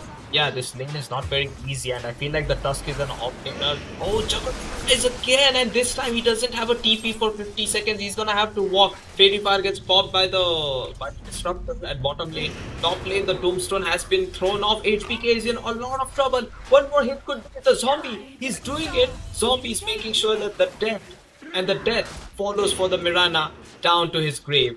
That strength of those green heroes in the top is clearly showing. But at the same time, MNZ is the carry and not the Mirana. HPK would be happy to die for his carry as long as it turns out to be a last hitting favor for the Naga Siren. Again, Naga Siren, MNZ along with that Naga Siren, he is like handling the top lane quite well, right? Look at that, 24 last hits already in his favor, which is again very good. And if he can just somehow manage to keep it up with it, then Naga Siren can be proved very brutal in the late game. Let's see what's gonna happen right now. Viper trying to push Yeah, in. he's I don't already think that's leading a the last very good hits. idea. Yeah, again, and he is leading the net worth as well. There you go. Okay, he's trying to Oh, close bottom in. I don't know lane, what the Viper is Disruptor. trying to do. Mirana is here as well, and on the bottom lane, the structure. He's already been taken down. Now, this is something I was not anticipating. What? Team. Oh wow, Team bottom lane, the Ragnarok. ice. They are going all out. Yeah, the ice shard block was a great attempt, but at the same time, Aominadaiki let out a last hit. Juggernaut, his base attack times turned out to be the decisive favor before he died. He made sure he killed the Tusk. But Juggernaut, it's not a very good start. You want to carry your team and you want to carry your team without dying, without losing a lot of advantage. And right now, the advantage is completely turning out to be in favor of Team Ragnarok. Ragnarok, they're starting heavily. Uh, they have a lot of kills, but at the same time, they have a lot of last hits as well. Juggernaut is suffering. Viper is doing okay, but that's a lane dominating hero. And meanwhile, Disrupt dies. Juggernaut, he's the one blocked by the Ice Shard, and now Dark Willow, she's trying to block him as well. He's trying to not get Bramble Maze because that would mean certain death. Just keeps on going. Magic Wand gets popped. Oh, the Snowball is gonna be enough with the Bramble Maze connecting. Adiban is gonna be on a killing spree with a double kill. He knows how to use Dark Blue for sure, and he's showing us some skills he's got here. There you go, Pinkman. He's a great player indeed, and he's trying to layer down D over there, but D being D will take care of himself as well. Now, Pinkman, Yeah, D when is he's leading. having Zeus in his, you know what, Pinkman, when he's having Zeus in his hand, it's good to maintain a healthy distance between yourself and him. We all know that he can literally blast you apart anytime he wants because he already know how to use that Zeus according to his needs. But look at that, look at the kill chart. We have 2-8 leads in the favor of Ragnarok, and Ragnarok, they're doing pretty well, right? They're doing pretty good because they've got the starting rhythm, and if they can just maintain it, they can dominate electric in no time. Oh, the arrow at top, it missed. I mean, that was a nice try. MNZ. There was a specific interview I wanted to talk about. I mean, see, and these people, they qualified for the finals of the Indian National Commonwealth Games, right? Like, they were the team which lost to the finals, and that's why they couldn't represent India in the Commonwealth. But wait a second. Disruptor falling, the spin, it's effective, but not enough to stop Reigns of Castamir from punching him. Now they're finally gonna fall back, and there's gonna be a TP help coming in from the side of Undying. Viper meanwhile gets caught out the instant they saw that the Undying has abandoned lane. They will choose to kill the big bad green snake. Viper takes the fall, and Tusk and friends at bottom, they will live. I mean, it's just Dark Willow and Tusk alive, and Undying's rotation hasn't worked out in their favor. He's just waiting in the trees, hoping that something might be an overextension. Oh, the punch comes in. Juggernaut, he's gonna start the spin. And the snowball, it's gonna buy some time, but he's gonna get caught. And the Zeus ult is gonna finish off Aumine Daiki. Juggernaut is gonna take the Dark Willow. She's sick. She's gonna start off with the huge magical damage coming in. That's a lot of damage coming from the Bedlam.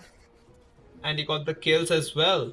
And he's alive. Yes, so indeed. Dusk, before he died, gets Juggernaut out. Zeus, he managed to get it done. Oh, here comes the Meteor Hammer combo, and it's Oh, Mirana just at the back. Mirana, look at his HP. Zeus has been following him. Did he got the kill? No, he did not. That was really close.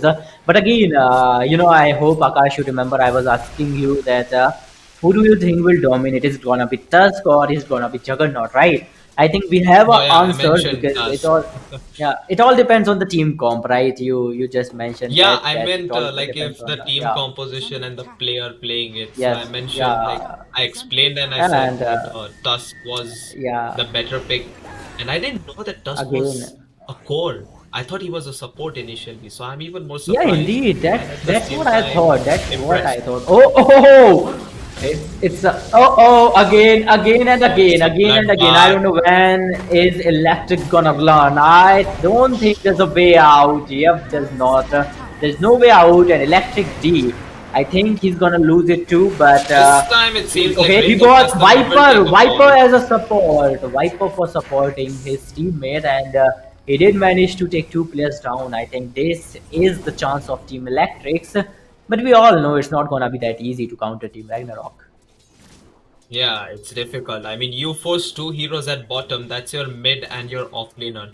Now suddenly HBK is the support who's farming freely, and it's Nagasiren who's farming the jungle. If you look at the map, you can see those Nagasiren illusions already.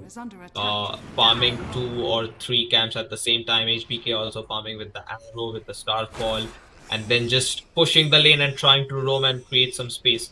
Ragnarok, three of their heroes had an amazing start, and now it's Pinkman who takes the fall. This time the combo has landed, but they have used Tombstone and everything, and now take a return kill from the OD. Are they trying to kill the Tombstone? It's not easy with this Undying around. He's gonna pop the mangoes, but will he commit? Or is he gonna wait for the denial? He's not gonna deny the Tombstone, but he's not gonna get kill on HBK either. And It's the a next mistake. from It's a the big Mirana. mistake. It's a big Yeah, huge mistake. mistake Yeah, from huge this mistake because like you're trying to take them down inside the tower range when there's Mirana, and with Mirana there's like another one of a great hero. We already know that Dark Willow. Her attacks can deal a lot of damage from a very long range. So Yeah. you have to be very careful. But Juggernaut there made a mistake, and he had to Oh, pay arrow at instantly as mid, well. it's gonna miss. Oh, and the TP has been Oh. cancelled. Viper cancelled the TP. Or was it cancelled by somebody else at bottom? It looks like the punch was there or the snowball was there. I'm not quite Oh, sure. Viper. But yeah, the Viper, he was trying to TP to help mid. And now it's Electric D falling. He thought his teammate was gonna be there to help him, but instead it's small miscommunication, and Adivani What? takes another kill. Dark Willow? Yeah, Dark Willow is Yeah, on a Dark killing Willow. spree, man. She just got 2 kills in a row. Now this is getting interesting with Dark Willow. She's kind of the most squishy of all in the Yeah, lineup very of squishy but very Ragnarok. dangerous Yeah, too. yeah, and she's proving it that she's dangerous. Look at that, killing spree with 2 kills in a row. Now, that's insane. That's what you call domination. Right now they're leading the It's chart with a definitely 7 domination by with the 18 5 score line network with lead. around 5,000. Yeah, 5K network leading. And look at that, 103 Naga Siren is dominating it one sided. Look at that, 103, and the second person to have the most last hits is on 60. That's almost half a diff. Yeah, nearly half on the difference of the last hits. And also I mentioned the Yeah. fact that, I was talking about this fact, right? Like MNZ at one specific qualify before the finals of the Commonwealth Games team selection. I interviewed Kaneki, who was his teammate back then. So that time he mentioned the fact that, I asked this question. I think Odog asked this question. He asked, what's the best way to tilt or counter MNZ? So Kaneki mentioned, oh, you just pick Viper and you just make him struggle in his lane. That's how you do it. And guess what? The Viper isn't picking out even though there is a Viper. But now a fight breaks out and the TP is coming in will secure the kill on Disruptor and Viper. The turnaround was there. HBK gets that one. The second kill.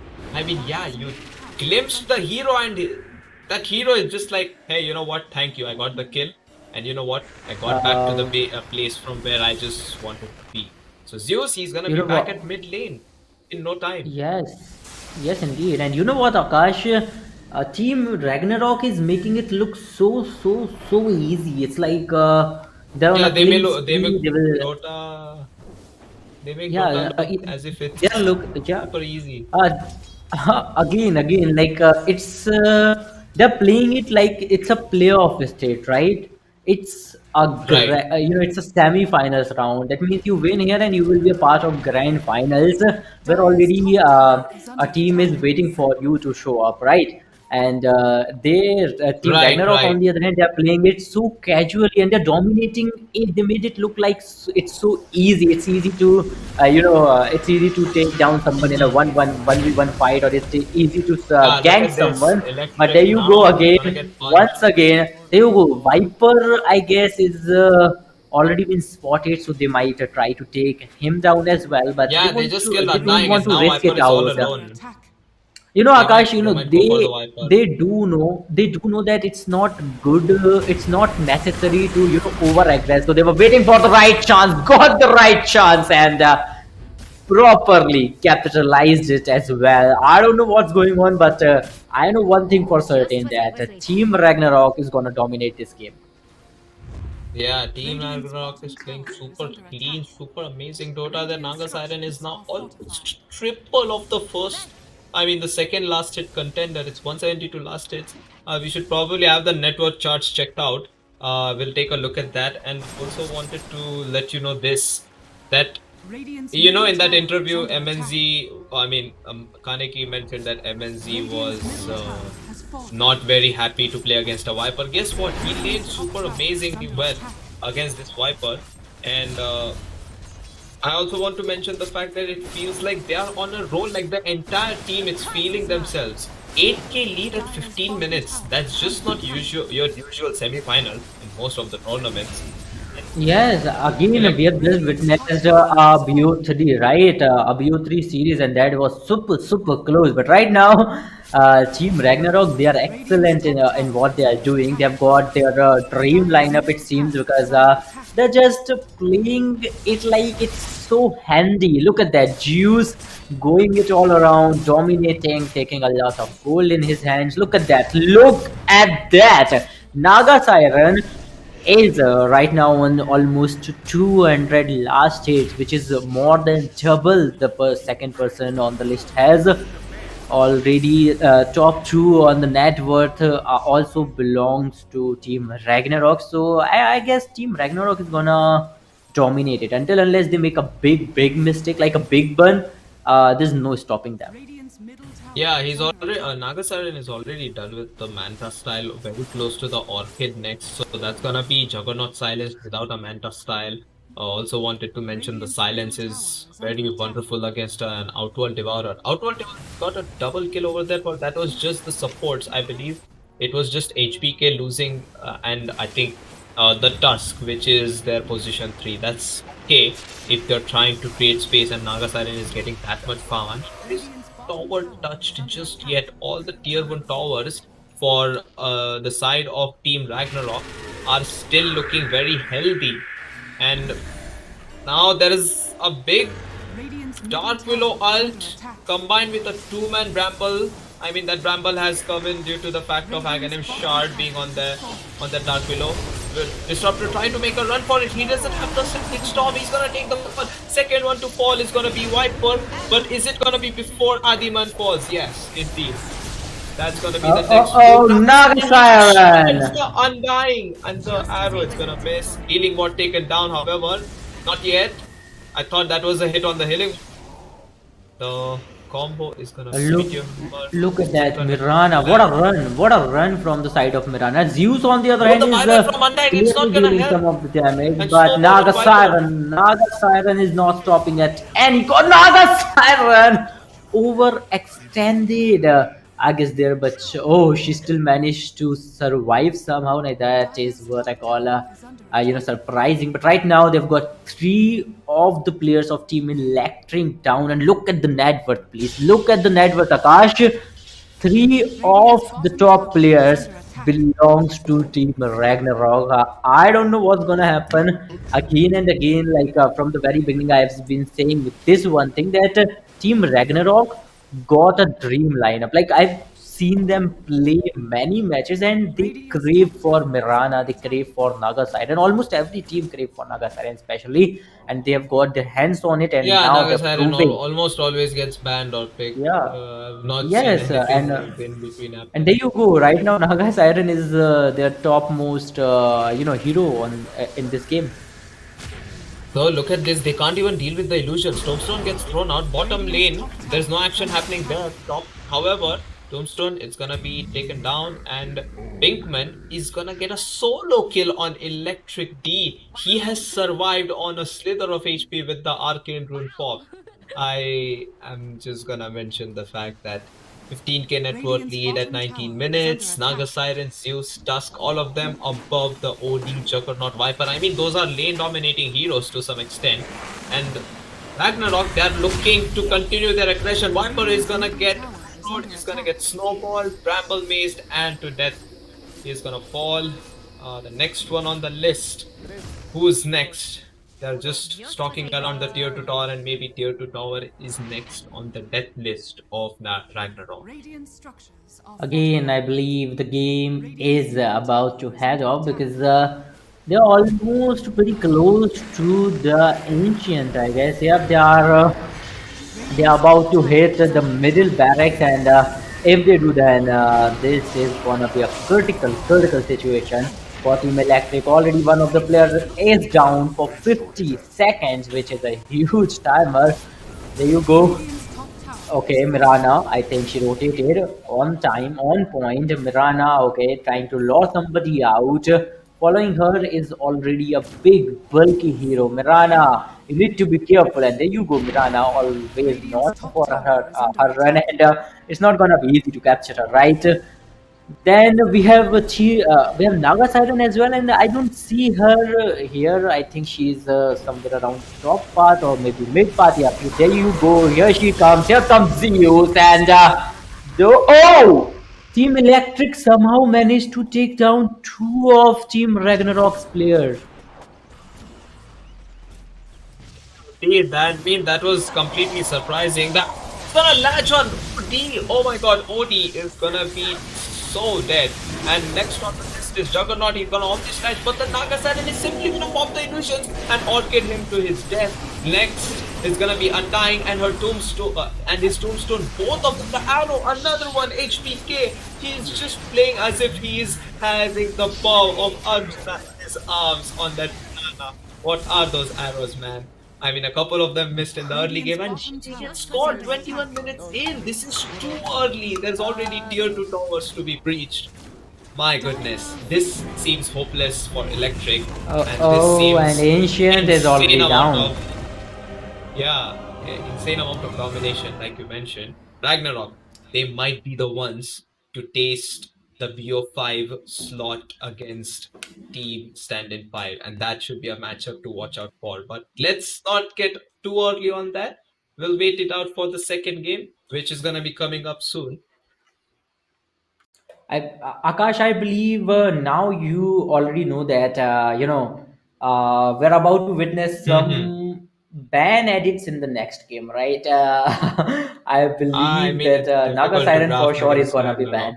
Yeah, Yeah, I because feel like it's they are difficult like to they're counter versatile, them. right? We have seen a Yeah, person very, named very. Mr. Versatile, right? Team Ragnarok is they have real versatility, and I don't know. I think I'm anticipating that next game is gonna be a close one because I love watching those close games. Right, in the first BO3, we That's have right. seen games like going 60 minutes, 70 minutes, and till the very last moment, we have no idea who's gonna win. Right, and here I Right, think this right. game was one-sided from the very beginning.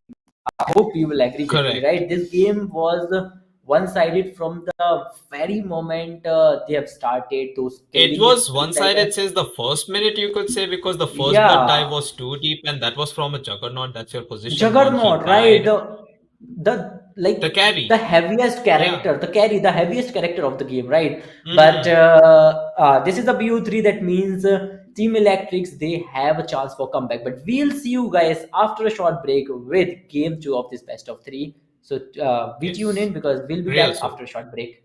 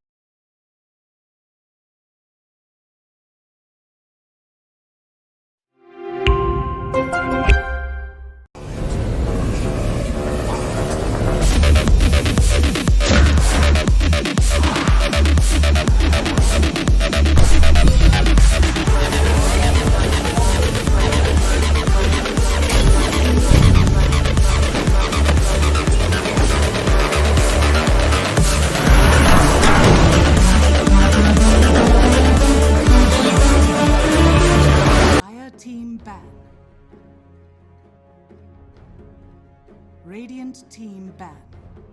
Dire team Radiant team. Hello, folks, and welcome back to ASUS ROG Showdown series Dota 2 semi-finals 2, and this is going to be a best of 3 series. We have already seen match 1 where Team Ragnarok completely dominated Team Electric and finished the game off in just 22 minutes.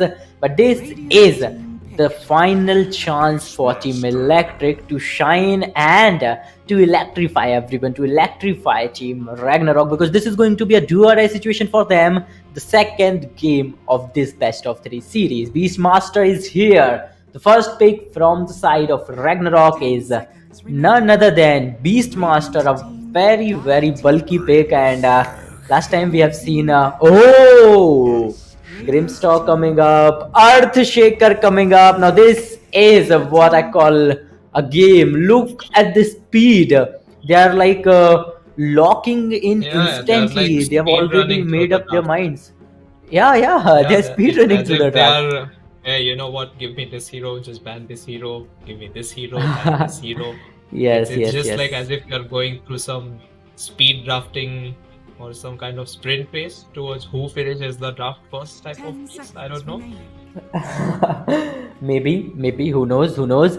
But when it comes to bans, I guess there are plenty of good I guess heroes. bans, they'll take more time to, because Ragnarok, they have won the first game, so they're probably looking to speedrun this and take their time to ban and still be careful.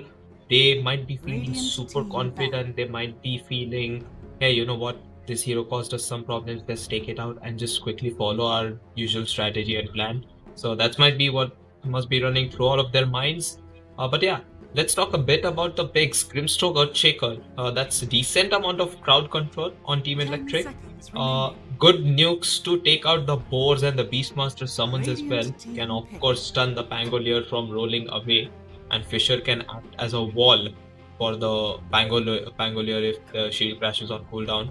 But at the same time, Life Stealer and Ursa gets taken out quickly alongside with the Morphling.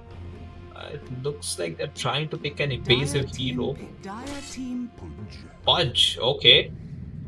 How did this hero end up on the draft? I mean, yeah, they got the Pudge. Rubik is instantly picked. I feel like Pangolier's core could be mid, could be support. Let's see. Let's find out. We have to wait to know, right? Because this is Team Ragnarok, and what they think is like beyond our recognition. They have their own strategies planned out, and they will only show them in an actual important match, which this one is. Because if you win this, then you will be the part of the grand finale of this ASUS ROG Showdown Dota 2 edition, and you'll face the team that's already waiting for you there, and we have already seen them play as well. Team Standin 5. So yeah, you know what, I feel like I Standin can 5. figure out Ragnarok's draft a bit. I'll tell you this. It looks like a draft to push quickly with the summons of Beastmaster and Nature's Prophet. Nature's Prophet definitely a core. They want Pangolier to act as one of the heroes which will just jump in and stun everybody, and they just kill people and they kill towers right after that. That's what it feels like. Team Electric, they're taking their time now. Pudge might have problems to deal with the summons, but if he gets bulky enough and they follow enough killing, which is possible with the lineup of Grimstroke and Earthshaker, they might be able to achieve that. Who do they ban next? I think they should be banning something like a Leshrac, because Leshrac is still not banned. I have an inner feeling Ragnarok might just pick a Leshrac to themselves if it's not banned just yet. Leshrac can be one of those heroes which can run at towers, heroes, creeps with that Bloodstone build, Eternal Shroud, and it just helps you get more mana instead of damage with all that magic resistance too. Let's see. Team Electric is using their sweet time to trying to figure out what they have to pick, what they have to ban. But again, yeah, that's a lot of reserve time just gone. And meanwhile, you look at Ragnarok, they have like 2 minutes and 10 seconds of extra time, which they might not even use to use. Yeah, they won't even use, because they've already figured out what they are gonna pick, right? It's just one pick left from the side. And here you go, Snapfire. Finally, Snapfire. The much awaited hero is here. Grimstroke, Earthshaker, Radiant team Purge, ban. and then Snapfire. I don't know where Team Electric is going on with it. On the other hand, talking about Team Ragnarok, they have Beastmaster, Pangolier, Rubik, Nature's Prophet, and you have already explained key where they are going with this, right? They are going for that Radiant team fast gameplay. They're going for that they are going for that all round speed run, right? So that they can easily kill their enemies and they can easily destroy the towers as well. Yeah, I like the 10 Snapfire pick because seconds Snapfire remaining. is one of those decent picks to have enough damage.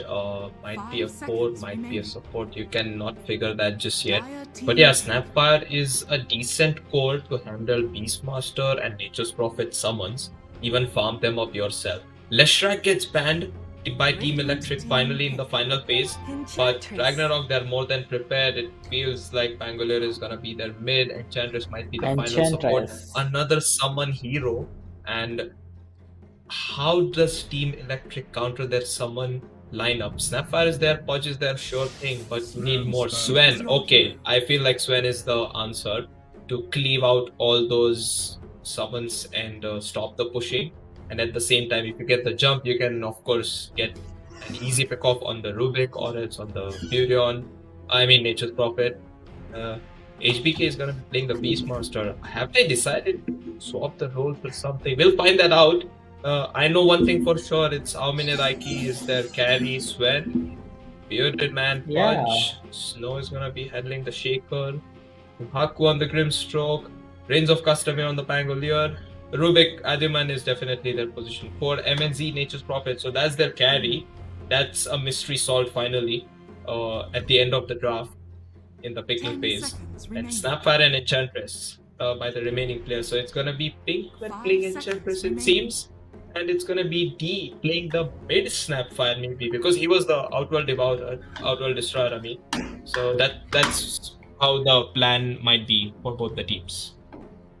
Yes, again, let's just wait and watch because both the teams have got their very lineups, especially when you talk about Ragnarok, right?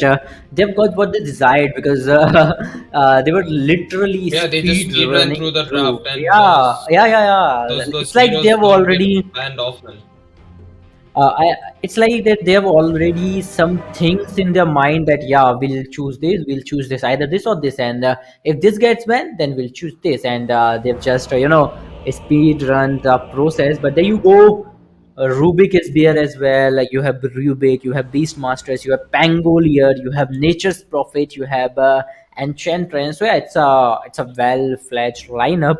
But against you, we have Prepare for Grimstroke, battle. Earthshaker, Purge, Snapfire, Swain. So yeah, it's gonna be a long and a hard one because the very first game of this series, this BO3 series, was not so hard for, especially for Ragnaroks. They literally speed ran through that game as well, just like they did in the drafts, right, Akash? Yeah, of course. I mean, what I can say for sure from this draft is, I mean, if you're asking me who's gonna win this series, it feels like after seeing the game one alone, the domination was real, the map control was real, and the first blood attempt, HBK, is he baited out because he's trying to run? The Inkswell is there, it's gonna be hooked. Okay, the first blood is gonna fall in the favor of Electric, 30 and the seconds to Shaker battle. simply gonna contribute to the kills alongside his teammates. Rubik is just gonna simply choose to run away. He fade both and tried to reduce the damage, but he realized better a guy dying than two more heroes. Instead, a single hero death is always affordable. And But again, yeah, runes are yet to spawn, bounty runes. yes, again, but a very good start, for Team Electrics because in the last game we have seen it was really hard for them to even get Oh, that the hook first blood in missed their favor. on But the right now bounty they've rune. got that first blood. Yeah, he did try it pretty well, but he missed it. So let's see how Pudge is gonna, make things different in this particular game because we have already seen Pudge. dominating. We have seen Pudge controlling the map many times, especially with his hook. He can literally, barge out at you and can, can make That a is right. lot That of is right. trouble for you, and especially for those squishies, right? Because if Pudge somehow managed to trap you under his hook, then you're almost done, right? If you're a squishy one, then there's no way you can go out from between like three enemies or two enemies. Yeah, it's hard to run away from a punch hook if there's a follow-up stun and if there is enough damage. But at the same time, Yeah. the factor that causes that is the mispositioning. Like you get hooked and you're still able to sustain that damage. For example, HBK's hero and Pangolier, they can do it. They can get hooked and they can still try to fight through it or against it. Look at this. Pinkman, he's bullying the Earthshaker. He's trying to go for that one hit, but the Impetus, it's gone cooldown, of course. So, not gonna go for it. He's just gonna harass and bully the Earthshaker out of the lane instead. So, that's still an indecisive win. And Ragnarok, they have a strong start to their laning despite the first blood. The heroes in the lane of Ragnarok seem to be more present and more present on the map if they are given that farm and advantage. Yes. Yes, indeed, and look at that. Again, Pudge is still trying to clear out as many creeps as he can, because that's a good start for Team Electric, right? After watching the last game, even if a Team Electric can get one or two kills, here and there, so I think they are improving, and they have improved a lot, because right now the kill difference is 1-0, and they're not giving any space to Ragnarok, because we all know if Ragnarok gains that momentum, if they do, then it's gonna be hard. It's gonna be almost impossible for Team Electrics to make a comeback. But there you go, Pudge single-handedly taking care of that top lane, but there is already someone waiting for him, and he somehow spotted nature's prophet, and that's why he will back off as soon as possible. And there you go, already a fight breaking out between both the players, and I don't know who's gonna get that very first kill for Team Ragnarok, because it's really important, because until unless you get that first blood, you get that first kill, it's really hard to get that momentum in your favor. Yeah, look at this. The tier 1 tower is already being attacked under fortification. Glyph of fortification is gonna be forced out. The salve has been applied on the Pudge, but it's only gonna be half amount of HP, it seems. Oh, but the Impetus, it's gonna cancel it. So that reduces Pinkman's HP. Pinkman, he might be in an awkward Seriously. position, but he's the one who can still fight Pudge if he wants to. He's gonna get fissured, and the hook is gonna miss. The totem hits. Electric, meanwhile, they have their support at bottom lane line. Stroke is gonna take a fall. Electric D, meanwhile, solo killed on the side of the jungle. I mean, I'm just looking at the map where he died, and I just see the fact that Snapfire took a death. Is gonna Again, respawn soon. Tier 1 Akash, tower taken down already. 4 minutes in. They are yeah, speedrunning again, the series, not just the draft. yes, yes. Again, Akash, I was just, I was just saying that you have to, you have to somehow, nullify Team Ragnarok, because once they gain that momentum, once they get those kills, but finally, Team Electric got two more kills in their favor, and this might be a comeback. Oh, Although the hook, it's gonna land Stroud on one MNZ. of MNZ. path. He's gonna MNZ, sprout, he's he's all gonna alone. spawn. He's already all Oh, he has alone. He's trying blocked to the hide creep. himself It's out, Deepa, and but he's trying to TP. Electric D, meanwhile, once again, that was to the rotation of the Enchantress. If you look on the map, there's like three heroes coming in mid. So they're just trying to tilt mid laner of Electric, which is so unfortunate for Electric, because having a game down and then already having their mid lane being applied with such pressure. Even Nature's Prophet, he took the tier 1 tower at top with the power of Enchantress and the summons. And now Furion is switching to the bottom lane. They're trying to take towers after towers. I mean, we should have a look at the bottom lane and the mid lane. That's where the action is happening. Earthshaker, he has rotated. The Inkswell is gonna stun the Beastmaster. He's gonna be follow-up stun with the Sven. Stormhammer is gonna clip HBK down to a quarter HP, less than 10%. The stroke of fate is gonna miss, and he might live because of the fateful damage reduction. And it's Sven who is trying to live, but he's gonna be unsuccessful with that. And MNZ gets a double kill. Oh goodness, disastrous here for Electric as they try to fight their way and make the disaster a bit more worse, because Reigns of Customer is gonna get another kill on Electric D. All heroes having a lot of killing from the side of Ragnarok. They are just hell-bent on getting these towers. They are just hell-bent on getting these kills. Yes, again, Another indeed. stun. Yeah, another stun, and can they catch another kill in their favor as well? Oh, HBK is down. Finally, Team Electrics. Finally, They yes. A seem to strike make a back was comeback, very right? necessary for the side of And Electric. again, Akash, when we compare this performance with the last one, that we can clearly say that Team Electric this time they are resisting, right? Last time we have seen Yeah, that. they're trying to fight back. Yeah, they're trying to fight back, and they are certainly doing so, right? You can see the stats like 4-6 killing score. It's 7 minutes on the clock. I know it's a pretty Oh, speedy the hook! map. MNC, he's gonna die. Wow!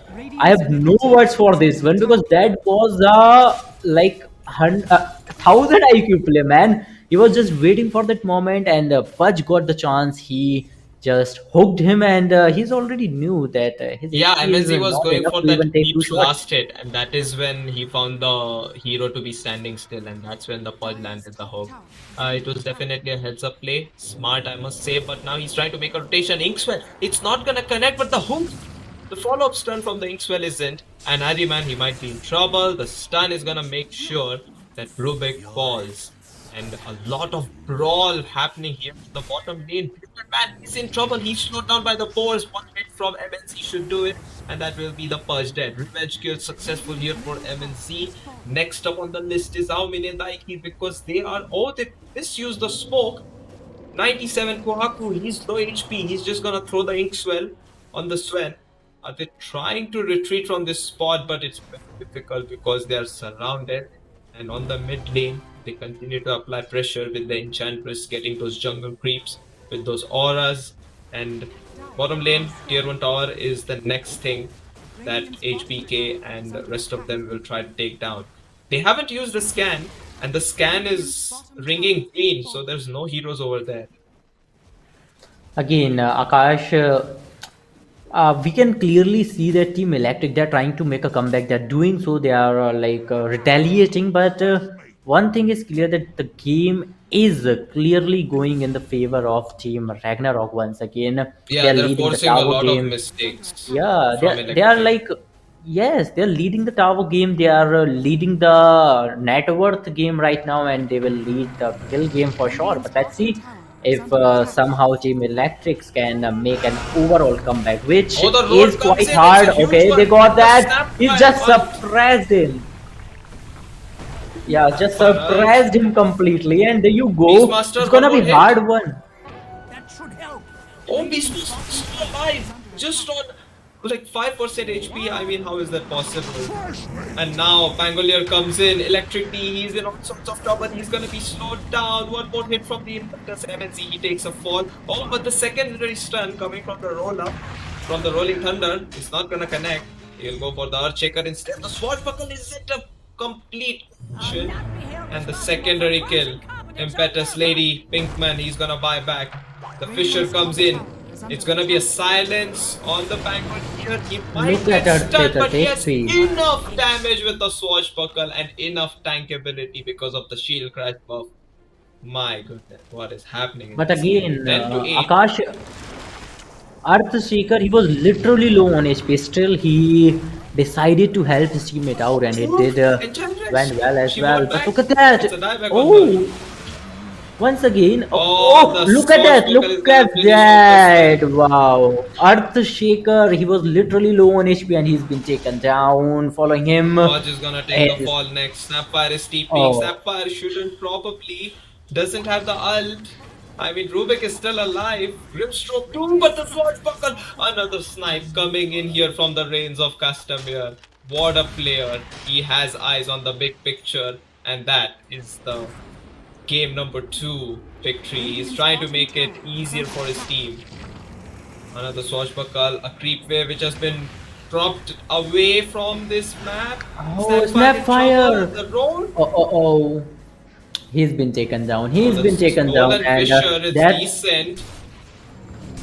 that was the moment, Akash, that Team Ragnarok was waiting for. They got the chance and they just dominated it. They are right now capitalizing the bottom lane, and you can clearly see that they are literally playing the tower game. They are trying to get, they are trying to destroy as many towers as they can in the early game, and in the meanwhile, they are trying to, get as Oh, many kills Grimstroke, as he's in they deep can trouble. as He's trying well. to silence, but is there a way he can run out of it? The Centaur War Stop, it's gonna be enough, and the vision is Earthshaker. gonna allow Rubik to fade more. Earthshaker, not a good Dies. move. That was What not a a good move. micro. Top tower is under Again, Akash, I don't know if you have seen it. Earthshaker literally tried to jump in to protect his teammate, but that was not a Yeah, he's very the good one. decision. He He's the just one who died. sacrificed it. No, Sacrificed himself, correct. yeah, he just sacrificed himself for no reason, right? Yeah, it feels like it's just mistakes after mistakes being forced out. But look at this MNC, he gets picked off by Sven and Pudge. They find the fact that this guy is farming the other side of the map, so they make a move on him. Radiant's middle Happening? tower. Ragnarok, they're buybacking aggressively. They want to end this game quickly. Fortification gets thrown off. Snapfire.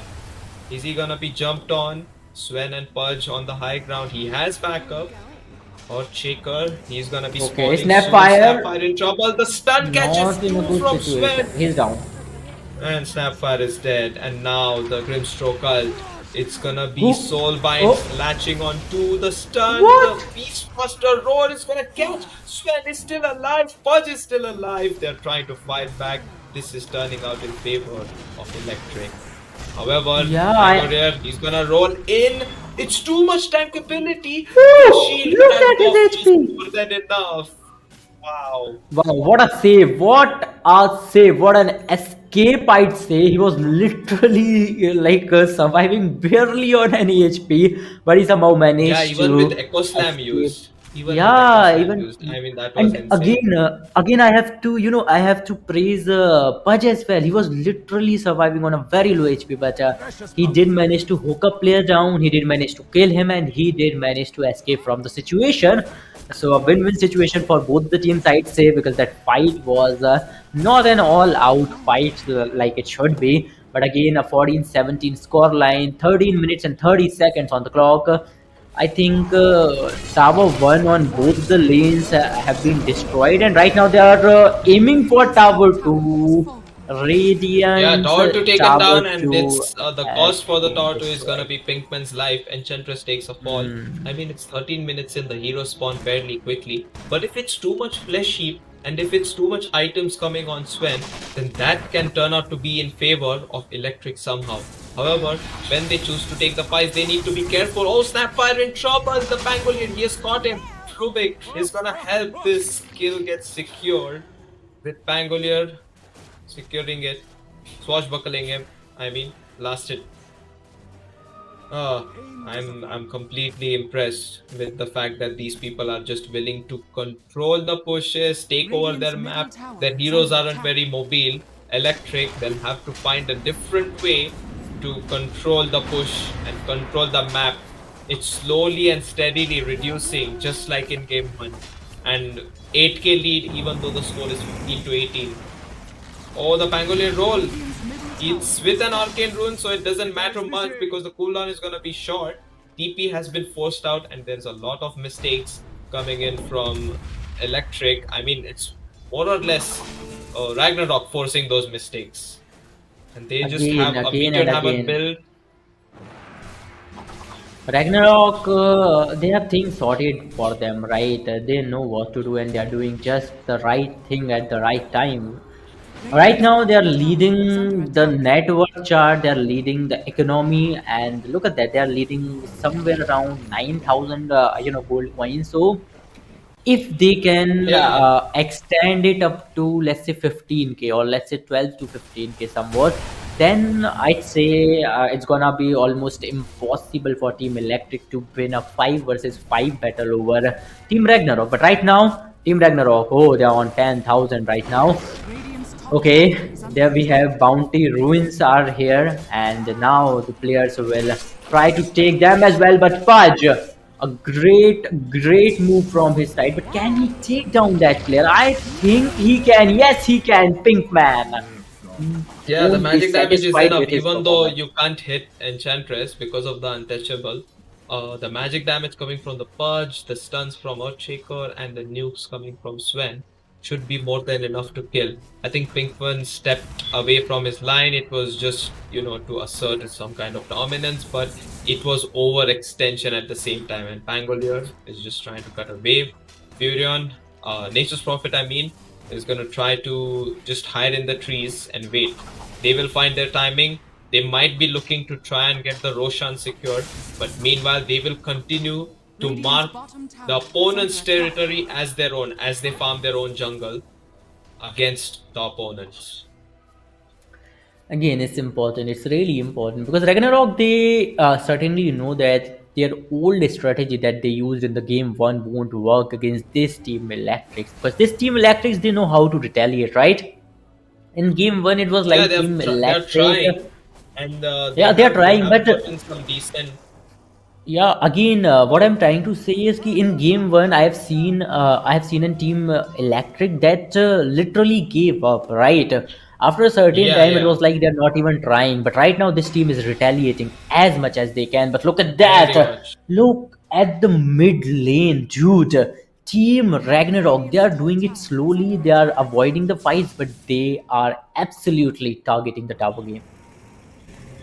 Yeah, Ragnarok is trying to Radiant's avoid bottom fights and tower trying to is take under more attack. towers, whereas Electric is trying to get their flesh heaps, trying to find those pickoffs so that they can stop the push. I think they're also getting enough amount of creeps, because of which Sven is contesting with Pangolier decently, because there is a lot of someone's taken out. Oh, and look at this. This is strange. He's gonna blink out MNC. My goodness. But the Sven is gonna blink on top of him, and this might be punishment coming in for that blink in.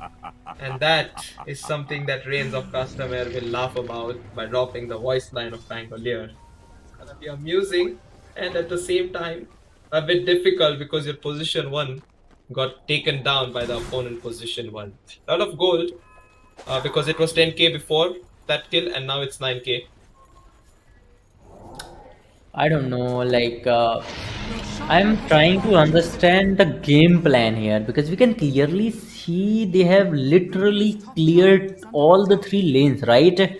Team Ragnarok, they have Yeah. managed to clear all the three lanes. Now all they need is to clear barracks just of one lane. After that, the creeps will be, already be strengthened enough Yeah, that they super can creeps and literally mega make creeps. But yeah. They will create a lot of trouble for Team Electric themselves. Like super creeps and mega creeps can deal a lot of damage, and they are already so much hard to kill as well.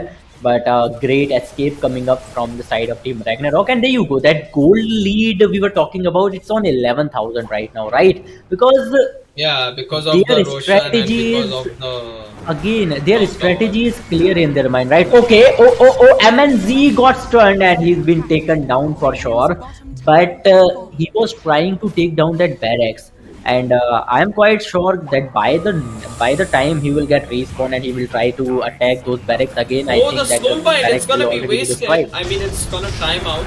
Echo Slam coming in, huge Echo Slam, but it's only gonna be ages going down for the Oh, Pangolier. However, collateral damage is gonna be applied on the Beast Master. one He's gonna be down. falling down. One down, one more to go. Furion is gonna spawn. They need to stop this push, but it seems Look at the impossible barracks. because Sven Barracks doesn't have down. enough items. Yeah, the Helm of Dominator is doing its magic. I mean, it's not the Okay, Helm of okay, okay. He's Dominator. stunned. I guess another kill coming up. Yes, it is a kill, and there you go, 3 man down. I think the game is about to be finished, Akash, my friend, because 3 mans are already down. But okay, they're buying back. Okay, they're buying back, right? They've got some of the buybacks in the kitties. But look at the goal difference. It's almost 18,000. You kidding me? You kidding me? Look at that. Top barracks are about to get destroyed. Middle barracks are under attacks as well. It's like bloodshed all over their home, right? And if okay, 3 more people down, I think Team Ragnarok, they have set up their mind that they will finish this game with this one push only. Yeah, they're slowly split pushing, and oh, the hook marginally misses, and the hook's been stolen, it seems. Oh, the hook on Earthshaker, it's gonna latch, and Earthshaker, he's caught off position. The Beastmaster Primal Roar is gonna come in, and that's gonna be It. a Shaker dead. Without an Echo Slam, without a buyback, no buyback available even on the Sven. Snapfire is gonna spawn soon, and look at this. The buildings are dying so quickly. The buildings are what Ragnarok want. They don't want kills, but they're gonna use the buyback, and they don't have BKB on the Sven. The hook, it's gonna miss. It's gonna be missed, and the secondary hook on Fudge, however, coming from Rubik, it's gonna latch. The Sven stun, it's gonna be on Beastmaster. That's gonna be a dead punch, not before the Rubik falls, however, because he's gonna succumb to the Snapfire Mortimer kisses. And now Snapfire next on the list. He's enchanted. Slowed down. Swashbuckle is gonna be the end of him. HBK will secure that kill. Ancient under attack. Ancient Yeah, already tier under 4 towers. attack, and again, you were talking about how fast the buildings, our buildings are getting destroyed, and that's what happens when you unlock your super minions or mega minions. They like deal crazy amount of damage to the buildings as well as to the Yeah, heroes and if they try to MNZ stop just them. Look at TP'd that. into the Okay, fountain okay. for the meme. Right now, Ancient is under attack, and there's no way stopping them. There is no way stopping that many creeps at a time, and following them are the heroes of Team Ragnarok. 2 down. Is it gonna be a comeback? It's really hard. I think it's gonna be impossible, but you never know. This is the game of Dota, and miracles do happen here. Look at the creeps. Creeps are all over the place, and heroes are literally sitting around in their enemy's territory. But finally, a comeback might come from the side of Electric. Yes, you did. They took down one more of the hero from the opposition, but the super minion, look at the damage they are dealing. That is crazy. Yeah, that's a lot of damage dealt by the creeps to Sven alone, and the stolen I think vision is that's just it. make things very difficult. That's GG it. might get called with Akash. a huge. Oh, it's Woo! 2 kills before What? the Shaker dies, but for Pangolier lives. One more stun should do it. The secondary stun follow up. Rubik is doing it by himself. Okay. Oh, he's gotten a double kill with the Stone and Stormhammer. The Furion death is problematic, and the disconnection comes in here Bro. from the dead Enchantress. The creeps are toppling on top Wow. of the Ancient. Wow.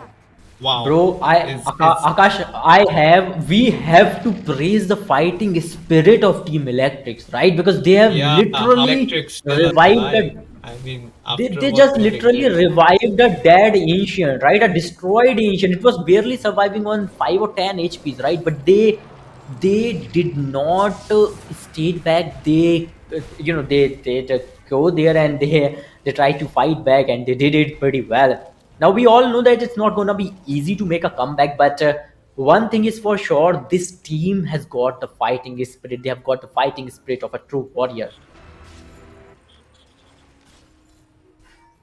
Yeah, I will definitely give them that, because they didn't call the GG. They didn't. I mean, Enchantress is disconnected. I am just confused why Ragnarok isn't stopping. They're probably just trolling them or just being disrespectful. I'm not sure. I mean, surely the game is over at this point, but they're just trying to have some fun and assert some dominance. Earthshaker, he's burning down. He's gonna get taken down, and this time it looks like GG is gonna be called, because they know they don't have fortifications, they don't have any health, the creeps are too many, Sweat doesn't have enough items, it's gonna be stunned, Snapfire, it's not gonna be enough. Ancient exposed, Ancient destroyed, 2-0, and Ragnarok will be the team joining the grand finals tomorrow. It's gonna be a BO5, so we will look out for Standin 5 versus Ragnarok. Again. That's a matchup to watch Yes, out for. Akash. And huge respect to Yes. Electric for trying their best and not giving up until the end. But it was Again, inevitable. I believe that was the moment of the day, right? We have seen so many outplays, but according to me, that was the moment of the day when Team Electrics they stood up and they stood up for themselves. They said we won't give up. We will fight until the very end, until the bitter end, and they did so. And that's, my friend, is the true sportsman spirit, right? Right, Akash? Yeah, And yeah, again, indeed. Team Standing 5 was already waiting at the grand finale stage for a team to join them, and the Yeah, Team they were just Ragnarok is looking the one who's forward to gonna join. see who do they have to Yeah, battle in the BO5 but tomorrow. but So, but now we are looking forward to watch Ragnarok oh yeah, versus I'm Team I'm Standing 5, because I'm looking forward like to that series. I hope it goes we out are to be crazy one of the best excited. BO5s. Yeah, of course, Yeah, of we are course. I crazy mean, excited for this, right? And that yes. that game is not far away. We'll okay, guys. Then I think, Akash, this is it for today. We have seen two BO3s of semi-finale. We have seen Standing 5 win one with a 2-1 score line, then Ragnarok with a 2-0 score line. But this is it for the day. Let's call it a day. But do not forget to stay tuned with us. Do not forget to tune in with us tomorrow onwards at the same time on the same place, because tomorrow is the Hmm. grand finale of this ASUS ROG Showdown series, DOTA 2 grand finale powered by Intel. So please do join us tomorrow. But for now, me and Akash will take your leave. Thank you so much for joining. Thank you, guys. Thank you for watching.